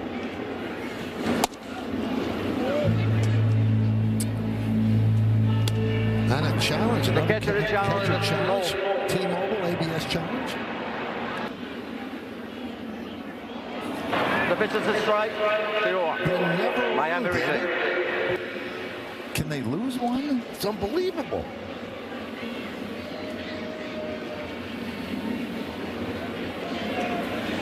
Marlins 10 of 11 successful in this series. Yankees 1 of 7. Yankees have been very good coming into this series, but not in this series.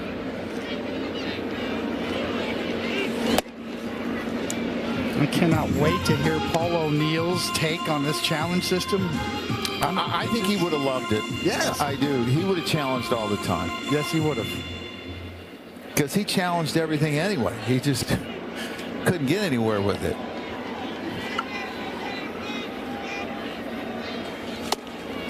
You know how many water coolers would be saved? Oh, yeah. I know. And I think he would have been pretty good at it because I thought he had an excellent eye. But he would not have taken kindly to have a ball called catcher challenge and then it turns into a strike. Oh, yeah. He just didn't like strikes called on him.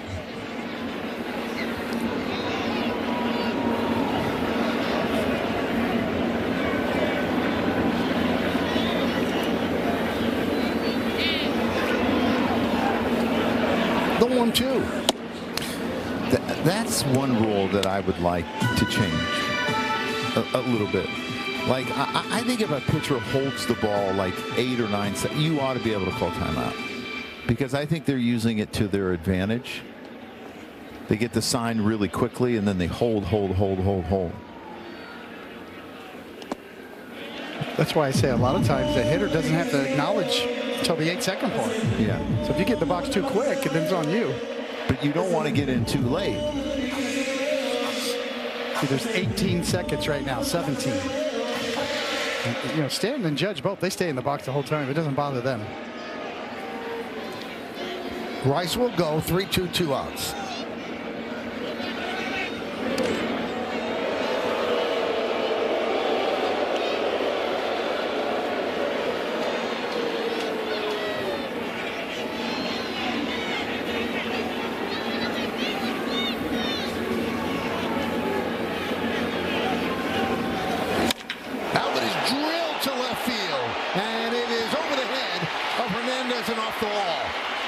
Hit it too hard. Ball goes into second, and Rice has to stop at third. A blistering line drive that almost went through the wall. 116.3. Just get a little bit more air under it. And what a really good at bat. A 3-2 count. He hits this ball so hard. Bounces right back to the left fielder, Hernandez, and he comes up. He's smart. He throws it right to second because he knows the problem's going to be there. Rice is going to get to third because he's moving on the pitch. The only danger in this is if it gets by the second baseman, Rice can score. But Giancarlo Stanton, another good day, hitting the ball really, really hard. This Bud's for you. Look at the dent in the wall. Yeah.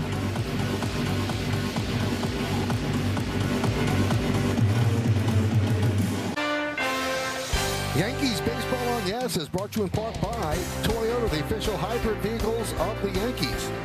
And by Delta, the official airline of the New York Yankees. Delta, keep climbing. Well, the Yankees wanted that Stanton drive to keep climbing. It fell about maybe a foot and a half short of being a 2-run home run. So John King comes on. Jazz Chisholm has struggled 1 for 11 in this series against his former team. He's up.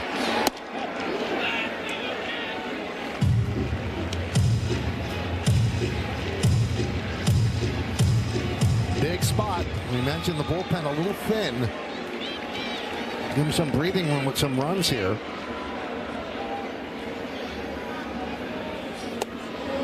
And Joe, we talked about this yesterday. You'd like to have Stan be able to score on a double, and you'd have to use a pinch runner, but the game's too close, and you don't want to risk. It's too close. His spot coming around the ninth is only 8 hitters away, so you have to leave him in. 2-1.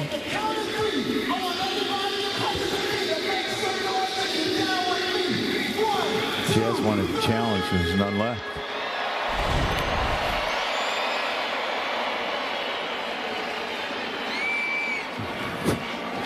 Boy, they can throw some borderline strikes, can't they?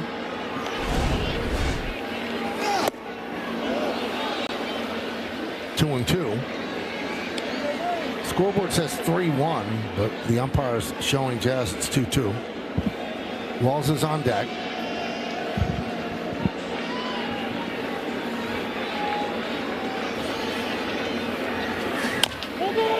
Ground ball first base. Norby there steps on the bag. And the Yankees strand 2 as we go to the 8th inning. It's 4-3 Bombers. Welcome back. It's time for today's injury report, brought to you by Montefiore Einstein, the official hospital of the New York Yankees. As we told you yesterday, Garrett Cole is expected to throw a simulated game here at Yankee Stadium tomorrow. The target date for his return is still end of May or early June. He has been progressing nicely coming back from Tommy John surgery. You see him right there in the Yankees dugout. And guys, I followed up with Carlos Rodon, who threw his first bullpen yesterday since having a little tightness in his hamstring. He said all went well with that. It was a typical bullpen, about 20 to 25 pitches. Said whenever you're rehabbing from an injury, getting built back, you have some soreness along the way. You expect that, but nothing that he thinks is going to keep him out too long. He expects to throw most likely another bullpen and then perhaps a sim game thereafter. Thank you, Meredith. Can you imagine this staff with those two guys back? And down goes Ramirez against Fernando Cruz. Against that pitch. Well, that pitch has been exceptional this year so far in the early going, as he has a great feel for it. He's been able to throw it for strikes. He's throwing his fastball for strikes enough to set that pitch up. He's been locked in. Here's Marcy. And a strike. He hides the ball well too, Coney. He hides it behind his shoulders and has that turn. Double barrel down there.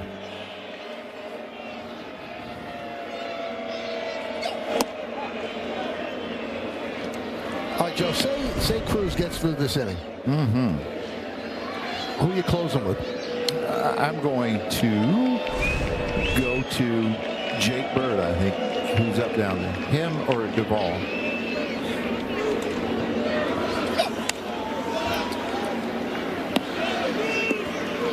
You may be right, Joe. He may be thinking, you know what, I'm going to throw Duvall out there again in the ninth. We'll see. But we'll see. We'll see how he plays it. Only the shadow knows. I like the way Bird's throwing the ball, though, sir, in the early game. And you're going to start with a right-hander. They would probably pinch hit for Hernandez if you get through this inning unscathed.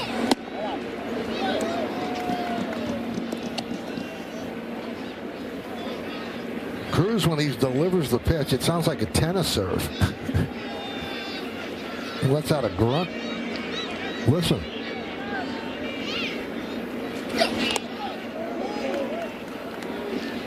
One thing that Marcy does have is he has a good eye, and I know he struggled offensively at the beginning of this year, but this guy has had an extremely high walk rate wherever he's been. Minor leagues in his career, his on base was 150 points higher than his batting average. That means that there's a lot of walks in there. And you say if a guy's 100, that's excellent. 150. So if you're catching right now, you're calling another splitter. You're going to call a fastball. I have to. You have to call a splitter. His best pitch. Yeah.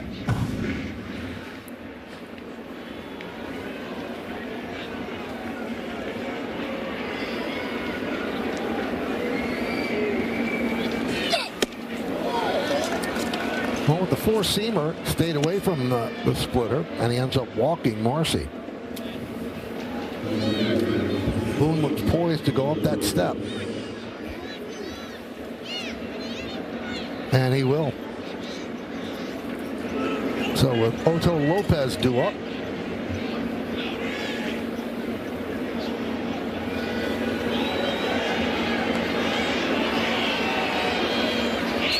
no signal yet. There it is, the right-hander. So Bird's coming on. Bird against Lopez. Time runs on first. Kind of name that Yankee. Brought to you by Prevagen. Made for your brain. Those are the numbers. Those are the teams. He was in today's starting lineup. Austin Slater.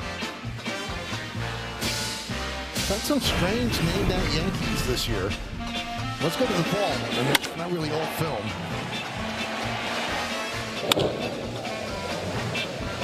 Didn't play much with the Yankees before he got hurt. The Yankees were excited when they acquired him.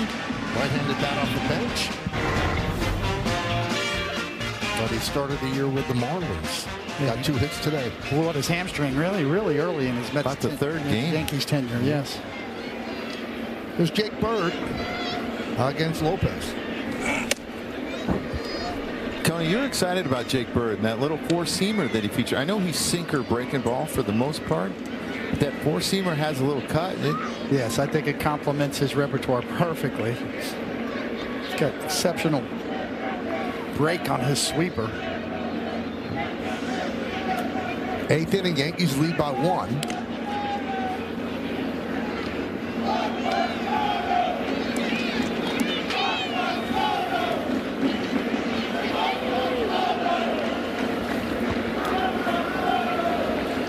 Bird has retired 13 of 14 batters to start the season. 4 1/3 innings, just 1 hit, 5 strikeouts, no walks.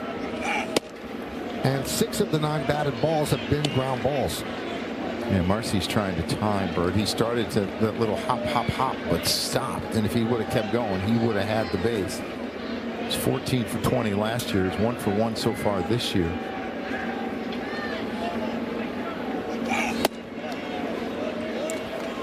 (3-0) on Lopez. Lopez 2 for 3.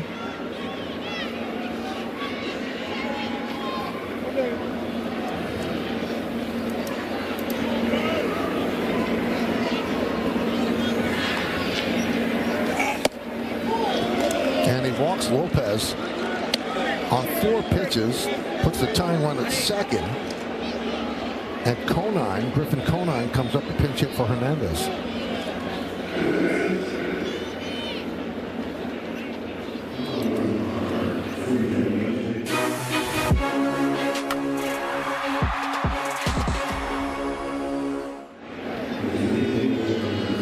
So Matt Blake will go over the scouting report on Conine.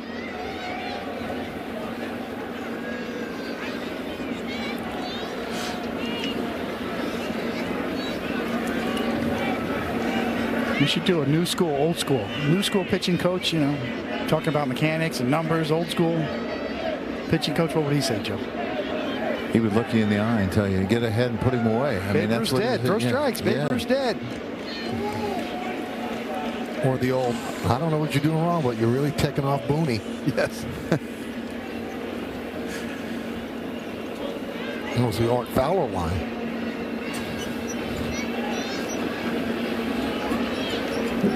So here's Conine pinch hitting. Yarborough remains up in the Yankee pen. First and second. One man out. Bird hits Conine, and that's going to load the bases. A walk, and a hit batter. Quite the rally by the Marlins. Right on the back foot. Got him twice. Back foot, front foot. Just overthrew a sweeper there. Now Graham Pauley will pinch hit for Norby. Well, he's got a good sinker. If he could get a ground ball, he could get a double play here. Tying runs at third. Go ahead runs at second. Bases loaded. One man out. In the eighth, Yankees up 4-3.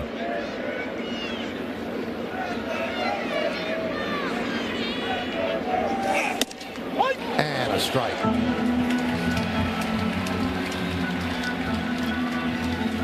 So Bird in a high leverage situation here. Yankee bullpen a little light after all its usage last night. Trying to piece it together.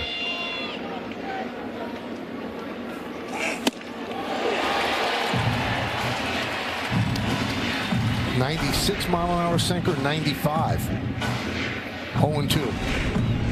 And he gets underneath it sometimes, and it almost looks like it's going up. It's not really sinking because of the lower arm angle. And then right at the end it dips.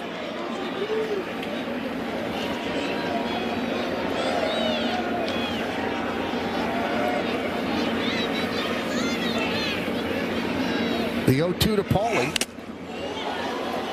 And again, that got Manny Gonzalez. Yeah, that got him pretty good. I think that was a little bit harder and more direct than the one he had earlier in the game. Hasn't been a good trip for the umpires here. Oh.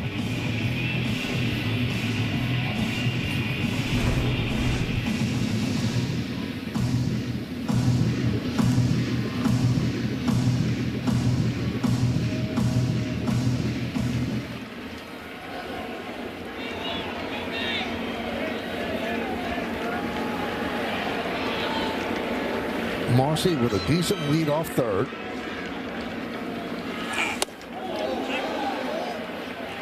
He checks his swing.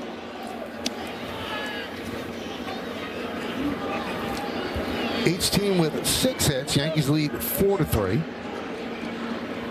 3-run home run by Ben Rice, and then a throwing error. Actually, just an error on a throw in the third. That's the 4 Yankee runs. Line drive down the right field line. It's a base hit. It's going to go to the wall. 1 run scores. 2-run score. And they're going to hold Conine at third. It's a 2-run double for the pinch hitter Pauley. And just like that, the Marlins take the lead 5-4. Well, he tried something different, Coney, after he threw all those sinkers, and he just didn't throw a good sweeper. Trying to backdoor it, just took it with him. Brought it back over the inner half. Down the line it goes.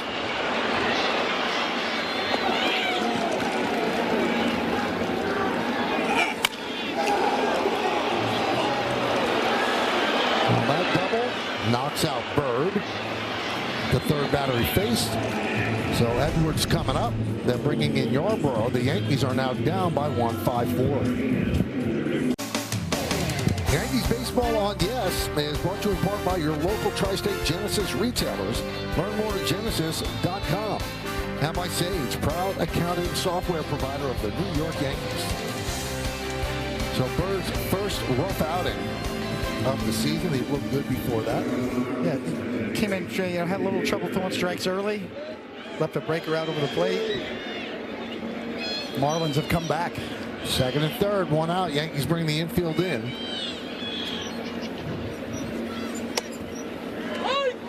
And a strike from Yarborough. This is where Edwards has shined. Runners on third with less than 2 outs because he's such a contact hitter. He's gotten him in 64% of the time, and league average is about 54. Against left-handed pitching, hits .260 with a .631 OPS. Against righties, .322, .791 OPS. That's why they bring in Yarborough. Infield in.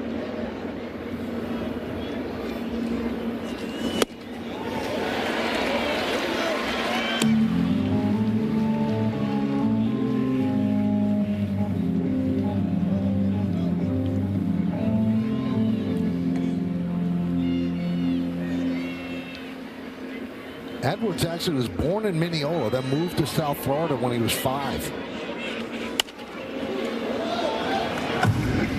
And he grew up a Yankee fan. So where is Mineola? In Long Island. Okay. Garden City area? Yeah, you acted like I should know exactly where that's at. My old hanging out. No, it's my old stomping grounds. Really?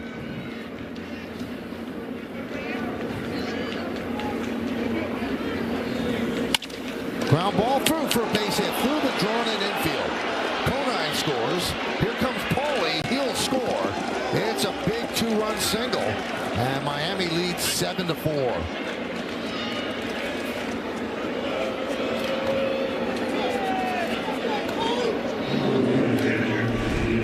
They are hard to put away, Joe. They put the ball in play with the infield in. That's going to work right there. That swing.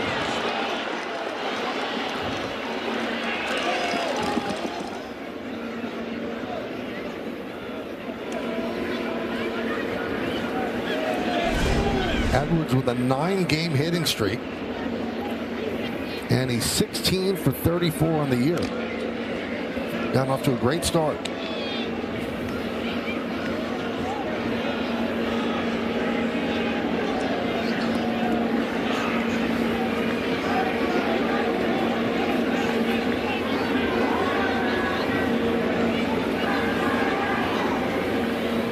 Runner goes.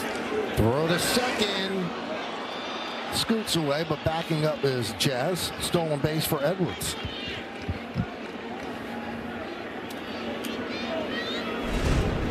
This is also what they do, Joe. They push the envelope. Yeah, he went first move and he's looking stolen base. He doesn't peek in at all. And I think if Austin Wells makes a good throw, he's probably got him there. Ball had a little bit too much tail.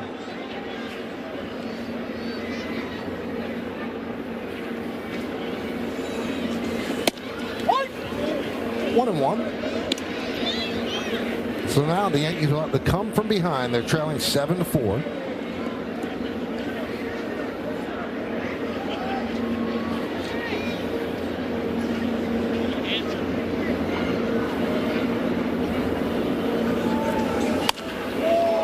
High drive, right field, backing up is Judge. He's on the track. He'll make the play. Edwards scoots to third.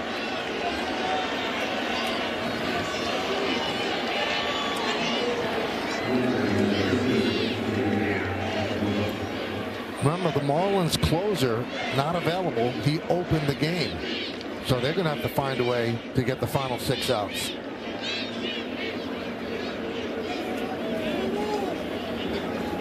Here's Sanoa.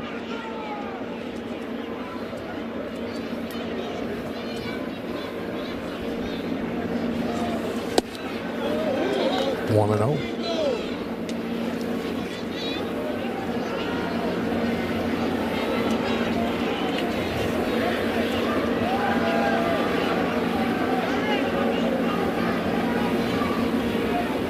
Runner at third, 2 outs.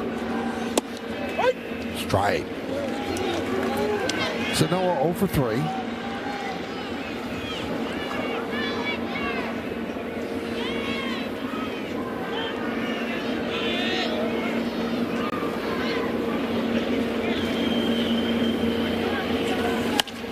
Sanoa not very tall. He was a non-roster invitee in 2023, and the Marlins played the Astros in spring training. And he made sure to talk to Jose Altuve. And Altuve gave him words of encouragement. Don't worry if you're tall. You're strong. You can play the game. Look at me and just go every day to the field. Prepare yourself well. Try to play every position. That way you can open a lot of doors to play in the big leagues. Yeah, he They're from the same hometown in Venezuela. Played every position and won the utility role Gold Glove last year. Swing and a miss. Sanoa down on strikes, but a 4 spot by the Marlins at the top of the 8th. They lead by 3. Let's go down on the farm, Jason Dominguez certainly hitting down at AAA. 379, 2 home runs, 7 ribbies. He's had some problems in left field, but he can hit. George Lombard, the #1 prospect for the Yankees, 6 for 9, 3 extra base hits, a home run in 2 games with AA Somerset. And then Carlos Lagrane opened everybody's eyes in spring training. 7 1/3, 5 hits, 2 runs, 5 walks, 5 strikeouts in 2 starts with AAA Scranton Wilkes-Barre.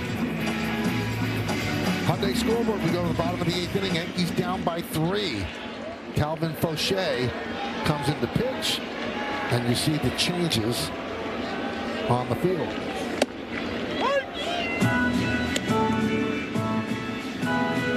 So is that cutter a lot, Tony? And he's got 96, 97 in the tank, but that's his pitch.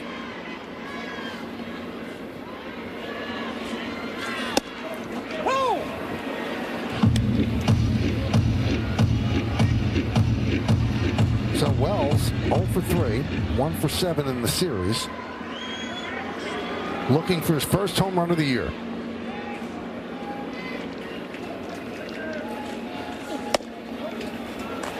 A little windshield wiper there? Yes. By the catcher. Windshield wipers go, though, like across, not out.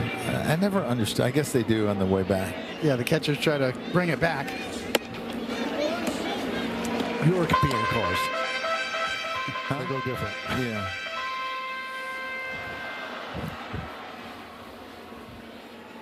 Two and 2 on Wells. Line down the left field line, but slicing foul.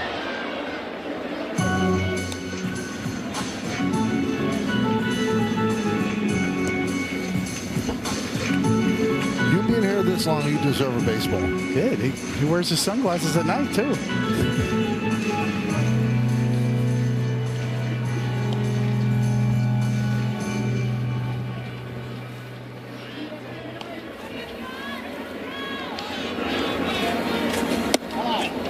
Fauché gave up an unearned run last night. He walked Stanton, who then stole second and scored on a pass ball. Caballero on deck. Wells has worked the count full. And Fauché deals. High drive, left field. Conine back, still back. He's on the track, reaches up and makes the play. You know, when you're struggling and you put a good swing on a ball like that, I mean, it's extremely frustrating. And it's really hard for a lefty to go the other way, especially this time of year when it's cold. The ball doesn't carry quite as well to go deep. But he hit that ball really hard. To me, that's a good sign. It's Caballero 0 for 3, 4 for 30 on the year. 1-0.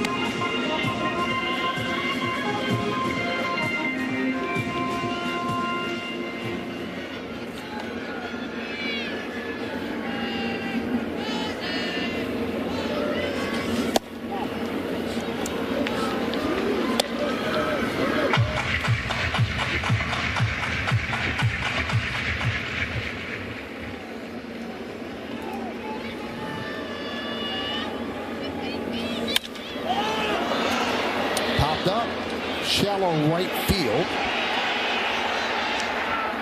And Casey makes the play.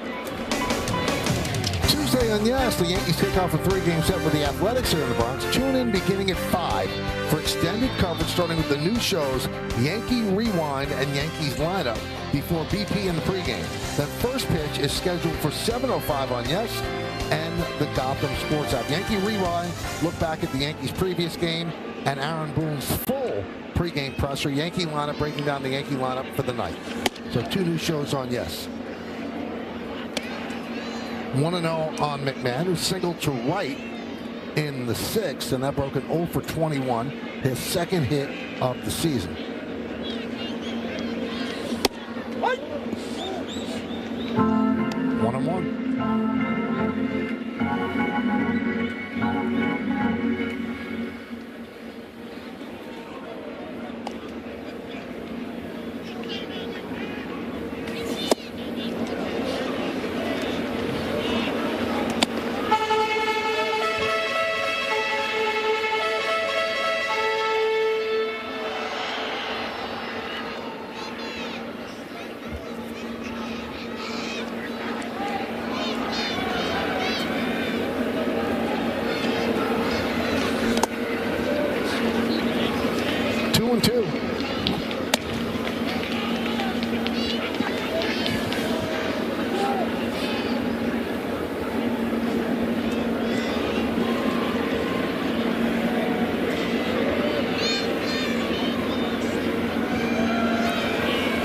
just wants to talk with him. Something that we haven't seen a lot. The catcher just going out by himself. Their pitching coach comes out a lot, but You almost need to call him out. He's the one making the signs. yeah.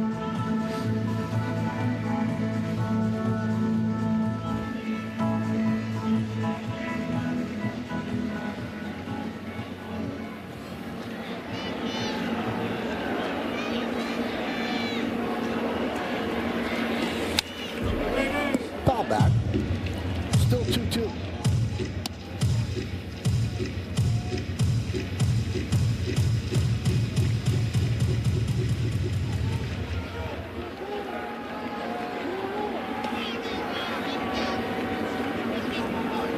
And the pitch. 3-2.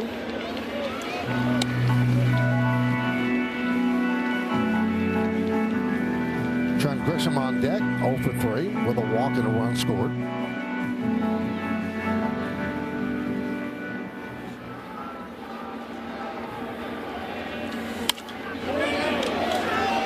You know, you guys are talking about Stanton and not pinch running for him because he could come back up in the ninth. That's looking very prescient at this point. But the key is if you can get McMahon on here, even with 2 outs, and then Grisham, then you can get Judge and up with men on base. Yeah, and for the Yankees to win, Stanton's going to have to hit. And McMahon works the walk with 2 outs. 2 good at-bats in a row, Michael. The single, the hard single to right field, and then he got behind in that at-bat. He was able to work a walk, and now you have power coming up. And Grisham, who had 34 home runs last year. And then Judge, if it gets to him. Now, if you're on the mound, you've got to go after Grisham. Yes, you can't mess around. You won't want to see Judge in this inning. Well, you saw that stat, 27 walks for the Yankees in the series. 6 more today.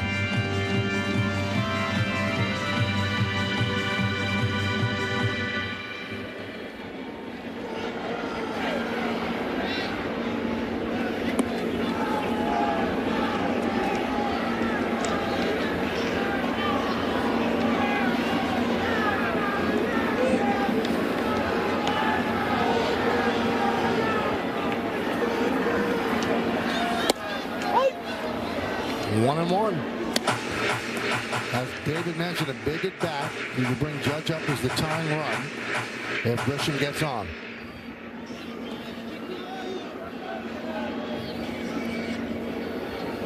Judge getting a little scouting report. 2-1.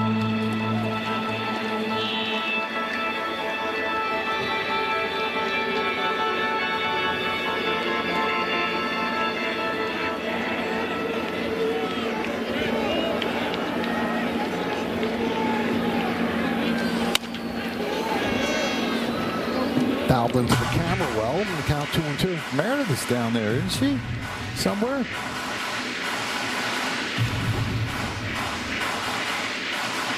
There she is. See her head pop up? There she is. Guys, that one missed me, thankfully.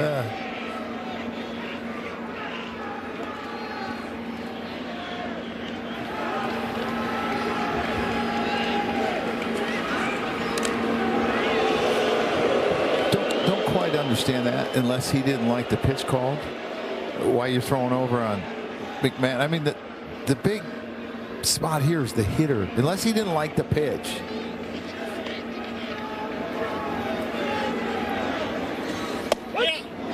Right down the middle. And Grisham down looking. No runs, no hits, no errors. 1 man left. We're going to the 9th inning. Miami 7, New York 4. This copyrighted telecast presented by authority of the New York Yankees may not be reproduced or retransmitted in any form, and the accounts and descriptions of this game may not be disseminated without express written consent of the New York Yankees. Owen Casey leads off. Pinch hit in the 7th and struck out.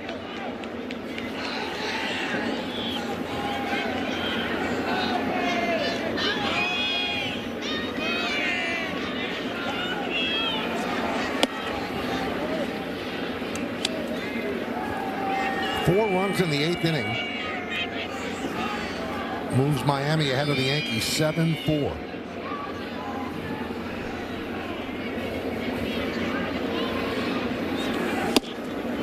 Oh!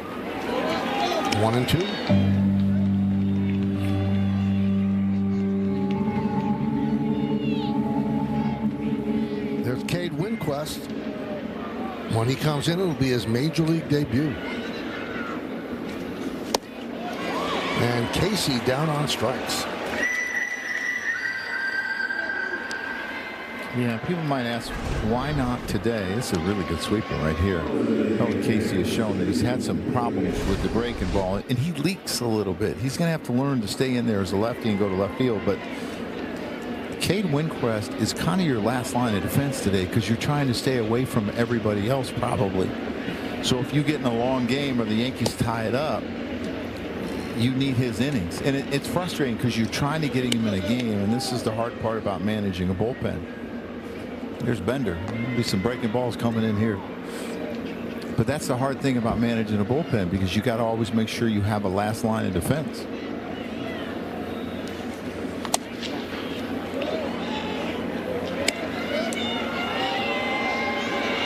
And 35-minute delay at the start of the game. The announced crowd of 34,807 here on Easter Sunday. Ground ball, Caballero. He backhand sets. 2-away. Well, fans, Yankee games are on Yes, and they're streaming live on the Gotham Sports app, included for free with your eligible TV provider subscription. Download and sign into the Gotham Sports app now and check out all the great Yankees content, including game highlights, post-game sound, and much more. Coming up for the Yanks, bottom of the 9th, Judge, Bellinger, Rice, and if anybody gets on, Giancarlo Stanton. Here's Jacob Marcy. And a strike.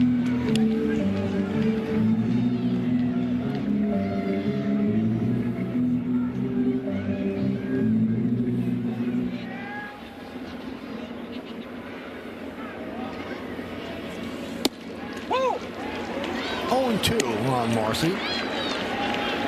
In a day and age of power fastballs of 98 miles an hour, here's a guy out there throwing 88 and getting it done.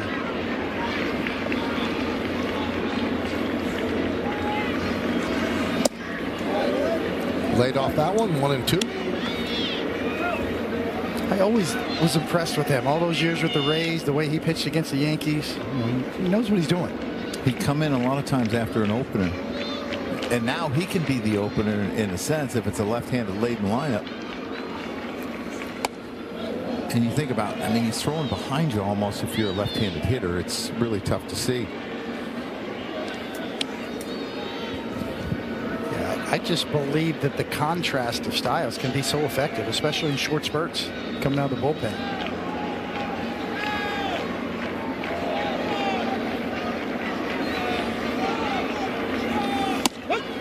Strike 3. Good inning for Ryan Yarbrough. Yankees down by 3. We go to the bottom of the 9th. Do they have a rally in their bones?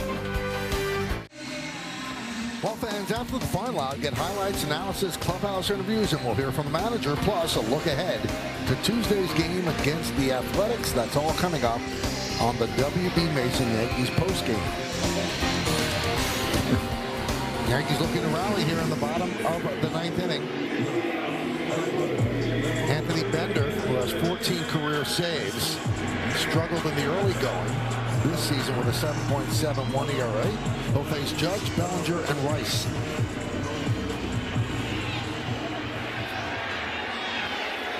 Judge 2 for 4.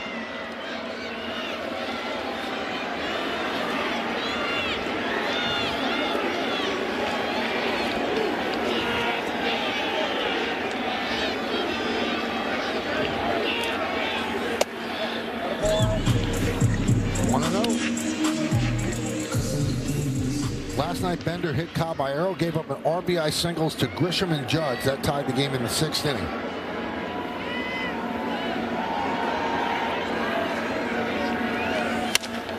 Ground ball, third base, playing deep. Sanoa. gets the hustling Judge, one away. Tuesday on Yes, the Yankees kick off a 3-game set with the Athletics here in the Bronx. Tune in beginning at 5 for extended coverage, starting with the new shows Yankees Rewind and Yankees Lineup before BP and the pregame. The first pitch scheduled for 7:05 on Yes and the Gotham Sports app.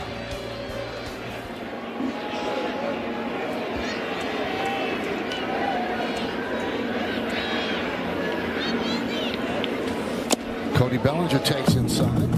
I love those gold jerseys that the A's feature when they're on the road. Nothing like it.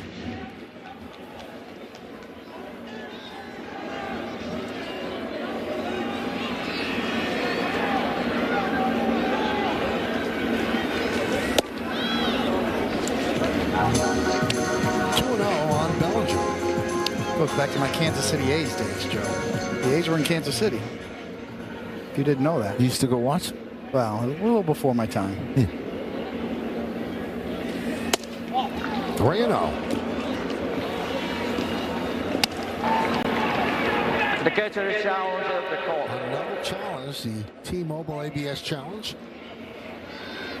They got one The call wrong. is confirmed. Miami has one challenge left. Could be the turning point. What were they, 10 for 11 before that? Yeah, got it wrong by a lot, too. He's been back there a lot last couple days. What? 3-1.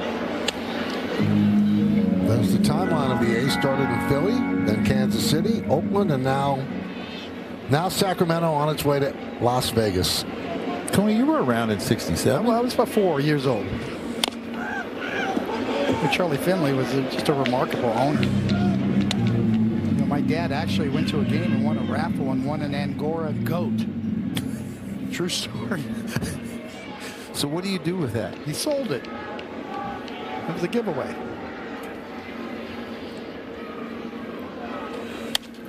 Another foul ball.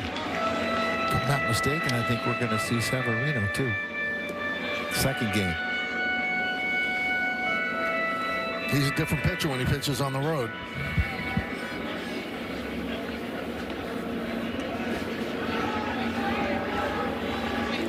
(3-2). And he walked him. So the Yankees get a base runner. One more. That brings up Stanton as the tying run.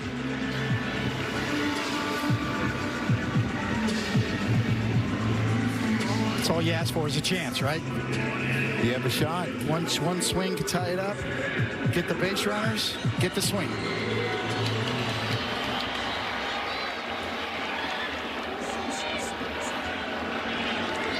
Then Rice, 1 for 2, 2 walks. The walk to Bellinger was an 8-pitch at bat. First pitch to Rice is a strike. Bellinger's walked 3 times today. Rice twice.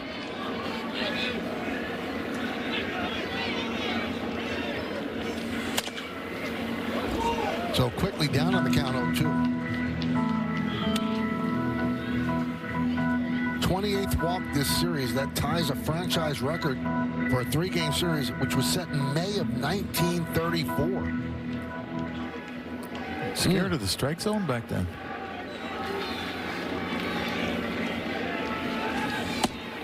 A pretty good lineup they had in 1934.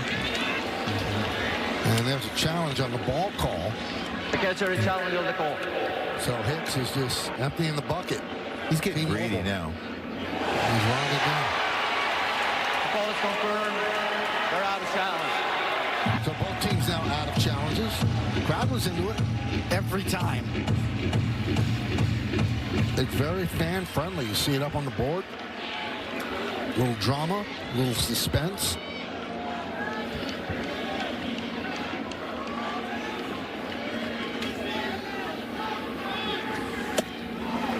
And I don't think there's any reason to have a challenge in your back pocket when the game's over. You might as well use it.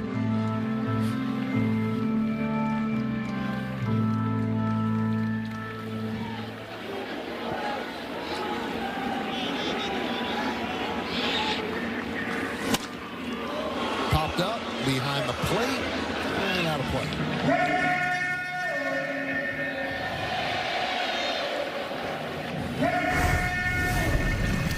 Rice, first inning 3-run homer off of Fairbanks. I mean, it looked like it was going to be a great day for the Yankees. They were behind 1-0 in the top of the first and went ahead 3-1 on that. Haven't done much since. Only 1 run.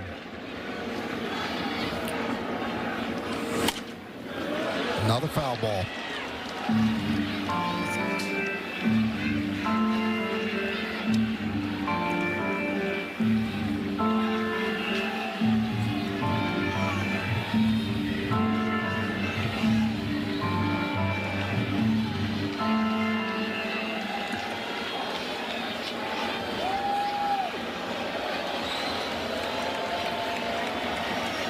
The 2-2. 3-2. What a great take. That one's right there. That's a hard pitch to lay off of. And that's a pitch that we've seen him swing at in this series. You see this below the zone? Yeah. So it's a ball. They're out of challenges, thank goodness. This is the 8th pitch coming up.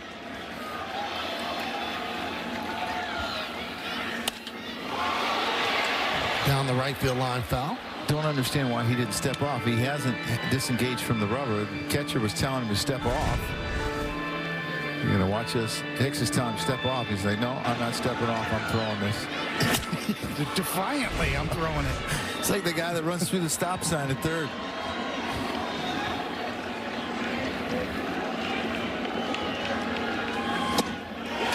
And that's a new record for the Yankees for a 3-game set with walks. And that brings up Stanton as the tying run. This is all you can ask for, Coney. That's why you don't pinch run for him earlier, because you never know when you're going to be in this situation. Now, if he's able to hit a 3-run homer, or if he gets a base hit, then you pinch run for him. This is a big at bat. Yankees got a couple big at bats because Chisholm has a lot of power behind him as well.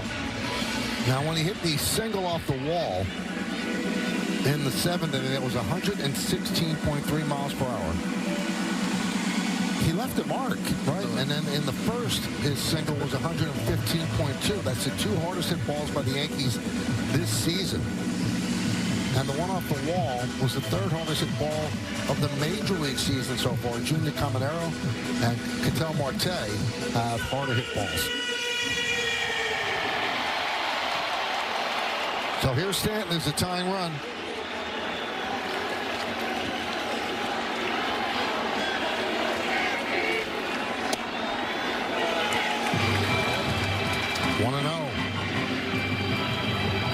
Bellinger at second, Rice is at first. Stanton never moves out of the box, just waits for the pitch. That one just clipped the outside corner. Yeah, this is going to be a little bit off the plate. Has that comeback to it.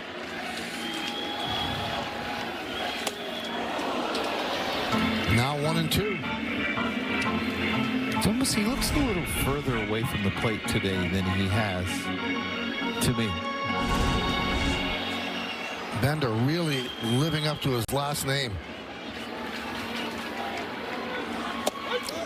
Strike 3.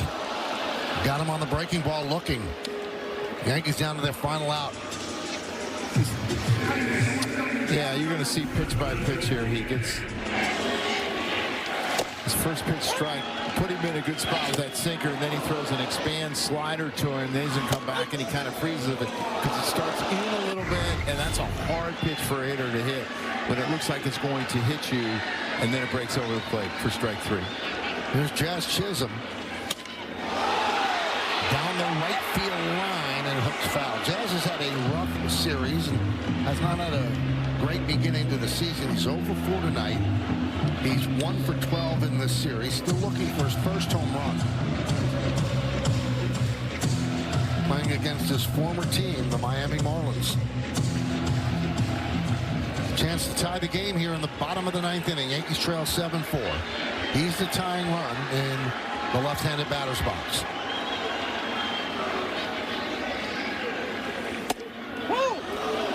And the Yankees down to their final strike. Doval's up just in case.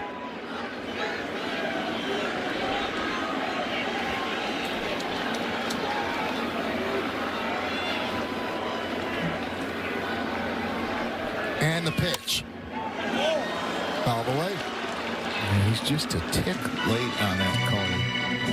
He's kind of falling across the plate a little bit. You got to worry about that two-seamer if he throws it in on you, but it just looked like he's a tick behind. A good pitch to hit there. Sweeper right down the middle to a lefty. Right-handed pitcher to a lefty. Dangerous pitch in this ballpark.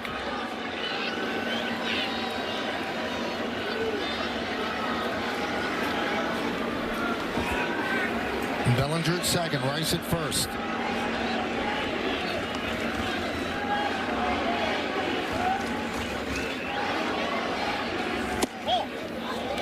Ball one.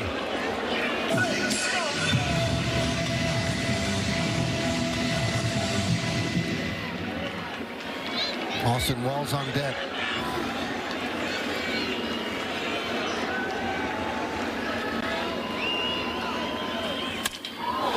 Driven into right center field. That's going to be in there for a base hit.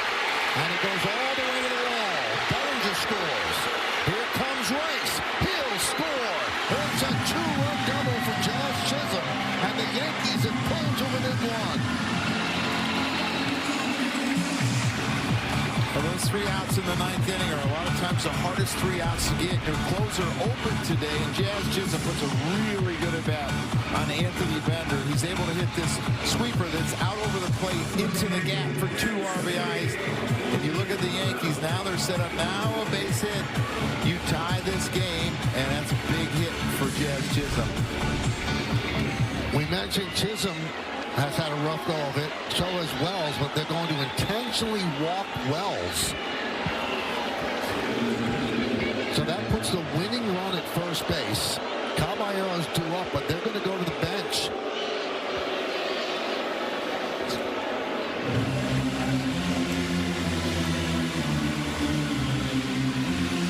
Let's see. I think it would be a Scar that would hit here. The Scar is the lone lefty. And you have Rosario, Grichuk, and Goldsmith from the right side. And it will be J.C. Escara. So an intentional walk to Wells. And the game in the hands of J.C. Escara, the backup catcher. It's good to see him get it in the bat yesterday. I mean, that it comes in big when you haven't hit in a while. You get a chance to get in the bat yesterday, and might be the difference in the game tonight. You know, the beauty of the new version of this Yankee Stadium is you got the batting cage right behind the dugout. So he was back there warmed up, getting swings. So pinch hitting for the Yankee shortstop Caballero, J.C. Escara. Tying run at second, winning run at first. And I always thought to be a good pinch hitter, you had to be aggressive because you're not into the flow of the game. I mean, and I'm not saying over aggressive, but you got to be ready to hit the first pitch because it might be the only one you get.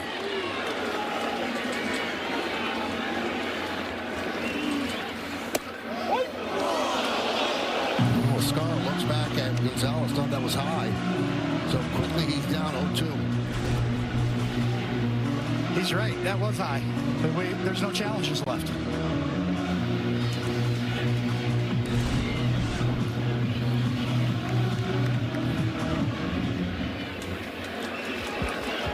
Jazz Chisholm's at second with the tying run. And the 0-2. Swing and a miss. And the Marlins take the final game of this series 7-6 as the Yankees leave 2 on base in the bottom of the 9th inning.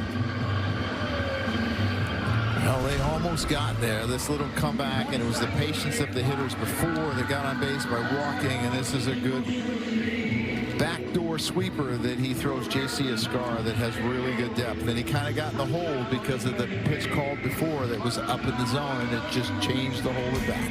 Yeah, the Yankees fall back. Came up short. Yankees 7-2. Marlins 6-3. We'll come back, wrap things up, post-game after that. Take a look at the game-changing drive of the game brought to you by Audi and the all-new Audi Q3. Well, in the 8th, Edwards was up with the infield in. He was in an 0-2 count, and he drives these 2 runs in to put the Marlins up 7-4. They would need that 7th run. He had a great series. He was 7 for 12 in the series with 4 RBIs. Really swinging the bat well. Now we take a look at the Chevy player of the game. Well, he may not get credit for the win, technically speaking, but Chris Paddock came out of the bullpen today as the bulk guy, and he gave them what they needed. Got through 4 1/3, 4 2/3 actually. 4 walks, 4 strikeouts, but held this Yankee lineup down, gave his team a chance to come back and win this ball game. So the Marlins salvaged the final game, 7-7-1, beating 6-7-1. Time of the game unmanageable, 3:24. King the win, Bender the save, Bird the loss. Paulie pinch hit go-ahead 2-run double in the 8th. Ben Rice 1 for 2, 3-run home run. And it was a 3-hour and 35-minute pregame rain delay here in the Bronx. Coming up on the Yes Network, stay tuned for the W.B. Mason postgame show with Bob Lorenz and Todd Frazier. Special thanks to producer Troy Benjamin, director Dan Mara, Mike Webb, and the executive producer of the Yes Network is Mr. Jared Ames Boschnack. Join us again on Tuesday as the Yankees welcome the Athletics to the Bronx. Coverage begins at 5 p.m. on Yes, with first pitch coming shortly after 7. Once again, the final score, it's the Miami Marlins 7 and the New York Yankees 6. For David Cohn, Joe Girardi, and Meredith Marakovitz, I'm Michael Kay saying see ya from Yankee Stadium in the Bronx. Happy Easter, everybody. Now let's go to Bob Lorenz and Todd Frazier standing by in the studio with the postgame show.